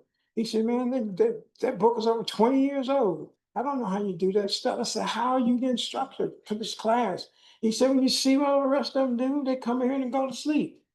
Once you go, I said, no, I don't want to do that. I need to, I'm going to be here to learn. I want to do something. Well, that didn't last. A friend of mine that I met in the county jail was a clerk for the athletic director. And he said, man, let me get you out of that crazy class. So he told his boss, and they came and said, you want to work in the gym? I said, yeah. What do I have to do? He said, type. I said, type. I don't know how to do that. He said, we'll figure it out. So I get the job and I can't type. I mean, I really cannot type. If you talk about hunting and picking, I was really hunting for where the letters were. It take me like 5 minutes to find out where L and K is. I mean, I'm really looking, I don't know. And so they get this word processor and they process all my forms into it. So all I gotta do is spell like basketball, football, baseball, put it in the blank, send it over to the athletic director. He's like, man, you're the best clerk I've ever had. You type this stuff so fast. You just don't know, buddy. I said, you just do not know that I have no idea what I'm doing. Then a friend of mine said, listen, they have never had a Black person work in the education department, only janitors. And they got a lawsuit filed. So do you want to work in the education department? I said, well, I got a good job in the gym. You know, my job done in a half an hour. I can play basketball all day or go outside. They said, no, but this is better. I said, how's it better? So you get that education department badge. So you walk up to the gate and then just open it up. They'll ask you where you going, they just let you through. I said, you got to be kidding me. He said, no, this is how it works. So you can go from one side of the prison to the other side of the prison. I said, okay, I can try that. I can go around visiting folks that I know and get time while I'm doing it. So I am learning how to operate a computer. I did not see how God was setting this up. I'm learning how to write the programs, basic programs, and how to actually type, begin your typing book. So that was great. As I put my badge on and I'll go to the other side, I call inmates out. I get to see other people that I was on death row with. I mean, I am just walking around this place like I own it. Because the parole board said that they were not going to consider my case until I did 25 years. Now 6 months passed. I asked this guy that I was on death row with, I said, have you been up for parole? He said, yeah. I said, so what information do you give your counselor? So he gave it to me. I wrote it up. I got this new counselor. This guy was like 25 years old. I gave it to him and he handed it right back to me. He said, I'll be retired before you get out. 25 years, do not give me that information.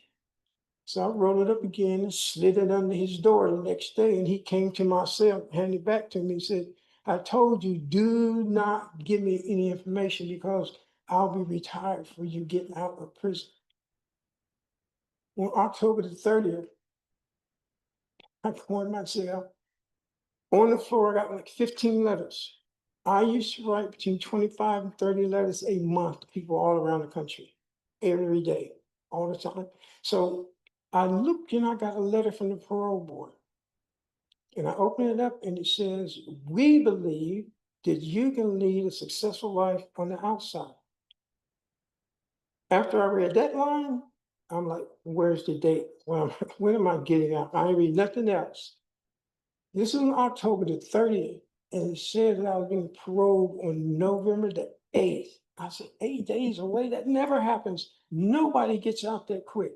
So I didn't tell none of my friends because I was sort of nervous because sometimes when people know you get out, they try to get you in trouble. So for 4 days, I didn't tell nobody except for my lawyers. I called them up. I said, Dan, have you heard anything from the parole board? He said, no. You know, we got a 3-year plan. After 3 years, we're going to go back to the parole board and attack them about this 25-year law. I said, let me read this letter to you. And Dan was like, I do not believe this. Every time we supposed to lose, you win. Every time we supposed to win, you lose. How in the world am I gonna be able to explain this? You getting out in a week? I said, yep. So I called Jack Boger in North Carolina. By now, he's a professor at Chapel Hill. I say, yeah, have you heard anything from the parole board? When are we gonna file anything at the parole board? He said, Billy, you know, the 3-year plan. I said, yeah, listen to this. I tell him over the phone and he drops the phone. I hear the phone, I don't know if he fell out of his seat or if he just dropped the phone. He said, I cannot believe this. I said, believe it. I am getting out.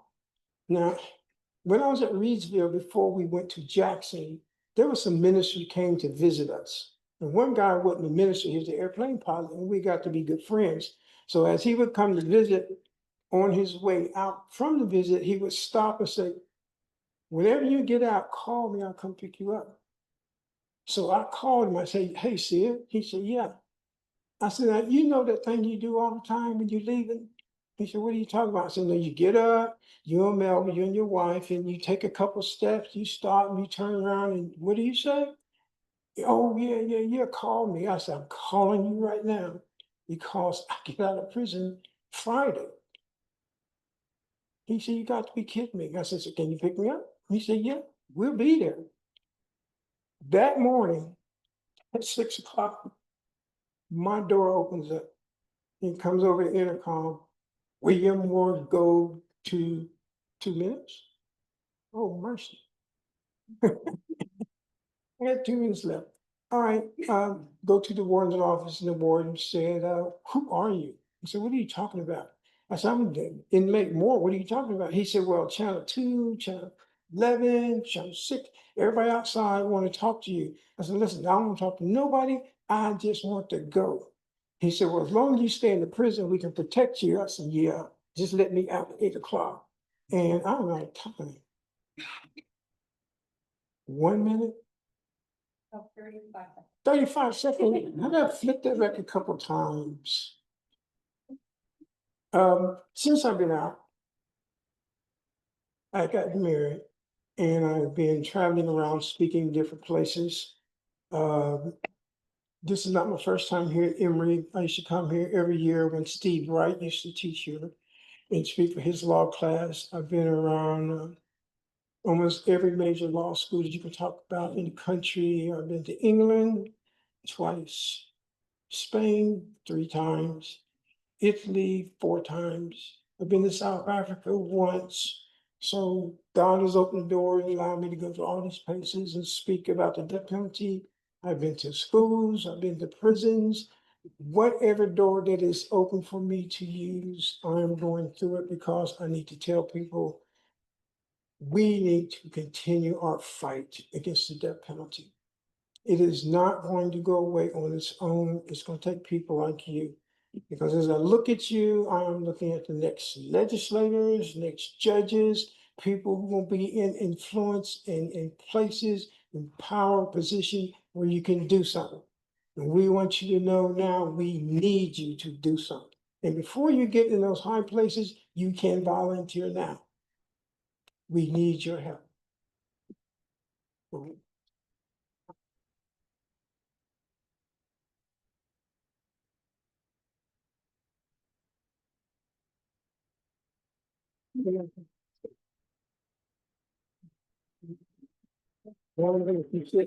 Yeah, looking at Q&A, and then we can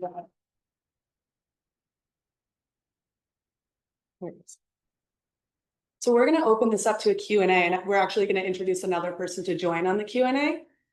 So Jimmy Horton was freed from death row after a 32-year legal fight after evidence came to light that the prosecutor struck all African Americans in order to get an all-white jury that sentenced him to death. Jimmy and Reverend Moore actually knew each other when they were on death row, and this is their first time seeing each other since then. So they'll both be participating in this Q&A together. So if we could give Jimmy a warm welcome.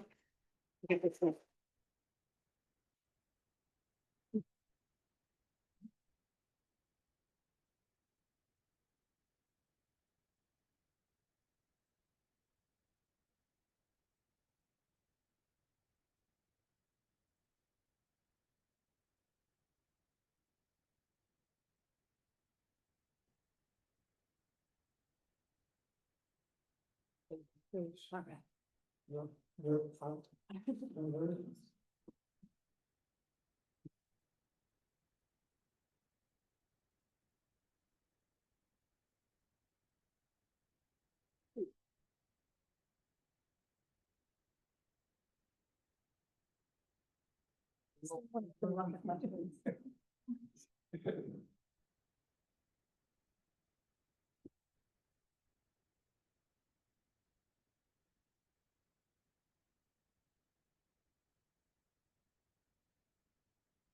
Thank you so much for sharing your story. I think for me, it's hard to imagine your place on death row and, you know, even working at as a pharmacy clinic, I still can't even imagine, you know, the things that my clients go through. So after you were released from death row, how did you, you know, just live your life afterwards in the community, you know, keep your roots in Georgia, build your families? How did you do that? The resilience to me is something that I just never really was able to understand, and so having the opportunity to ask you is important. Okay, did y'all hear the question? Good. The pastor that told me about Christ back in the county jail, we continued to visit. And so when I got out, my job was to be his driver and to live with them. That was my job. And I had, to this day, I had no idea how the parole board got that information, because I was his driver and that I was gonna live with them. He told me, I asked him all the time, he said, I didn't tell him. Regardless, that is a job. So you're asking, how did I adjust? This is what happened. Friday morning that I got out, that night, by the time we got home, back to Rome, Georgia, he said, I'm taking prison clothes off. We're about the same height, we put the suit on. We got the same size shoes. We're going to church. He's like, who goes to church at 10 o'clock at night? He said, just come on, just come on. So we go to the church, and we get there and it's dark. And I'm like, what is going on? But we go through the sanctuary and we come to Fellowship Hall. And it's like 300 people in it. And he walks up to the front, he sits me over to the side, but they don't even know. They know he went to get me, but they don't know what I look like. And he says, you know, we've been praying for Billy for the last 17 years. And I want you to know that God answers prayer, and here he is. So he gets me up and gives me the mic. I'm like, he never talked to this many people at one time. So that was Friday. Saturday morning, he gets me up and we go to another church. Saturday evening, then we go to our church Sunday morning, and we go to another church Sunday evening. And so my life was just automatically right into that setting. I didn't have time to sit down and say, oh, what am I going to do? How am I going to? No, it was constantly going. I hadn't been out 7 days and got my driver's license because he said, you know, you're going to be my driver. So I studied the book. I said, okay, I'm going to go over here and take the test. Well, when I went over to the DMV, he had told everybody in the DMV about it. And by the time I come out of the room from taking the test, the lady said, come on, let's go. I said, she said, I ain't ready for no driver's test. She said, oh, yes, you are. You're going to take this test today. So I took the test. I passed and been driving around with it. Never had time to rest and say, okay, how do I do this? It was just one thing right after another. And I'm glad that that happened. Yeah, well, Billy was saying that, I adjust to it. My adjustment was when they made parole, when I came off that parole and, went to the Georgia State Prisons. And, so my idea was to work and do little things and paint myself. So I was a painter. I painted 21 institution in the state of Georgia. I was going from prison to prison, but anyway, I made parole and they told me I'd go to halfway house in about 6 months. And so I went to the area, I had to do 30 days inside on KP. And I didn't know what I needed to do. I didn't know anything about the style because I'd been gone for 32 years. And, but I had a lady that was in my life that I married in prison. I married her in prison. She sat back in the back, my wife Aggie, and she stuck with me for 15 years. She met me on my 15-year last 32 years. And she guided me. So she worked at Marvin. And so I did my 30 days at the halfway house, and I was like, when that 30 days come, I got to go out on that street by myself. I don't know how to go out there. So, but she said, well, you know, you got to do this. I will be there, try to help you. But after I did my 30 days inside, she threw my clothes down, and so I put the free work clothes on, and so council told me, you got 3 hours to go out Jordan. So I went to a couple of restaurants, but they weren't happy. So I went to this staff agency in Snellville, and the ladies told me, said, okay, when can you start work? I said, well, I can start tonight. She said, well, in the morning, be here morning 5 o'clock. So I went at 5 o'clock, but they had a van to take you out there. And so but you had to find yourself way to get back. So I was like, I'm not catch no train, I'm not catch no bus. But she was my guide.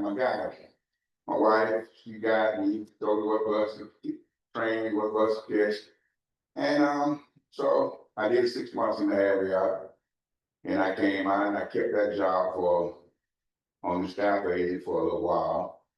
And so it was just easy. It seemed like it was just so easy for me to really, after 32 years, to just adapt to what was going on around me. And, you know, have someone that love you and care for you and wants you to do the right thing. And I wanted to do the right thing myself. So it was just so easy for me to drive home to what's going on. And I learned how to ride the bus. I learned how to catch the train. I learned how to get up in the morning, go to work. And it was just so easy for me. So I didn't have a problem with that. But like I said, I give it all to her because she was there to make sure that everything worked out right for me. So. But, you know, and like I said, I met her in prison. And it's like I was in Haiti State Prison. I had came to Haiti State Prison in 1996. And I had got a little partner, you know, understanding the warden liked my work. He liked my painting and everything. And she had a son came to prison. And he just came from Arizona. And I'm working in the security office now. I'm working on the SMU. And they had come there and they said, well, they're gonna put him on high max. And I didn't know anything about it. So I was feeding them, you know, I had like 31 inmates I had to feed every day, 3 times a day. And that morning I was feeding them, and then I walked away from the cell. He said, hey, Pop. And so at first it's like, hey, Pop. And so it made me feel good if somebody called me Papa. And I went back and I still worked out the trade. He said, you got any cigarettes? You got any cigarettes? I said, man, you don't have no they have cigarettes in here. And but you know, we did have contraband and they did get cigarettes. So I said, I'll get you some, So I went and got him one and brought it back, and he's still ready for it. I said, yeah, I can light it for you. And, I went and did it for him and, you know, we take 2 batteries, take a little, good old pads and put them together and pop them. And, so I got him light and, he said, man, can you, call my mom? He said, can you call my mom and ask her to send me some money in your name? Well, I can go, where you go to school for me, but they got me on restriction. I said, well, I don't know how to do that, but I will do it. And, so he gave me the number. I went down and got him phone anytime I wanted to. And, but I had to use his PF number to call. And so I called her and I told her, I said, look here, I'm calling for your son. And, he told me to tell you to send some money, $50 in my name. And, well, he can go to the store. So she said, what's your name? It's my name, she can work. She said, how can you call me? He can't call me. I said, well, I'm a trustee. I'm like a little trustee back there. And so I called, 15 minutes went by, and she told me to call her back. So I'm like, okay, I called her right back. And like I had told her what the deal was. And she told me, so when the phone hang up again, call me back. Why? Call you back, because you know, I made my point. And she said, I just want to know a little bit about you, trying to help my son. And I called her 5 times. I called her 5 times, and you know, and then she was like, you don't sound like an officer. I mean, you don't sound like an inmate. I said, I'm not an inmate, I'm a convict.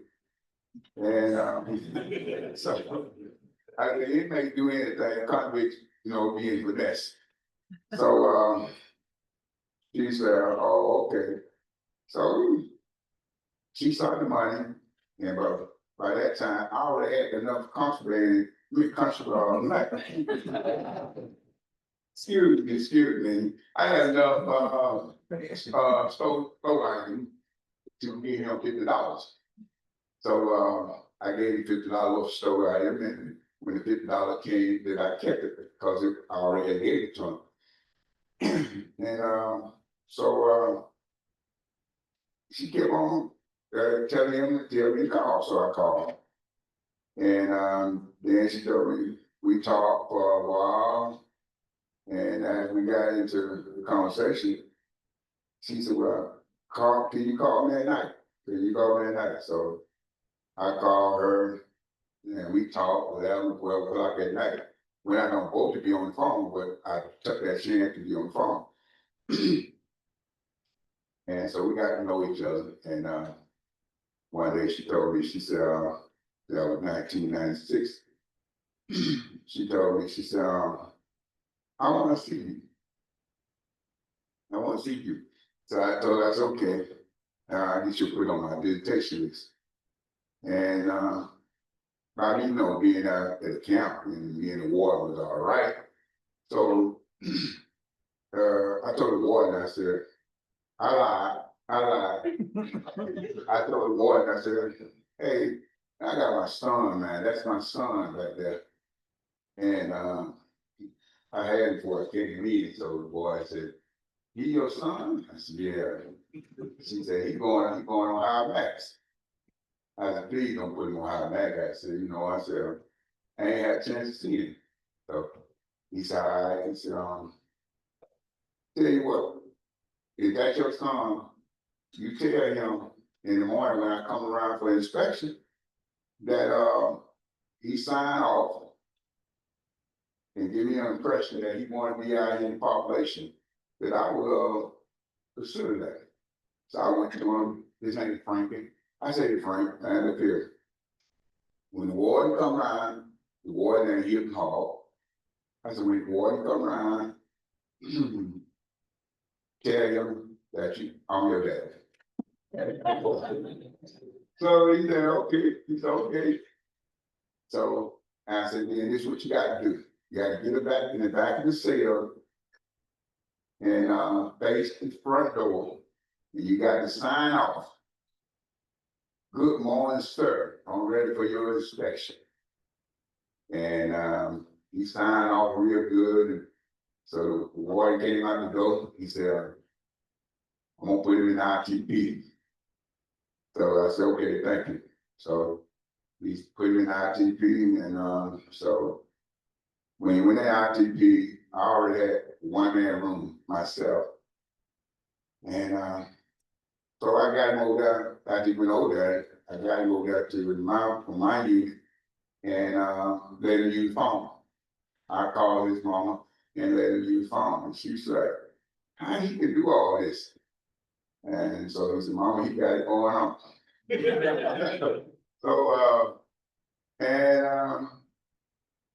So we just kept talking,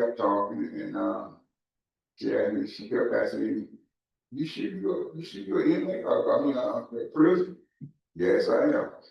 So when we got started seeing each other, and I got the warden to let me and him visit at the same time. Normally you don't do that.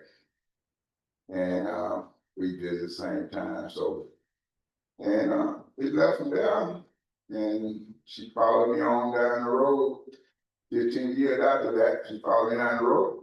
Like I said, to the halfway, but she was more important to me. And I just, like I said, I just got to do just right on the back. So now I got the guy, then I worked for a while, and I started working from home. And I got my little home improvement business. And so it took a toll. And so I did that for a while. Then my knees started messing with things and got bad. And but we decided she had retired from Barter. And I said, well, it's time I'm gonna retire too. So here we are now. After I think we've been together 29 years, I think. And so we still here together. That's my rock. That's my rock. So that's why I like to retire. And whatever we do it together. So it was easy to me. It was easy to me. So good.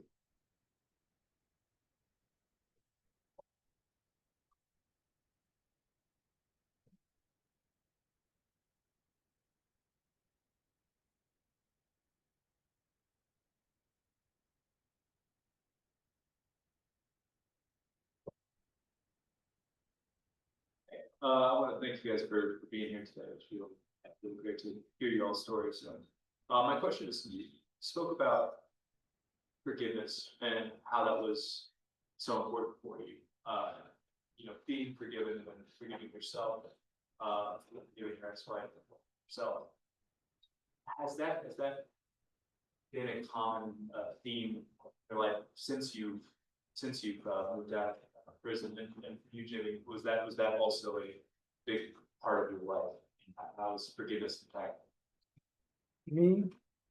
Who's the question for? Who was the question for me? Oh. You cannot live without forgiveness. Forgiveness is such a vital part of life. And one thing when I teach at church is when God asks us to forgive, it is not a choice. So that's the problem. I think people think that it is a choice. It is a command. And the difference is when you forgive, you have to choose to do it. Most people get tied up in their emotions. The emotions and feelings will not allow you to forgive because how you feel about something. If you can separate your emotions from the situation and then look at it, you can forgive because it frees you from being in prison. You are in a walking cell with anger, bitterness, resentment, all going on inside of you, not harming anybody else. the person who done something to you that you may want to do something to them is not harmed at all by your thoughts. It's all within you. So why allow yourself to be terrorized by what you're thinking, or why allow somebody else to take power from you and you not take your power back? Because forgiving is allowing that to let go. You do not have to hold on to it. But as long as you do, you're being influenced by what happened to you, or you're being influenced by somebody else. And I've been in jail too much, too long to allow anything else to imprison me.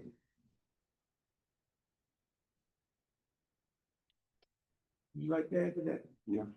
I like this, because, you know, you got to forgive yourself and, you know, you forgive everybody else. I don't have no regrets, what my life got been. I just took my life and just move on, move forward, and, you know, you don't worry about what everybody else do. You worry about what you do.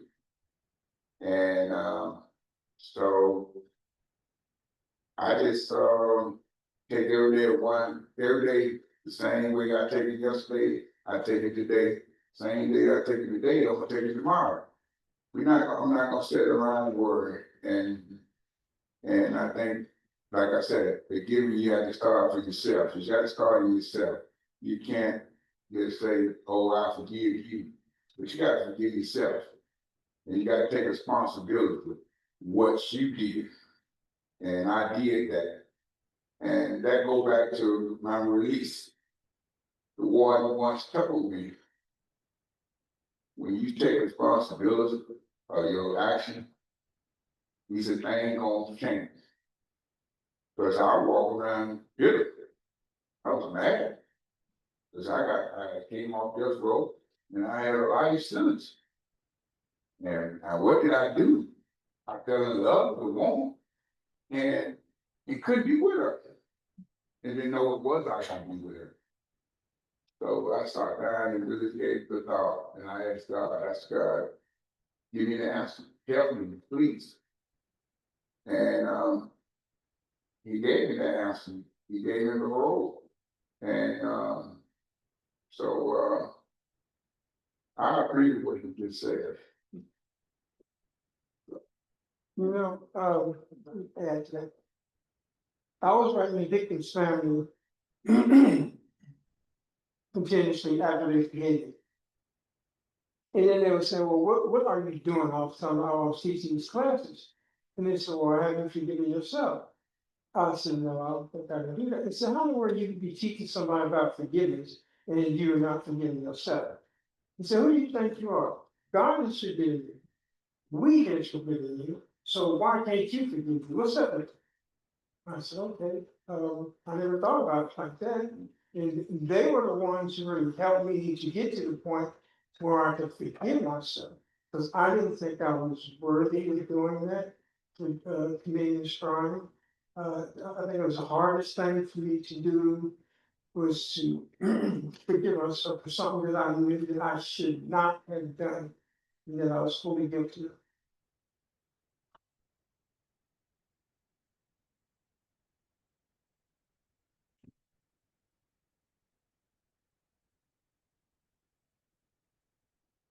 All right, so let's give them one more round of applause. Thank you guys so much for everything you've done.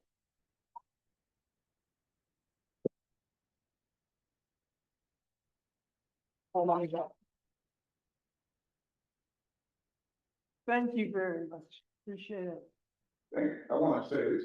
Thank y'all for allowing us to be here. Me and Reverend Billy be here. And I hope that you know that we put a little light in your head that, you know, being where we came from, coming from death row, back to the side, establish what we're doing now, how we life go now, is really great, you know. And I always try to keep that hope going every day. Every day I try to keep that hope. And, I just want to say thank y'all.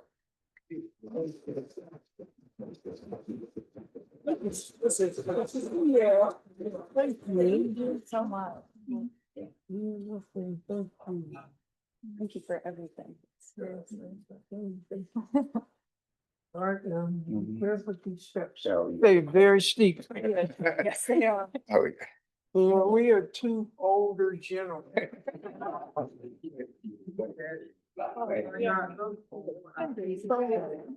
Also. Appreciate you. Our second panel of the day will explore the implications that the death penalty has on the mental health of all people involved in the process, including the convicted individual, victim's family and friends, and those involved in the execution. Guiding that discussion are Nicole Wisen and Carlin Holick, two leaders of the Georgians for Alternatives to the Death Penalty. Nicole is a doctoral level social worker, speaker, and author. She brings over 15 years of experience in carceral programming, community-based trauma interventions, and social services leadership. Nicole is the founder and CEO of Returning Her Home, a transitional housing and reentry initiative for women impacted by incarceration, where she has achieved one of the lowest recidivism rates in Georgia. Her professional background includes serving as regional coordinator for the Multi-Faith Initiative to End Mass Incarceration, and currently as communications director for Georgians for Alternatives to the Death Penalty. In these roles, she's led statewide advocacy, coalition building, and public education campaigns to advance justice reform to end capital punishment. Nicole has presented on topics such as post-incarceration syndrome, reentry support, and public health social work. Currently, she's advancing research on post-incarceration syndrome through mixed methods approach, including a presentation at the American Public Health Association 2025 annual meeting. And our other speaker is Ms. Carlin Holick. She is a dedicated advocate for the abolition of the death penalty, a commitment that took root following the tragic murder of her father. Despite this deeply personal event, she remains absolute in her opposition to capital punishment as an issue that her father also opposed. As a retired elementary school teacher, Carlin brings clarity, compassion, and a powerful voice to the movement. She began her activism journey by organizing death penalty vigils in Macon, Georgia, and has plans of deepening Georgia for Alternatives to the Death Penalty's efforts in Macon and Valdosta. As someone relatively new to the movement, Carlin understands the challenges new volunteers face, so she works hard to ensure that everyone feels welcomed, valued, and empowered.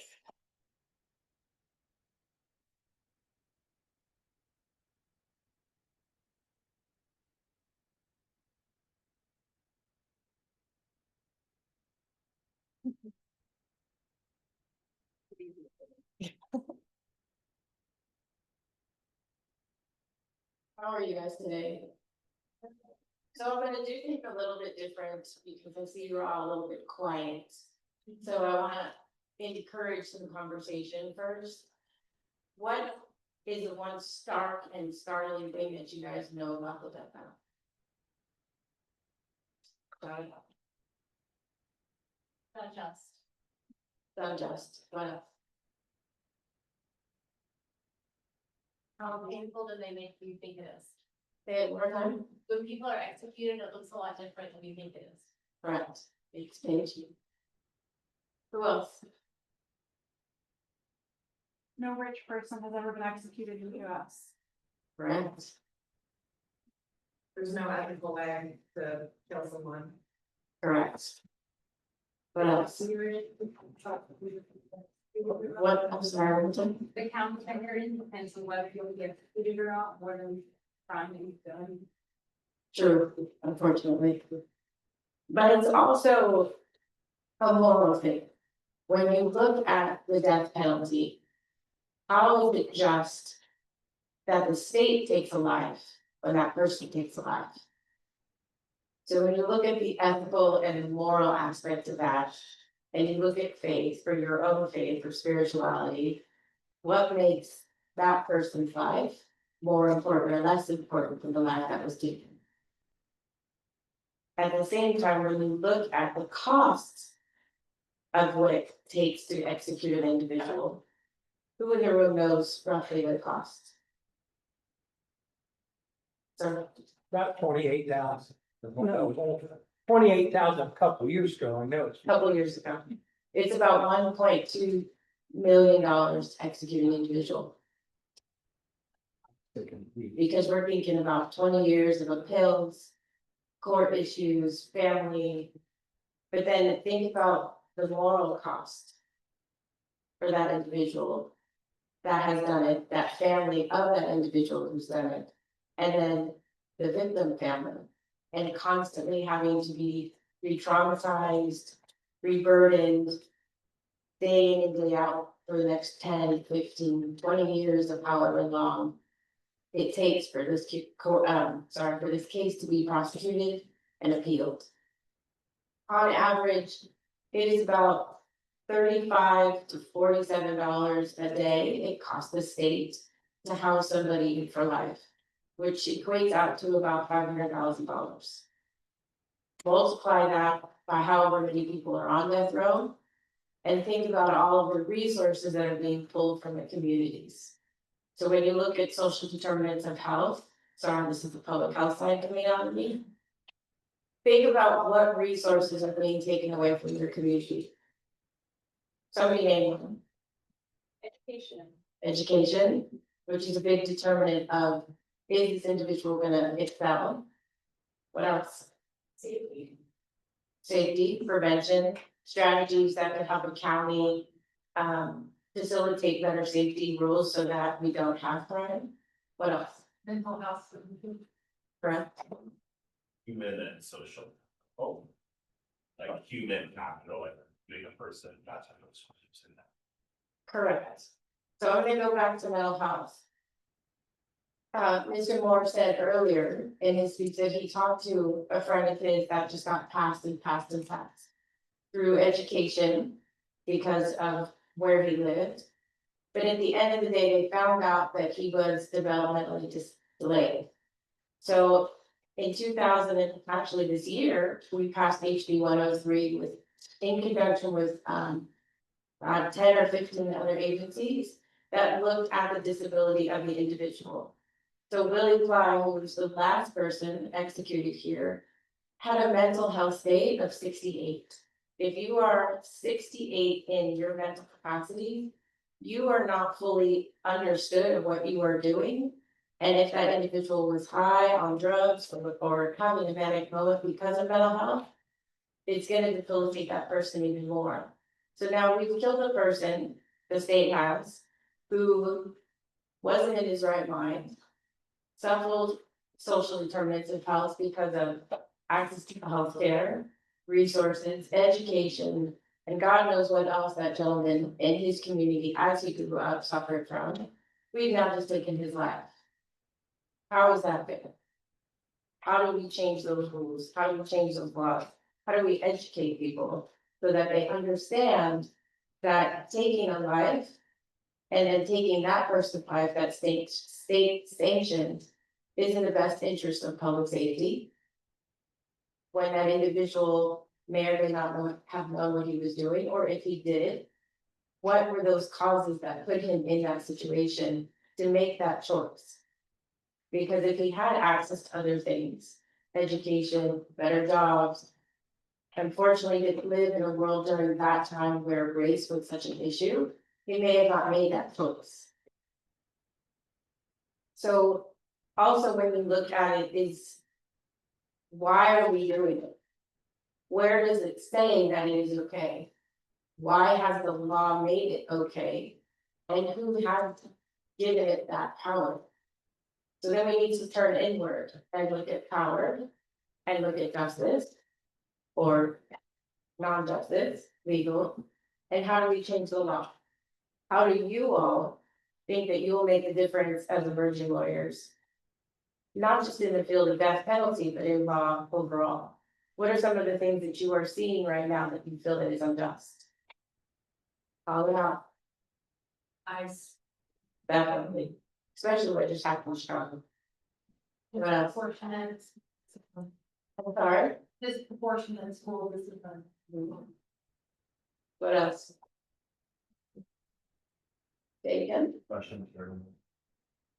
Suppression of journalism. Absolutely, suppression of journalism. So when you look at suppression of journalism, and you look about what's going on in our world at the moment, we have Utah who has decided that they are gonna prosecute and ask for the death penalty for this man, that we don't know if he really did do it because of suppression. If, I believe, is it Montana or Kentucky? The first woman, I think you liked it, Facebook. Kentucky, it's Kentucky. Kentucky, if Kentucky is able to go for the death penalty, this will be the first woman in decades who is on the death penalty. It's up for a warrant date. So there are many things about the death penalty that we definitely need to change. One thing we've done here in Georgia is pass HB 123. And it's because of young individuals like you, lawmakers who are constantly in this fight, family members, those who have suffered the pain of going through the death penalty because somebody was taken from them. And then at the same time, others who are in that pro-life campaign of you're not going to take somebody's life in my name. It's just uncalled for, and I will not stand for that. Carlin, do you want to share a little bit about?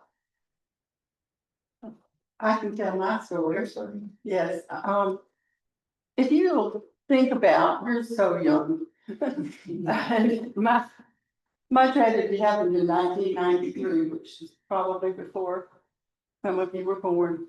But if you can think about one of the most sad times in your life, the time when you were feeling the most down. That's where I was in 1993. My husband had retired from the military. We had struggled to find a job. We were in the most miserable job I've ever had in my life, and I wouldn't recommend it for anything. Our children were unhappy. We had 2 small children. My father was the only person that we felt like we could turn to at the time who was actively supporting us, was counseling us on ways to get into a better position. And on a Wednesday afternoon, my mother called and said, they found your daddy in a creek in Jacob, Georgia. I came out of myself. Honestly, felt like people have described an out-of-body experience. I felt like that. We immediately got in the car. We were living in Atlanta. We rushed to South Georgia where my family was from. It just, the bottom fell out for me. And at that point, all I wanted was my daddy. That's all I wanted. They had no idea who may have committed crime, didn't have any understanding. The dead body was found in Early County. We lived in Thomas County. Early County didn't even come talk to us. They left it for the Thomas County police to deal with. And I don't even think they would have come if one of the detectives had not been a good friend of my mother's. I think they were just pretty much left it. Once we adjusted, got our mind around it, there were no clues, no hints, no ideas, no suspects. I drove myself crazy trying to find out some information. I drove all over Southwest Georgia, just going to taking my daddy's picture. Not only his vehicle had disappeared as well, but I took his picture and I go in every convenience store along the way, all through Early County. I said, did you see this man at this time? Do you know anything? I did that for over 2 months, every single day. Eventually, I began to realize that it doesn't matter who did this. The fact is, I don't want anything bad to happen to this person. We had already talked about this in our family. We weren't looking for retribution. I did want the person apprehended because I did not want them to hurt another person. And my fear was, if they had hurt my daddy, then they might be of a personality that would hurt someone else. And I didn't want that to happen. But we went to the police, my brother and I, and my mother, and my husband went with me and stood by me in every step of the way. And we said, we don't want we just want this person apprehended. We do not want the death penalty for this person. We do not want that, because I'm gonna tell you what, that's never gonna bring my daddy back in my life, and that's what I want. That's what I want. I wanted no one else to be hurt like that, and that included the family of the person who killed daddy. That person had a family. I didn't know who they were or what they were. I didn't know if they were terrible people or not, and I didn't really care at that point, because I knew they would hurt if they lost a child. Just the way I hurt when I lost my daddy. And I knew that daddy wouldn't have wanted that, because when daddy was a young man in the 1930s, he had been in a small town. At that time, when you worked on a farm, you came into town. If you maybe missed a ride back to the farm, you could go down to the jail and tell them I missed a ride back. Of course, they knew you. And they said, oh yeah, you can sleep in the jail. Get home tomorrow. So daddy was sleeping in the jail. There was someone who was in the jail who'd been arrested. I don't know anything about him. But at some time during that time, when during the night, a group of vigilantes came into the jail and snatched that person, that other person, out of the jail and took him out and lynched him. That stuck with daddy for years, and he was totally addicted to that film because of that. Because if he was so traumatized about what he witnessed happen to someone else, that he could never abide the thought of anybody even being in prison too terribly long, but especially not the death penalty. We went on for 10 years, and I wrote down what when the police department, the early camp finally came to us, they told Mama that the person had been arrested. I found out who it was. His name is Mr. Thompson, and Mr. Thompson had been arrested in California. And he was, when he killed Daddy, he knew Georgia was a death penalty state, so he wanted to get as far away from Georgia as he could. So they headed west toward California. He began to commit a lot of crimes. He had originally gone to Florida before he murdered Daddy on a drinking bridge, and he and he decided to come back. His car broke down in Thomasville. Daddy gave him a ride and got as far as Jacob, which is almost on the Alabama line. And he never said why, but he choked Daddy to death with his belt.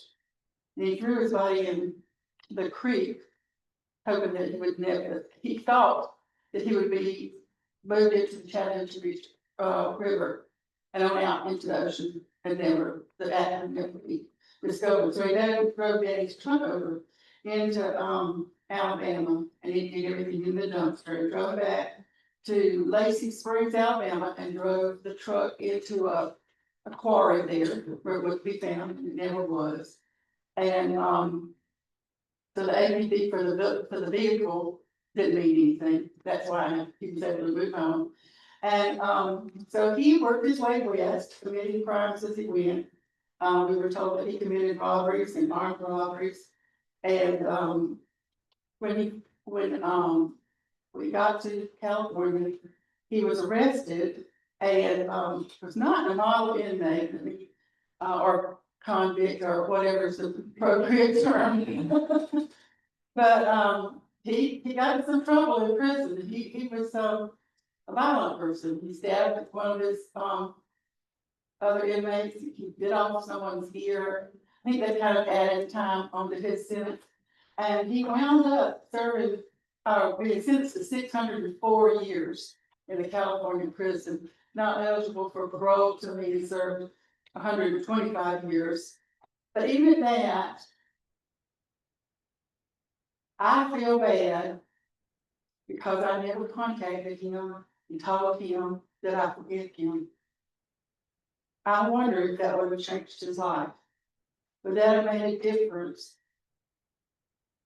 to how he behaved while he was in prison and how he responded to other people if he had known that he was forgiven? Because I can't do anything but think about what was his life before that would cause somebody to live like that. For somebody to have a continued life of crime and to commit the same crimes over and over. I keep believing that there must have been something that harmed him, that damaged his feelings in some way, that he could continue to live like that. So I just implore you, as legal students, for future lawyers, remember that when you're in court. Remember that if you're a defense lawyer, remember that about this. He's a human being or she's a human being. Treat her like that. Treat her with compassion or treat him with compassion and caring. If you're on the district attorney's office and you're prosecuting somebody, think about the fact that on that death certificate, when that person's executed, it's going to say murder. That's what it's going to say. And the state will try to say that in my name, because they say they're acting for me. They told us we had no choice. If he's extradited back to Georgia, we have no choice. It doesn't matter whether we want them to have a death penalty or not. It's not up to us. I have a dear friend from high school, same thing happened. His father was murdered in his backyard.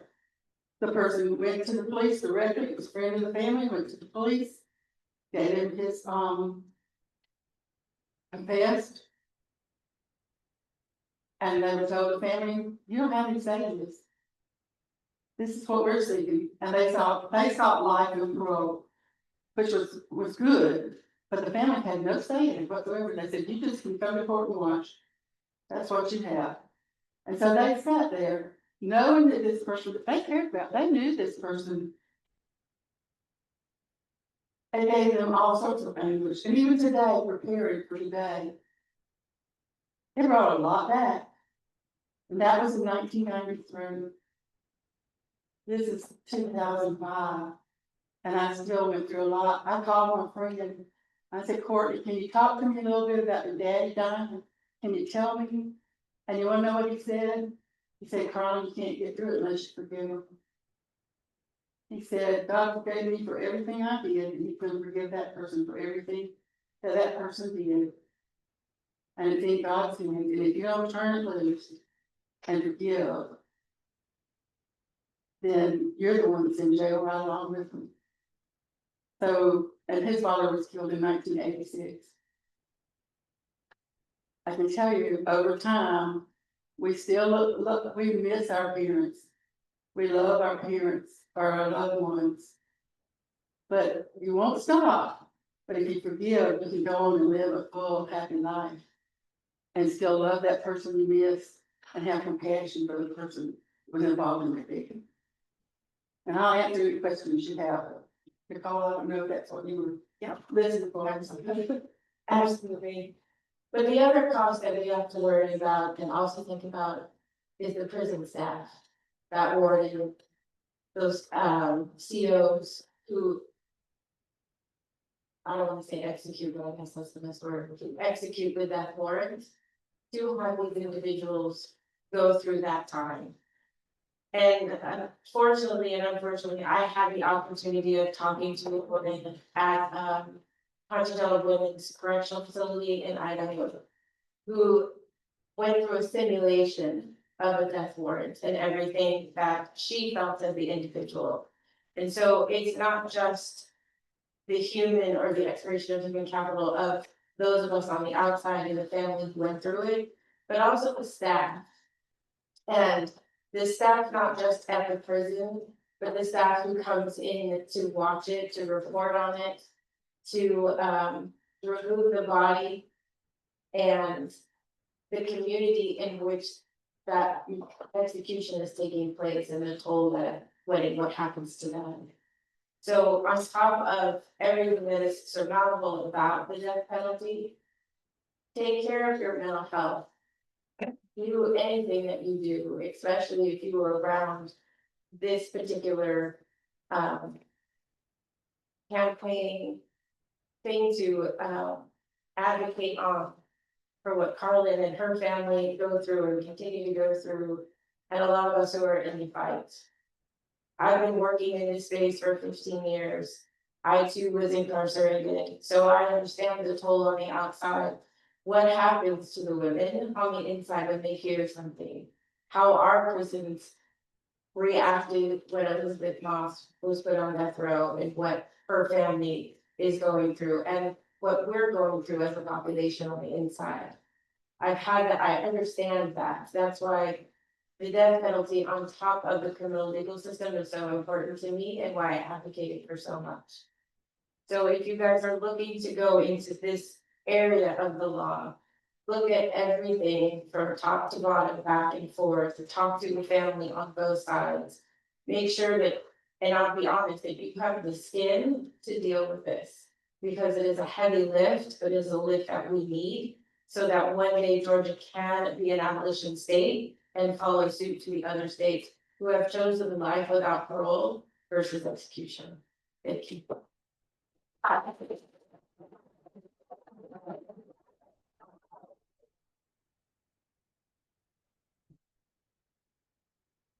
You want to ask questions?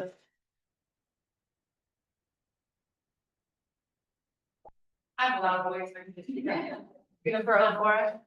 I'm curious if you have found any particular argument more effective than others when trying to persuade lawmakers or others that the death penalty needs to go away.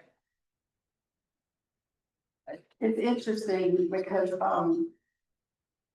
many times when there's a discussion about a death penalty at church or in an organization or group, and we're there, people, we don't know one another's backgrounds, and I will, advocate against the death penalty.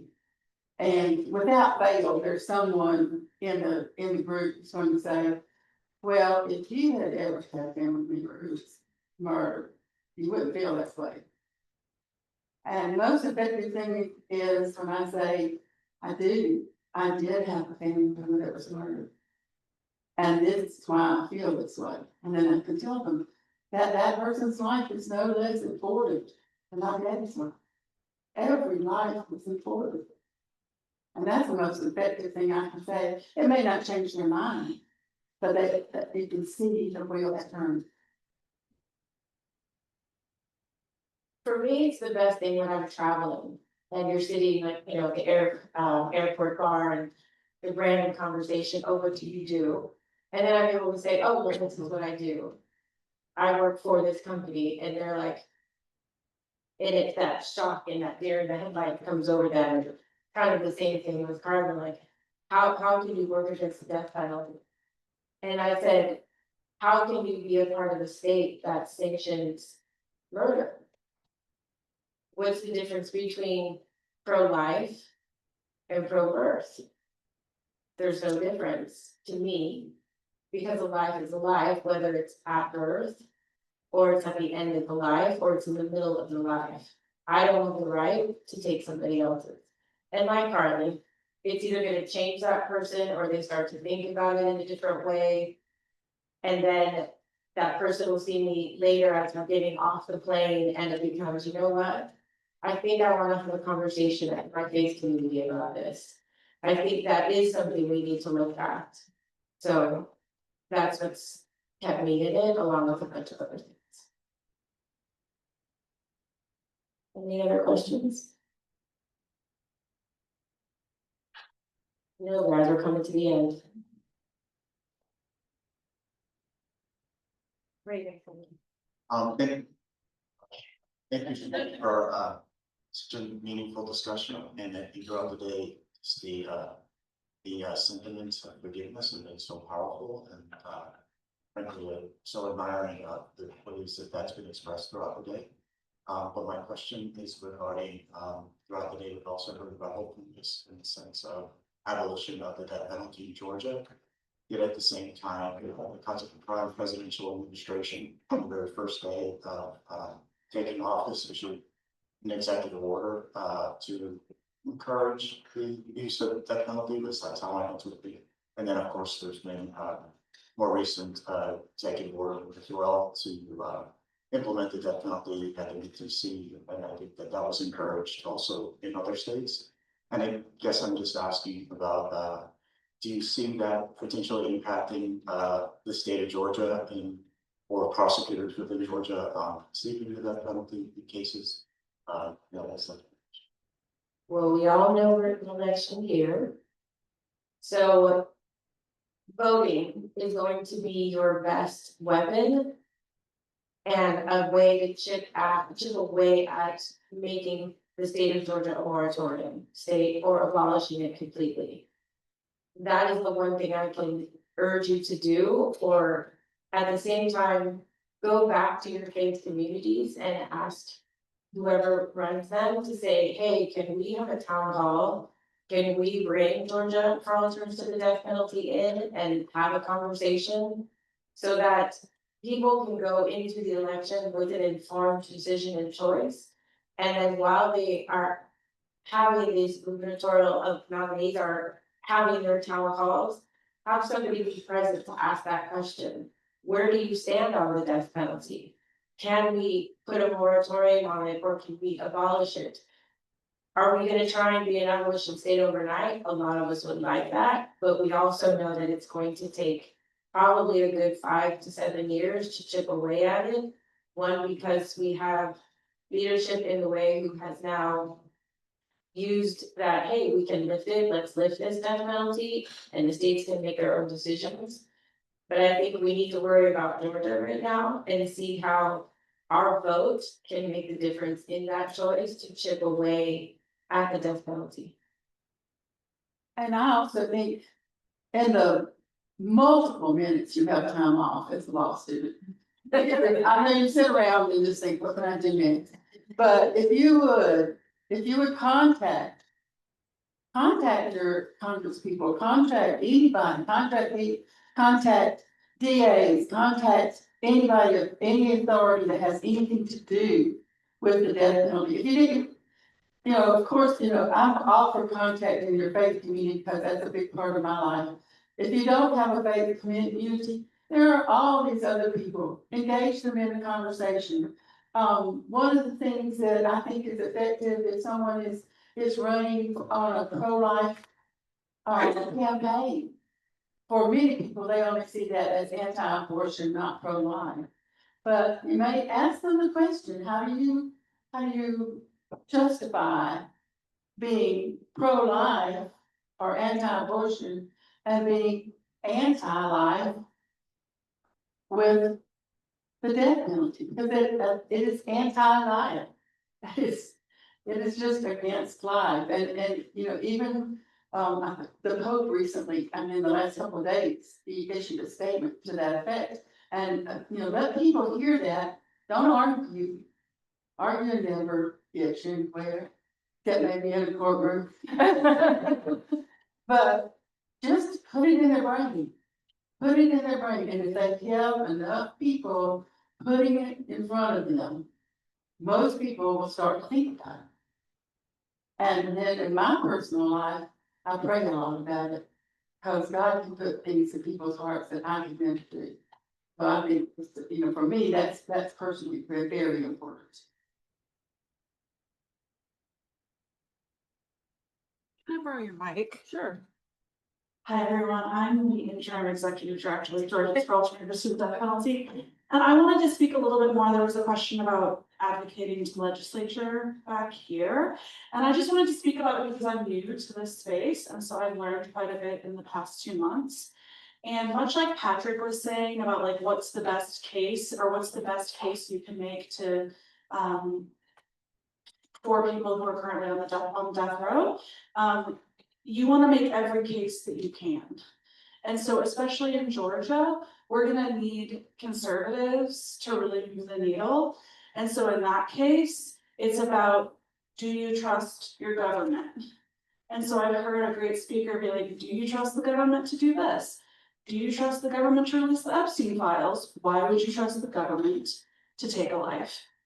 It might be about cost, as Nicole was pointing out. It might be about, why can't we take this extra money that goes to the death penalty versus life or life without parole and spend it on victim services? You heard how Carlin had so little support after her father was murdered.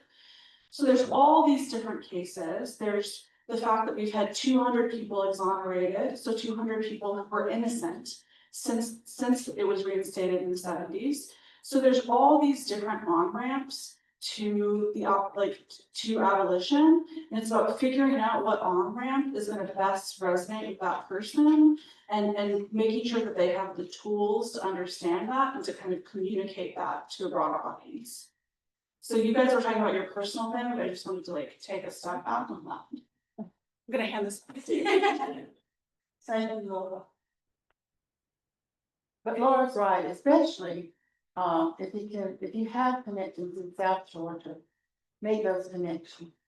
Help people in South Road, Georgia, feel their power, because we all have a lot of power. If we just assert that. And coming from South Georgia, we have there's a strong pro-death penalty sentiment in South Georgia.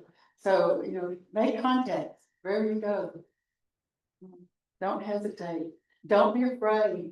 All you have to do is say, this is why I don't like it. Whatever it is, it's a valid reason to be accepted. There's no valid reason in my mind to be for it. Anything else?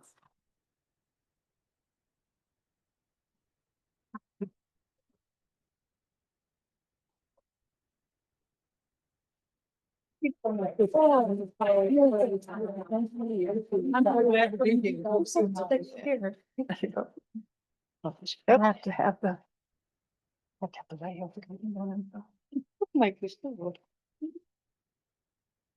Okay. Our final event today will include an attorney's experience and reflections on witnessing executions of his clients, followed by a discussion of how the law can change from a legal standpoint and what advocacy against the death penalty looks like today and moving forward. We're honored to introduce Bo King to lead this conversation. Bo has represented prisoners under state and federal death sentences for more than 20 years. Bo currently serves as the chief of the Capital Habeas Unit for the Fourth Circuit, based in Charlotte, North Carolina. A graduate of Duke University and the NYU School of Law, Bo previously worked at Equal Justice Initiative of Alabama, the Atlanta Legal Aid Society, and the Capital Habeas Unit for the Northern District of Georgia. So welcome, Bo.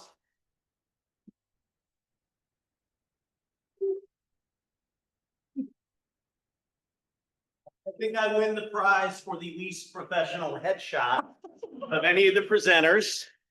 You can use it. Patrick and Terica have very snazzy ones that I was admiring earlier. I always point to their website as ones that we should emulate. This was cropped right after an oral argument in the Fourth Circuit where I got my head handed to me by 3 judges. And I was trying to smile through it, but I cropped out the other people in the picture. If I could show you, I would. They had a much better read of things. So I'm sitting here like this, and they're all like. So ignoring this, it's 3:45, y'all.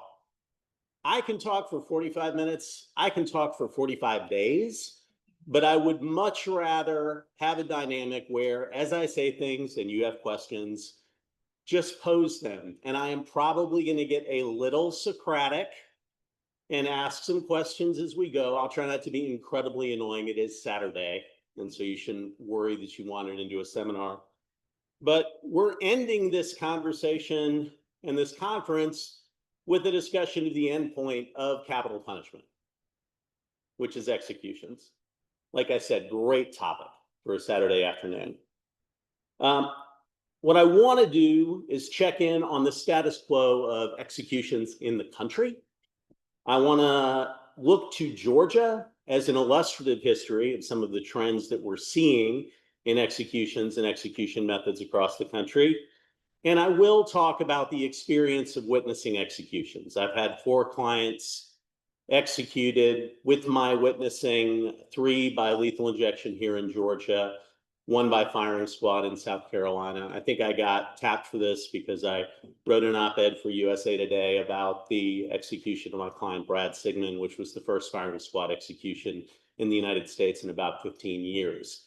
And the fact that we're having a firing squad execution, we've actually had 2 in South Carolina in 2025, is part of this story of how execution methods have evolved over the last many years that we'll dig into here. But like I said, shoot the hand up, ask some questions. And I'll start where Anna did earlier today. Anna mentioned that there was a moment not too long ago within the working lives of many people in this room where it felt like the death penalty was on the way out. So capital sentences were down. They mostly still are.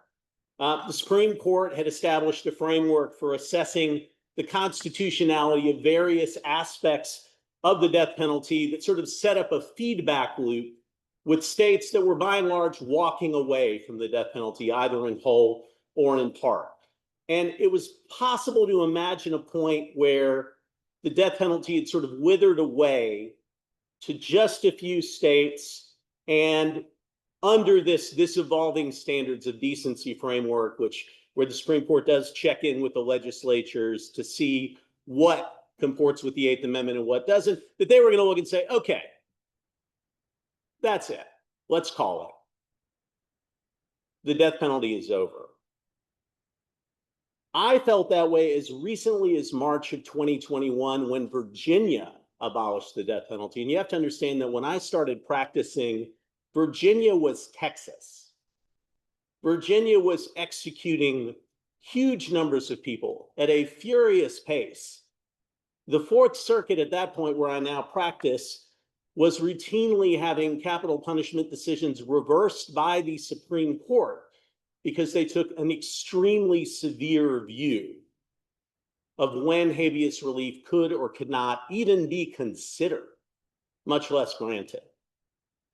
Virginia abolishing the, who here has been to Greenville, South Carolina? All right, did you have a good time? I'm serious, I'm from Greenville. I grew up there. I left when I graduated high school in 1990.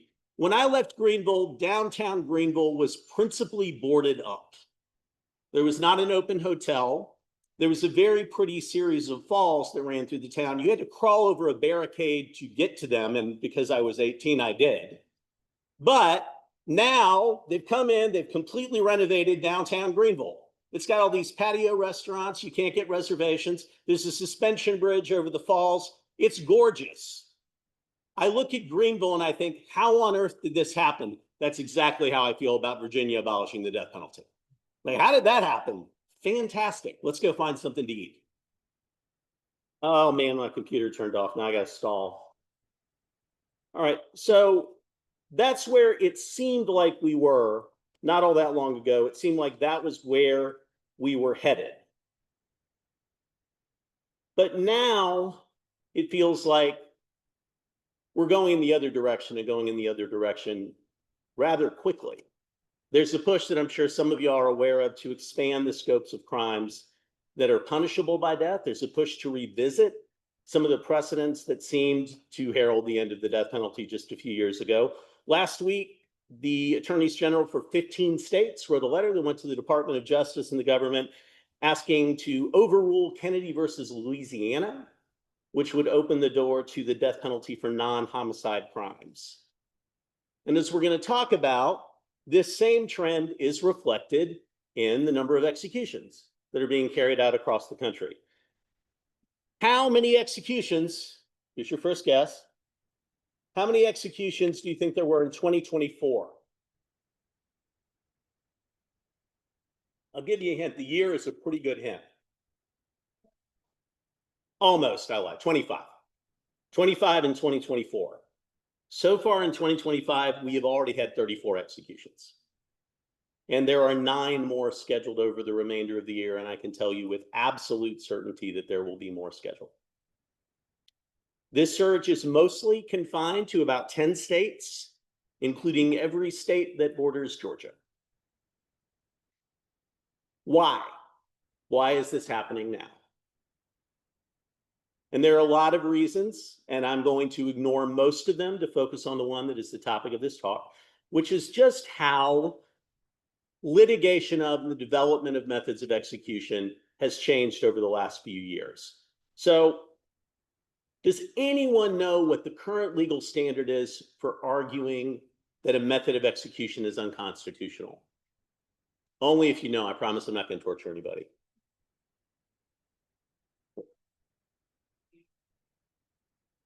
That's part of it, yes. So let's back up from there. So the Eighth Amendment still is determined by the evolving standards of decency. This goes back to the early part of the last century. It is thus far held, right? The idea is that we look around and we say, okay, we as a society, we are progressing. We are moving towards a more humane, a more dignified, a freer, more just and equitable place. And periodically, we're going to check and look at some of the things that we've still got on the books and say, does that really comport with who we are now? And if we decide that it doesn't, we might even decide the Eighth Amendment prohibits it. So yes, and the question of whether a method of execution is constitutional fits very much within that framework. There is a whole lot of comparative work that happens, okay? The current standard, and I'm going now to the most recent case where the Supreme Court clearly stated it, which is a case called Bucklew v. Precythe, which dealt with a case out of Missouri that was back and forth to the court many, many times. What the court says is, you must show the method cruelly superadds pain to the death sentence, and that there is a feasible and readily implemented alternative method that would significantly reduce a substantial risk of severe pain. And the state has refused to adopt this method without a legitimate penological reason. How much distance does that sound like have from what we were just talking about with evolving standards of decency? That seems pretty far, right? We do a whole talk on this. That standard is a pastiche standard that grabs different phrases from other Eighth Amendment cases and mashes it together into probably, candidly, the least favorable framing for these challenges. You used to hear language like a substantial risk of significant pain. There was different language that actually allowed you to engage more with what a particular method does. But that's where we are, superadding pain. So let me ask this question. Does that standard require or even anticipate a painless execution? Yeah, quite the opposite, right? It assumes pain. It assumes that an execution will be painful. Does it even say that a certain amount of pain is unconstitutional? No. All it says is the pain being cruelly superadded? Basically, is the method of execution twisting the knife? That's where the standard is right now. But let's talk about pain really quickly. What is the biggest challenge? And I promise I'm not trying to be flip, but the answer is exactly what you think it is. What is the biggest challenge in assessing whether a method of execution is painful? You can't ask the person how much it hurt. Yep. Now we have hints, right? We have media witnesses to execution. We'll talk a little bit about the paucity of witnesses to executions and what kinds of complications that cause for everyone really wrapping their heads around what we're doing. But, we have media witnesses who observe things that unsettle them, that observe people seeming to move, to remain conscious, sometimes to writhe, sometimes to speak. Byron Black was executed with pentobarbital in Tennessee in August, and said, and every media witness who testified, and they have a press conference, you can watch it, and I encourage you to do it, where they have a press conference after the execution where every member of the media who witnessed comes up, says what they saw, and answers questions. And every one of them said he was moving, he seemed to be in pain, and he said, man, it hurts so bad. I'm going to underscore again, that was pentobarbital. Let's put a pin in this, because pentobarbital is something we're going to talk about in a little bit, right? But so sometimes you get information during an execution. We have botched executions where Romel Broom could certainly tell you afterwards what it was like to have the state of Ohio perforate him with needles trying to get venous access, right? Clayton Lockett, during his hour-plus execution, where the intravenous line pierced the blood vessel in his thigh and dumped the lethal injection drugs into the surrounding tissue. These are very caustic drugs, so they just destroyed those tissues. He could report in real time how this was feeling, because there was a period of time where the drugs were working on his tissues but not rendering him unconscious. So we do have some information, but fundamentally, and forgive that slightly extravagant discursive bit there, you can't ask. You can't really know.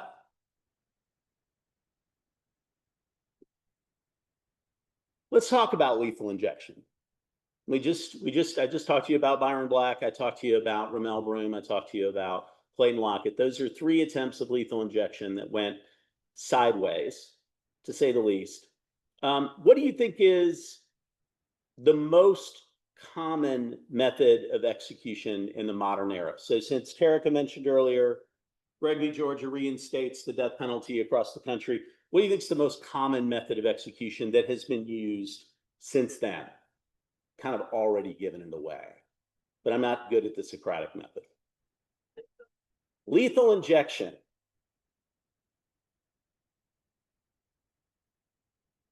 By how much? I think by a factor of 10, a factor of 100. How much more common do you think lethal injection is than any other method of execution? The United States. In the United States. Not quite. I kind of gave you the answer. I was cheating a little bit.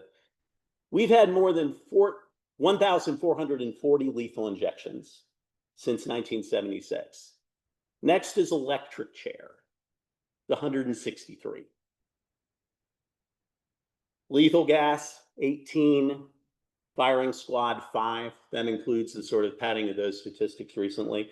The firing squad has until recently been an outlier. It was only in Utah, really. It's making a comeback in South Carolina. We might have time to talk about Idaho, which is the first state to make the firing squad the principal method. They are currently spending about $750,000 to retrofit an execution chamber with an automated robot firing squad, in part because they are trying to figure out a way to carry out executions without inviting the concerns about the effects on correctional officers that were mentioned earlier. Although I have to say, and I don't mean this in any way to be gratuitously pejorative, the principal concern appears to be avoiding the kinds of delays that have happened in places like Oklahoma, where after a years-long pause in Oklahoma, they tried to resume executions. And after a couple of executions, the Attorney General went to the Court of Criminal Appeals, which is the entity that sets execution dates, and says, we need more time between executions. You're trying to do within just a few weeks, and it's too hard. We need like 60 days. Court granted it. A year later, the Attorney General came back and said, make it 90. It's just too hard. So lethal injection, by far the most common method of execution in the modern era. And from this, you would correctly infer that, the firing squad and lethal gas kind of outliers, but that these numbers reflect a move away from the firing squad to lethal injection. You might infer that. In the same way the philosopher always famously infers the existence of an ocean from a drop of water, right? You might say, wow, we've got a lot more of these, so maybe we just kind of moved away from that over time. And that's what happened. And that evolution, or that perceived evolution in methods of execution, is incredibly consequential as to why methods of execution have persisted. So let me ask you this question. How many methods of execution have been found unconstitutional by the Supreme Court? None. None. And there is an absolutely amazing line in a case called Barr v. Lee, where the Supreme Court is talking about pentobarbital. And what they're actually doing is they are saying, I was one of the lawyers in this case. We were representing federal death sentence prisoners who were challenging the Bureau of Prisons execution protocol on a variety of grounds. And we had expert testimony that lethal injection by pentobarbital, and actually the evidence appears to suggest that lethal injection by any combination of drugs causes a condition called pulmonary edema, where your lungs fill with fluid and you were sensate, it would be excruciatingly painful. You'd feel the sensation of drowning. And there was an expert who said, yes, this condition exists. We know this from the autopsies, that there's pulmonary edema in all these cases. Based on observations, believe that they're sensate, and this would be excruciatingly painful. And what the Supreme Court ultimately said was, you've got an expert who says this, the government has an expert that says it's not a problem. And pentobarbital has been used and is being used by all these other states. And so you can't prevail. But listen to this sentence. They say, we've never found any method of execution unconstitutional for good reason. Far from seeking to superadd terror, pain, or disgrace to their executions, the states have often sought more nearly the opposite, developing new methods, such as lethal injection, thought to be less painful, get ready, less painful and more humane than traditional methods like hanging that have been uniformly regarded as constitutional for centuries. So again, what they're saying is, one of the reasons we have no trouble with pentobarbital is that it reflects this move away from older methods, even though we think those older methods are just fine. That becomes very important with the next step of what we're seeing now. Okay? All right, how am I doing on time? Anybody? Okay. I was like, I'm gonna ask lots of questions, and I'm like, blah, blah, blah, blah, blah, blah. All right, so from this, you would infer that the history of methods of execution, and at least lethal injection, reflects this animating, even controlling interest in making sure that a method is as humane as possible. So let's interrogate that. Let's talk about how lethal injections have worked in Georgia. I'm going to talk about a lot of litigation that I was doing and mostly losing while I was here many years ago. So Georgia, for a long time, had a 3-drug method of execution. Is anybody familiar at all with the 3-drug method of? Okay, get ready. What's the first drug do? So close. That's the second, but hold that. No, you're good. First, okay, first drug is supposed to render you unconscious. What does the second drug do? Yes, it's a paralytic. The idea is that the second drug will render you completely immobile. Third drug, what does third drug do? Yeah, third drug kills you, usually a potassium derivative of some kind. Here's one of the areas where there's not much dispute over a method of execution question. Everyone agrees that the third drug, if you were conscious, would be excruciatingly painful. We use potassium for some of you have probably been given potassium in the hospital. We use it all the time. We know how it works, right? Does anyone see the problem with having a paralytic prior to the administration of a drug that would cause tremendous agony?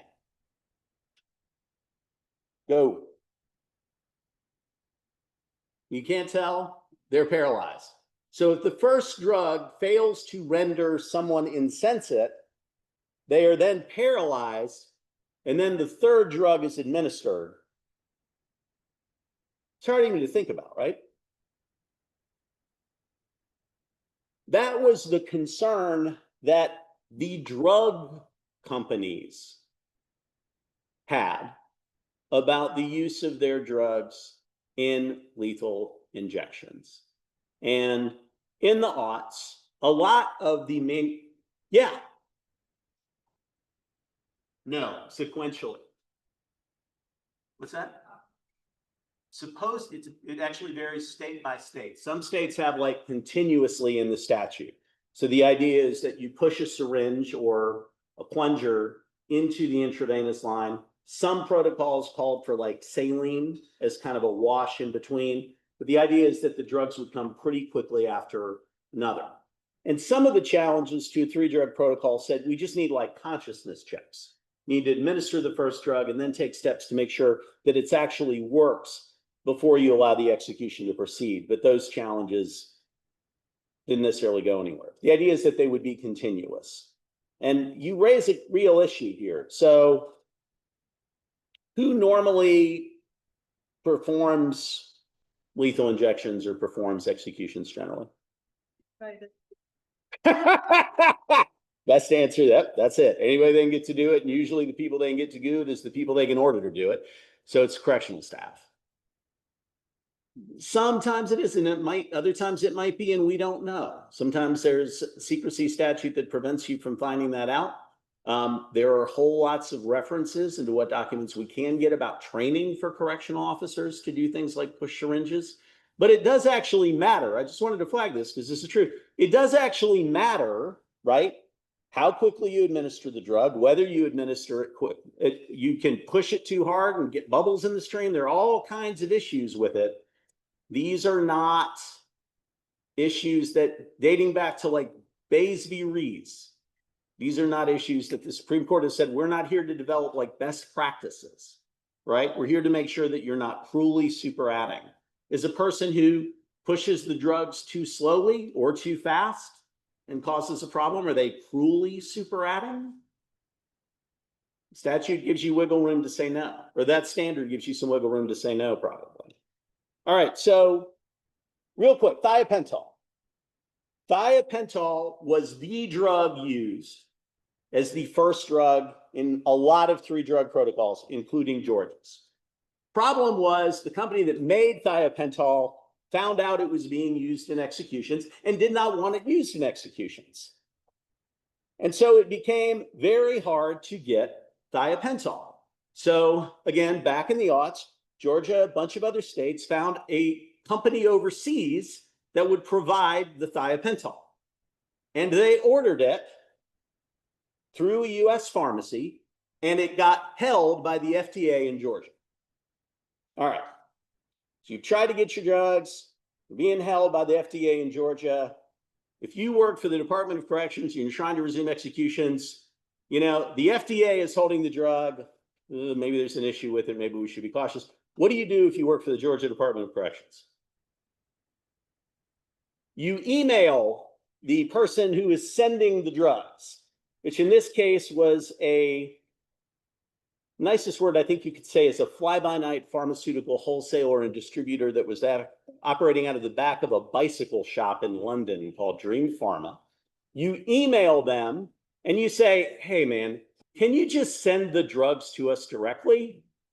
And if you're a Dream Pharma, you say sure. And they literally, I think it was FedEx, literally FedExed the drugs.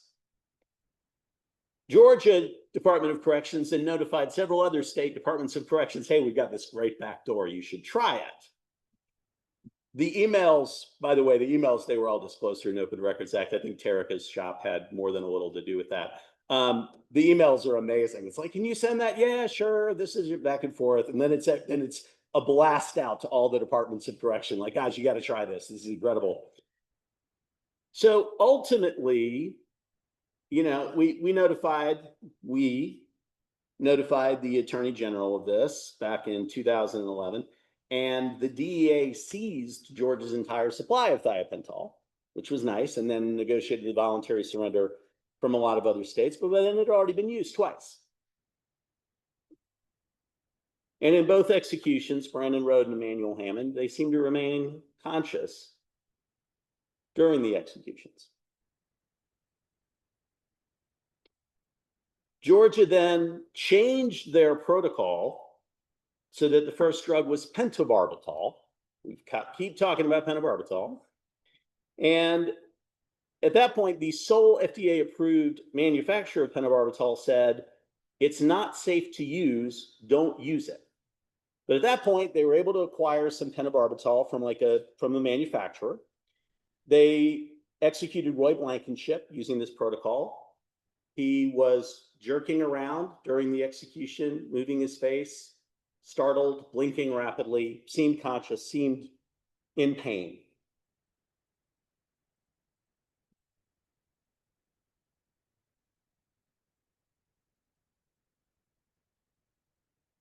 And the hits just keep on coming. On the eve of an execution, Georgia realizes that some of the drugs that they'd acquired for their 3-drug protocol had expired.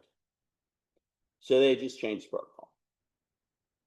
They have a week to carry out an execution under Georgia law. It's a 1-week window that opens no fewer than 10 days and no more than 20 days from the issuance of execution warrants. So they said, we're just going to push this off. Here's a new protocol. That execution ultimately did get stayed. Another time they scheduled 2 executions within a single week because they thought that their drug supply was about to expire. They were wrong. It was not. They misread the expiration date. But to get the drugs needed for executions, what Georgia did, and this became a model for many other states, was to adopt a Secrecy Act. And this Secrecy Act makes the identifying information of anybody involved in the acquisition of drugs for executions, or really execution supplies of any stripe, which becomes important later, rendered it confidential, not disclosable through judicial process or through the Open Records Act. And once they had that, they started communicating with compounding pharmacists to manufacture lethal injection drugs. Who knows what a compounding pharmacy is? Yeah. It does. So, right. So we have like the FDA approved big time manufacturers who have these meticulously monitored and regulated manufacturing practices. And then we have compounding, and compounding serves a really important purpose. There are a lot of folks who cannot take a drug in its mass manufactured form. You might not be able to swallow a pill. You can go to a compounding pharmacist and you can have the drug made in a liquid form. Now, obviously for patient care, that's fantastic, but there is a trade-off. There's an understanding that the drug that you're getting through the compounding pharmacist is not as regulated, but it's a medical necessity. Here, the compounding pharmacists step in to serve as a manufacturer that is unregulated and to this day still anonymous. There are redacted emails obtained through an Open Records Act with various between the oh no, actually this will be fun. Hang on one second. All right. What do you need to get a compounded drug? I'll give you a hint. It's similar to something you need to get a lot of drugs. What do you need? Prescription. You can't get a compounded drug without a prescription. So what Georgia did is they hired a doctor and paid him $5,000 a year to write prescriptions on demand for executions. And these are all in emails. They're in a bunch of court pleadings. You can look them up and enjoy them immensely. But that was the solution to that. They also offered to provide the prescriber with a litigation reserve fund of $50,000 and add them to the Department of Administrative Services general liability policy, which would insure him for acts of medical negligence and omissions up to $1 million, $3 million per occurrence.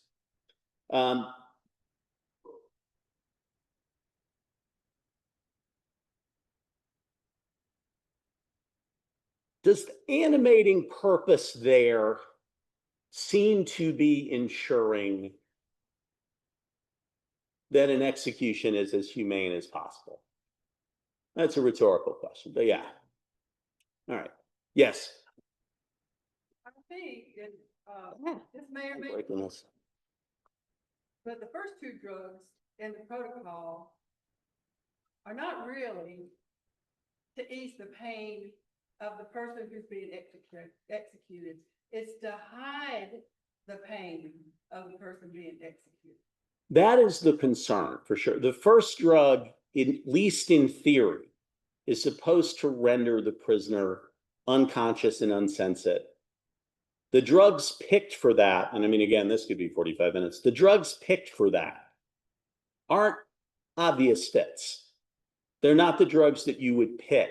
If you wanted, and one of the interesting proof issues that you run into is that if you have a pharmacologist or an anesthesiologist and you're trying to get them to assess what would actually work, they're ethically constrained from telling you because they can't facilitate the killing of someone.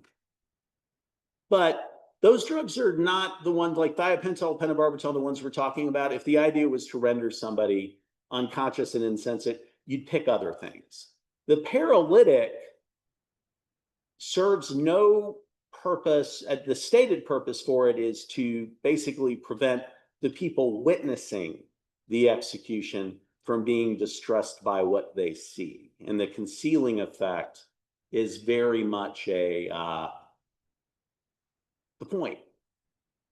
But maybe the full implications of that haven't been thought through. How am I doing? I'm really getting long here. Let's skip. So we talked about that. All right. 10 minutes, 45 seconds. 10 minutes and 45 seconds? Yeah. God, I talk a lot. All right. So let's see. We can skip through that. We can skip to that. All right. So again, where I was going with that whole narrative is, when we're just taking Georgia, we're taking the state that we're standing in now, right? You look at the history of lethal injection, and what you see is an attempt to overcome obstacles of various kinds, commercial, legal, to carry out executions and to continue with executions. And that has by and large been sanctioned, okay? We litigated this a lot. We split the 11th Circuit 7-6 twice on whether this was constitutional. It is. So let's go back to the other part of that standard, which is that in order to show that a method of execution is unconstitutional, you have to provide what they call the reasonably available alternative, right? That means you have to identify another method that the state is refusing to adopt for a legitimate penological reason, right?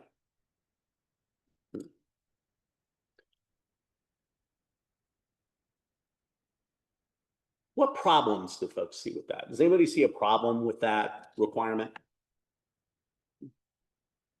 I'm looking for a specific answer because it's giving me this pivot I want that'll cut 5 minutes out of this. What's that?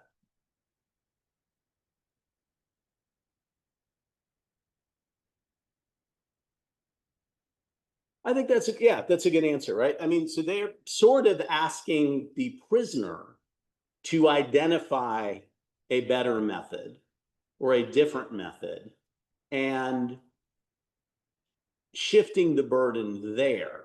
And then if the prisoner is unable to, because doing so involves sometimes engaging with some of these methods that have been left behind or that were sort of on the side for a while, your suit fails. You haven't even satisfied the pleading requirements for your lawsuit. So that, yes.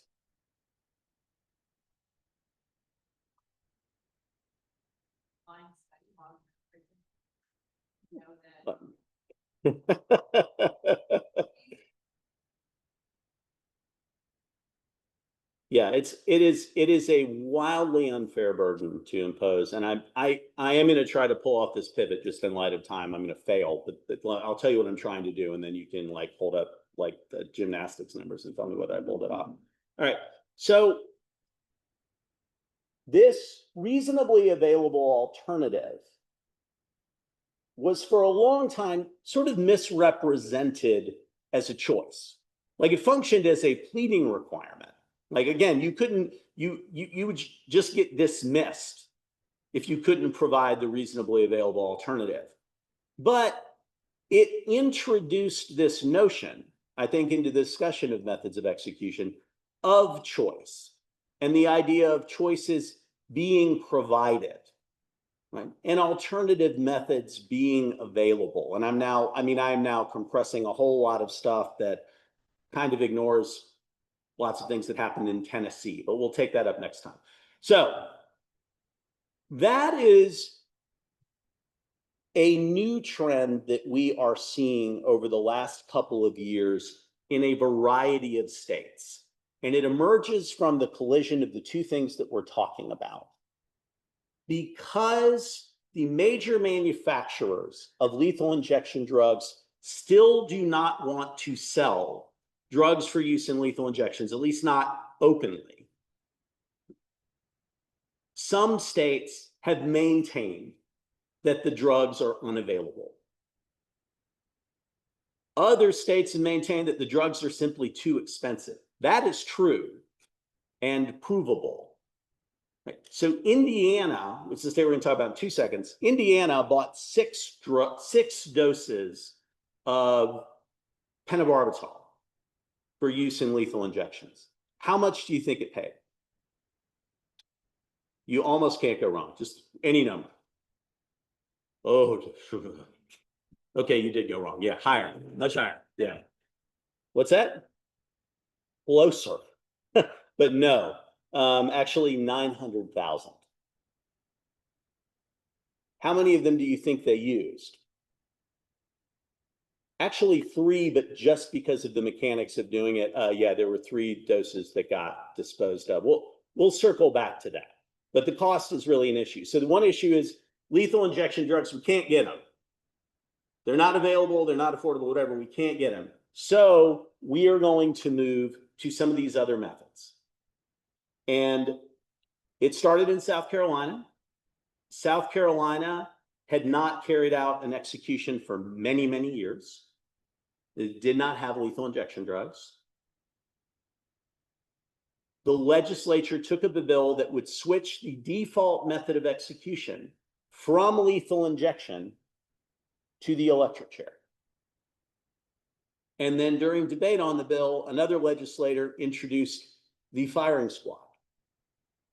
So now the way that it works in South Carolina is 2 weeks before your execution, you have to choose. If you make no choice, it's the electric chair.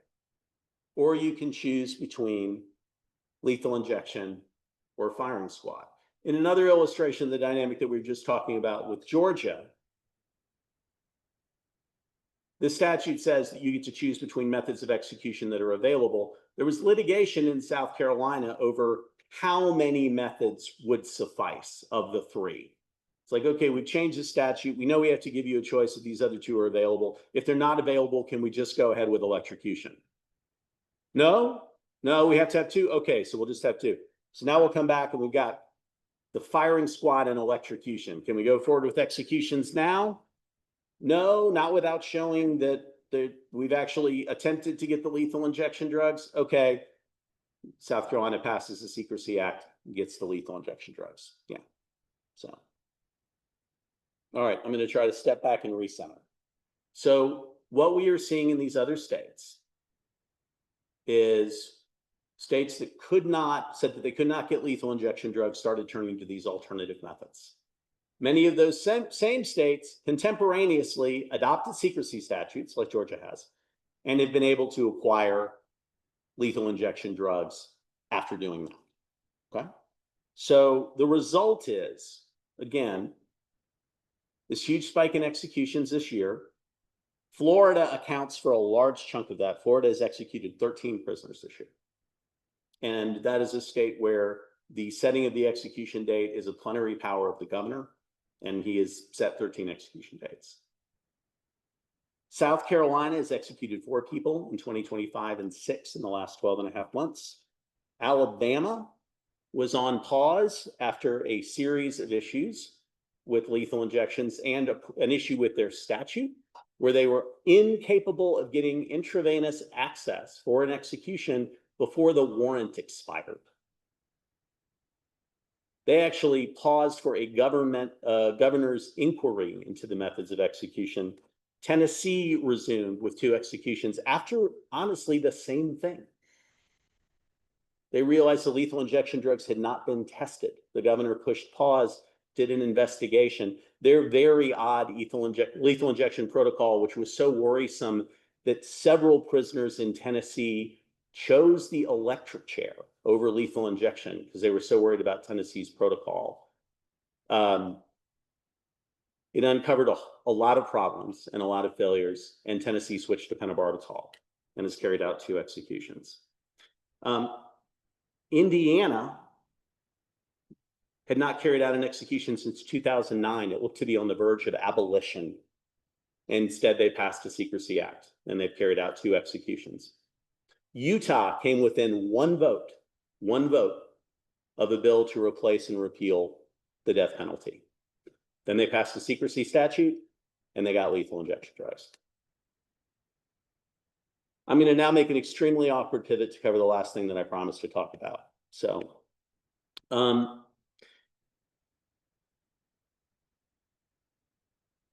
I have never done anything stranger than witness an execution. I hope never to do anything stranger than that. And I'm going to highlight a few aspects of it here, and then I'm very glad to take any questions. So, when you arrive at the prison for an execution, it's like the establishing shot of like a monster movie.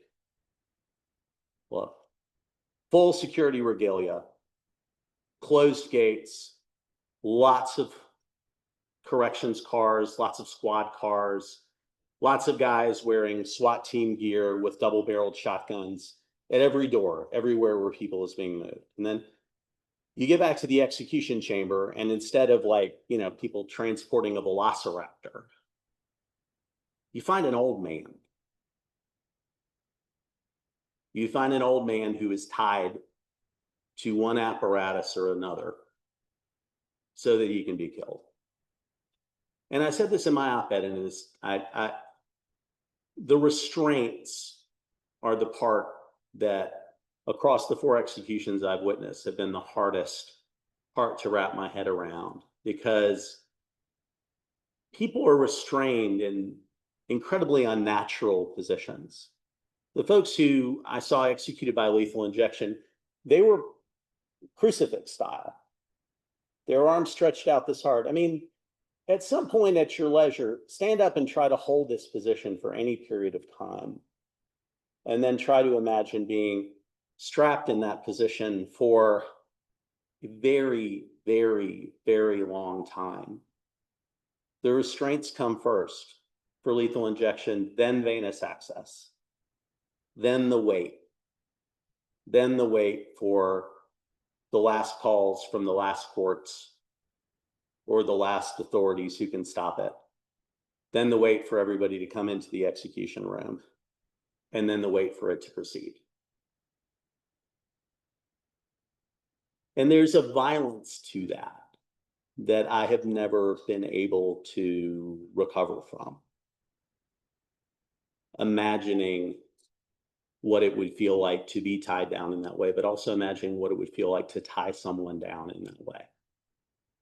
And we go to prisons all the time. We know the corrections officers, I think, pretty well. And I can't imagine,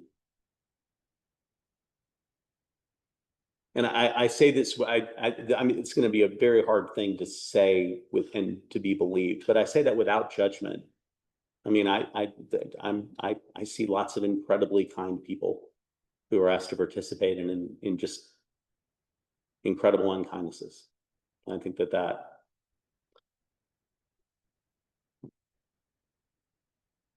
and then it was similar with the firing squad execution for Brad Sigmund. And I'm not going to read an op-ed to you, but Brad was in a chair that was sort of slanted back, that I gather was done principally to manage the flow of blood. His arms were tied back to the chair and pulled, I mean, as far back as if you had somebody in a wrestling.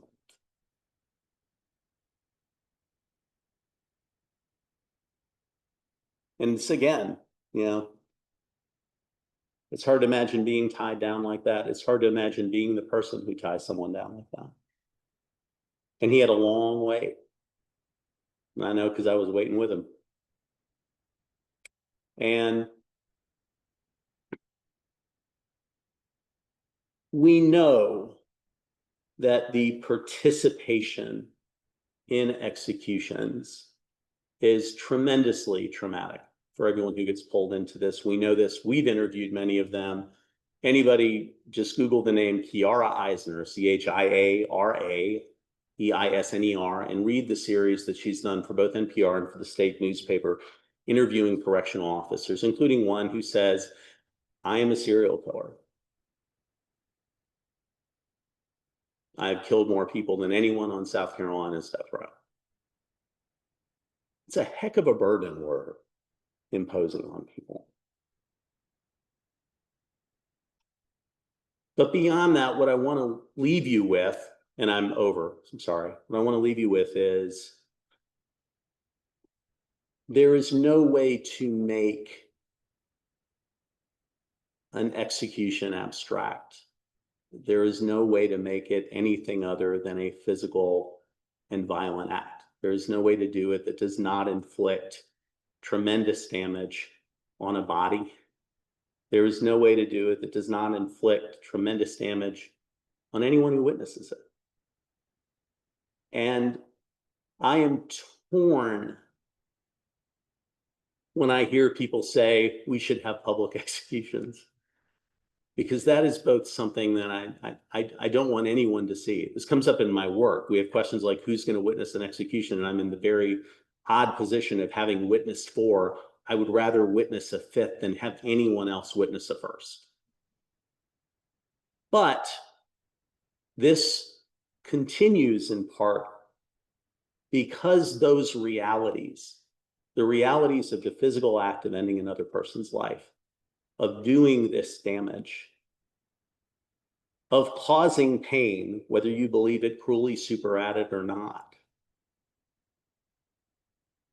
That's just the truth of it. That's what it is. That's what we permit. That's what we're implicated by. And that's what we fight. So I have no way to escape from my little verbal cul-de-sac there, except to say, thank you very much. I'm really pleased to be here with all of you, and I'm glad to take any questions, although the program has ended, so maybe just ask me after, I don't know. But thank you very much. Yeah. Wow. Oh.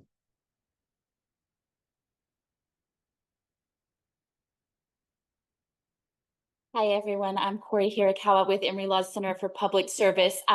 I wanted to say thank you to all of you for being here, and particularly to all of our speakers. This has been an incredibly educational, thought-provoking day, and I know that we are all the richer for your spending this Saturday with us. So thank you all very, very much. Thank you, of course, to our event staff, IT staff, everyone who's worked behind the scenes to help us put this on, and the EPIC Student Board have been working just tirelessly this year to really elevate issues around public interest and public service at Emory Law, and I'm so appreciative of that, and they are an amazing team. Lastly, of course, I'd like us all to give a big round of applause to Paige and Reagan, who absolutely got sent out of the club. Great job. This has been an amazing conference. Thank you.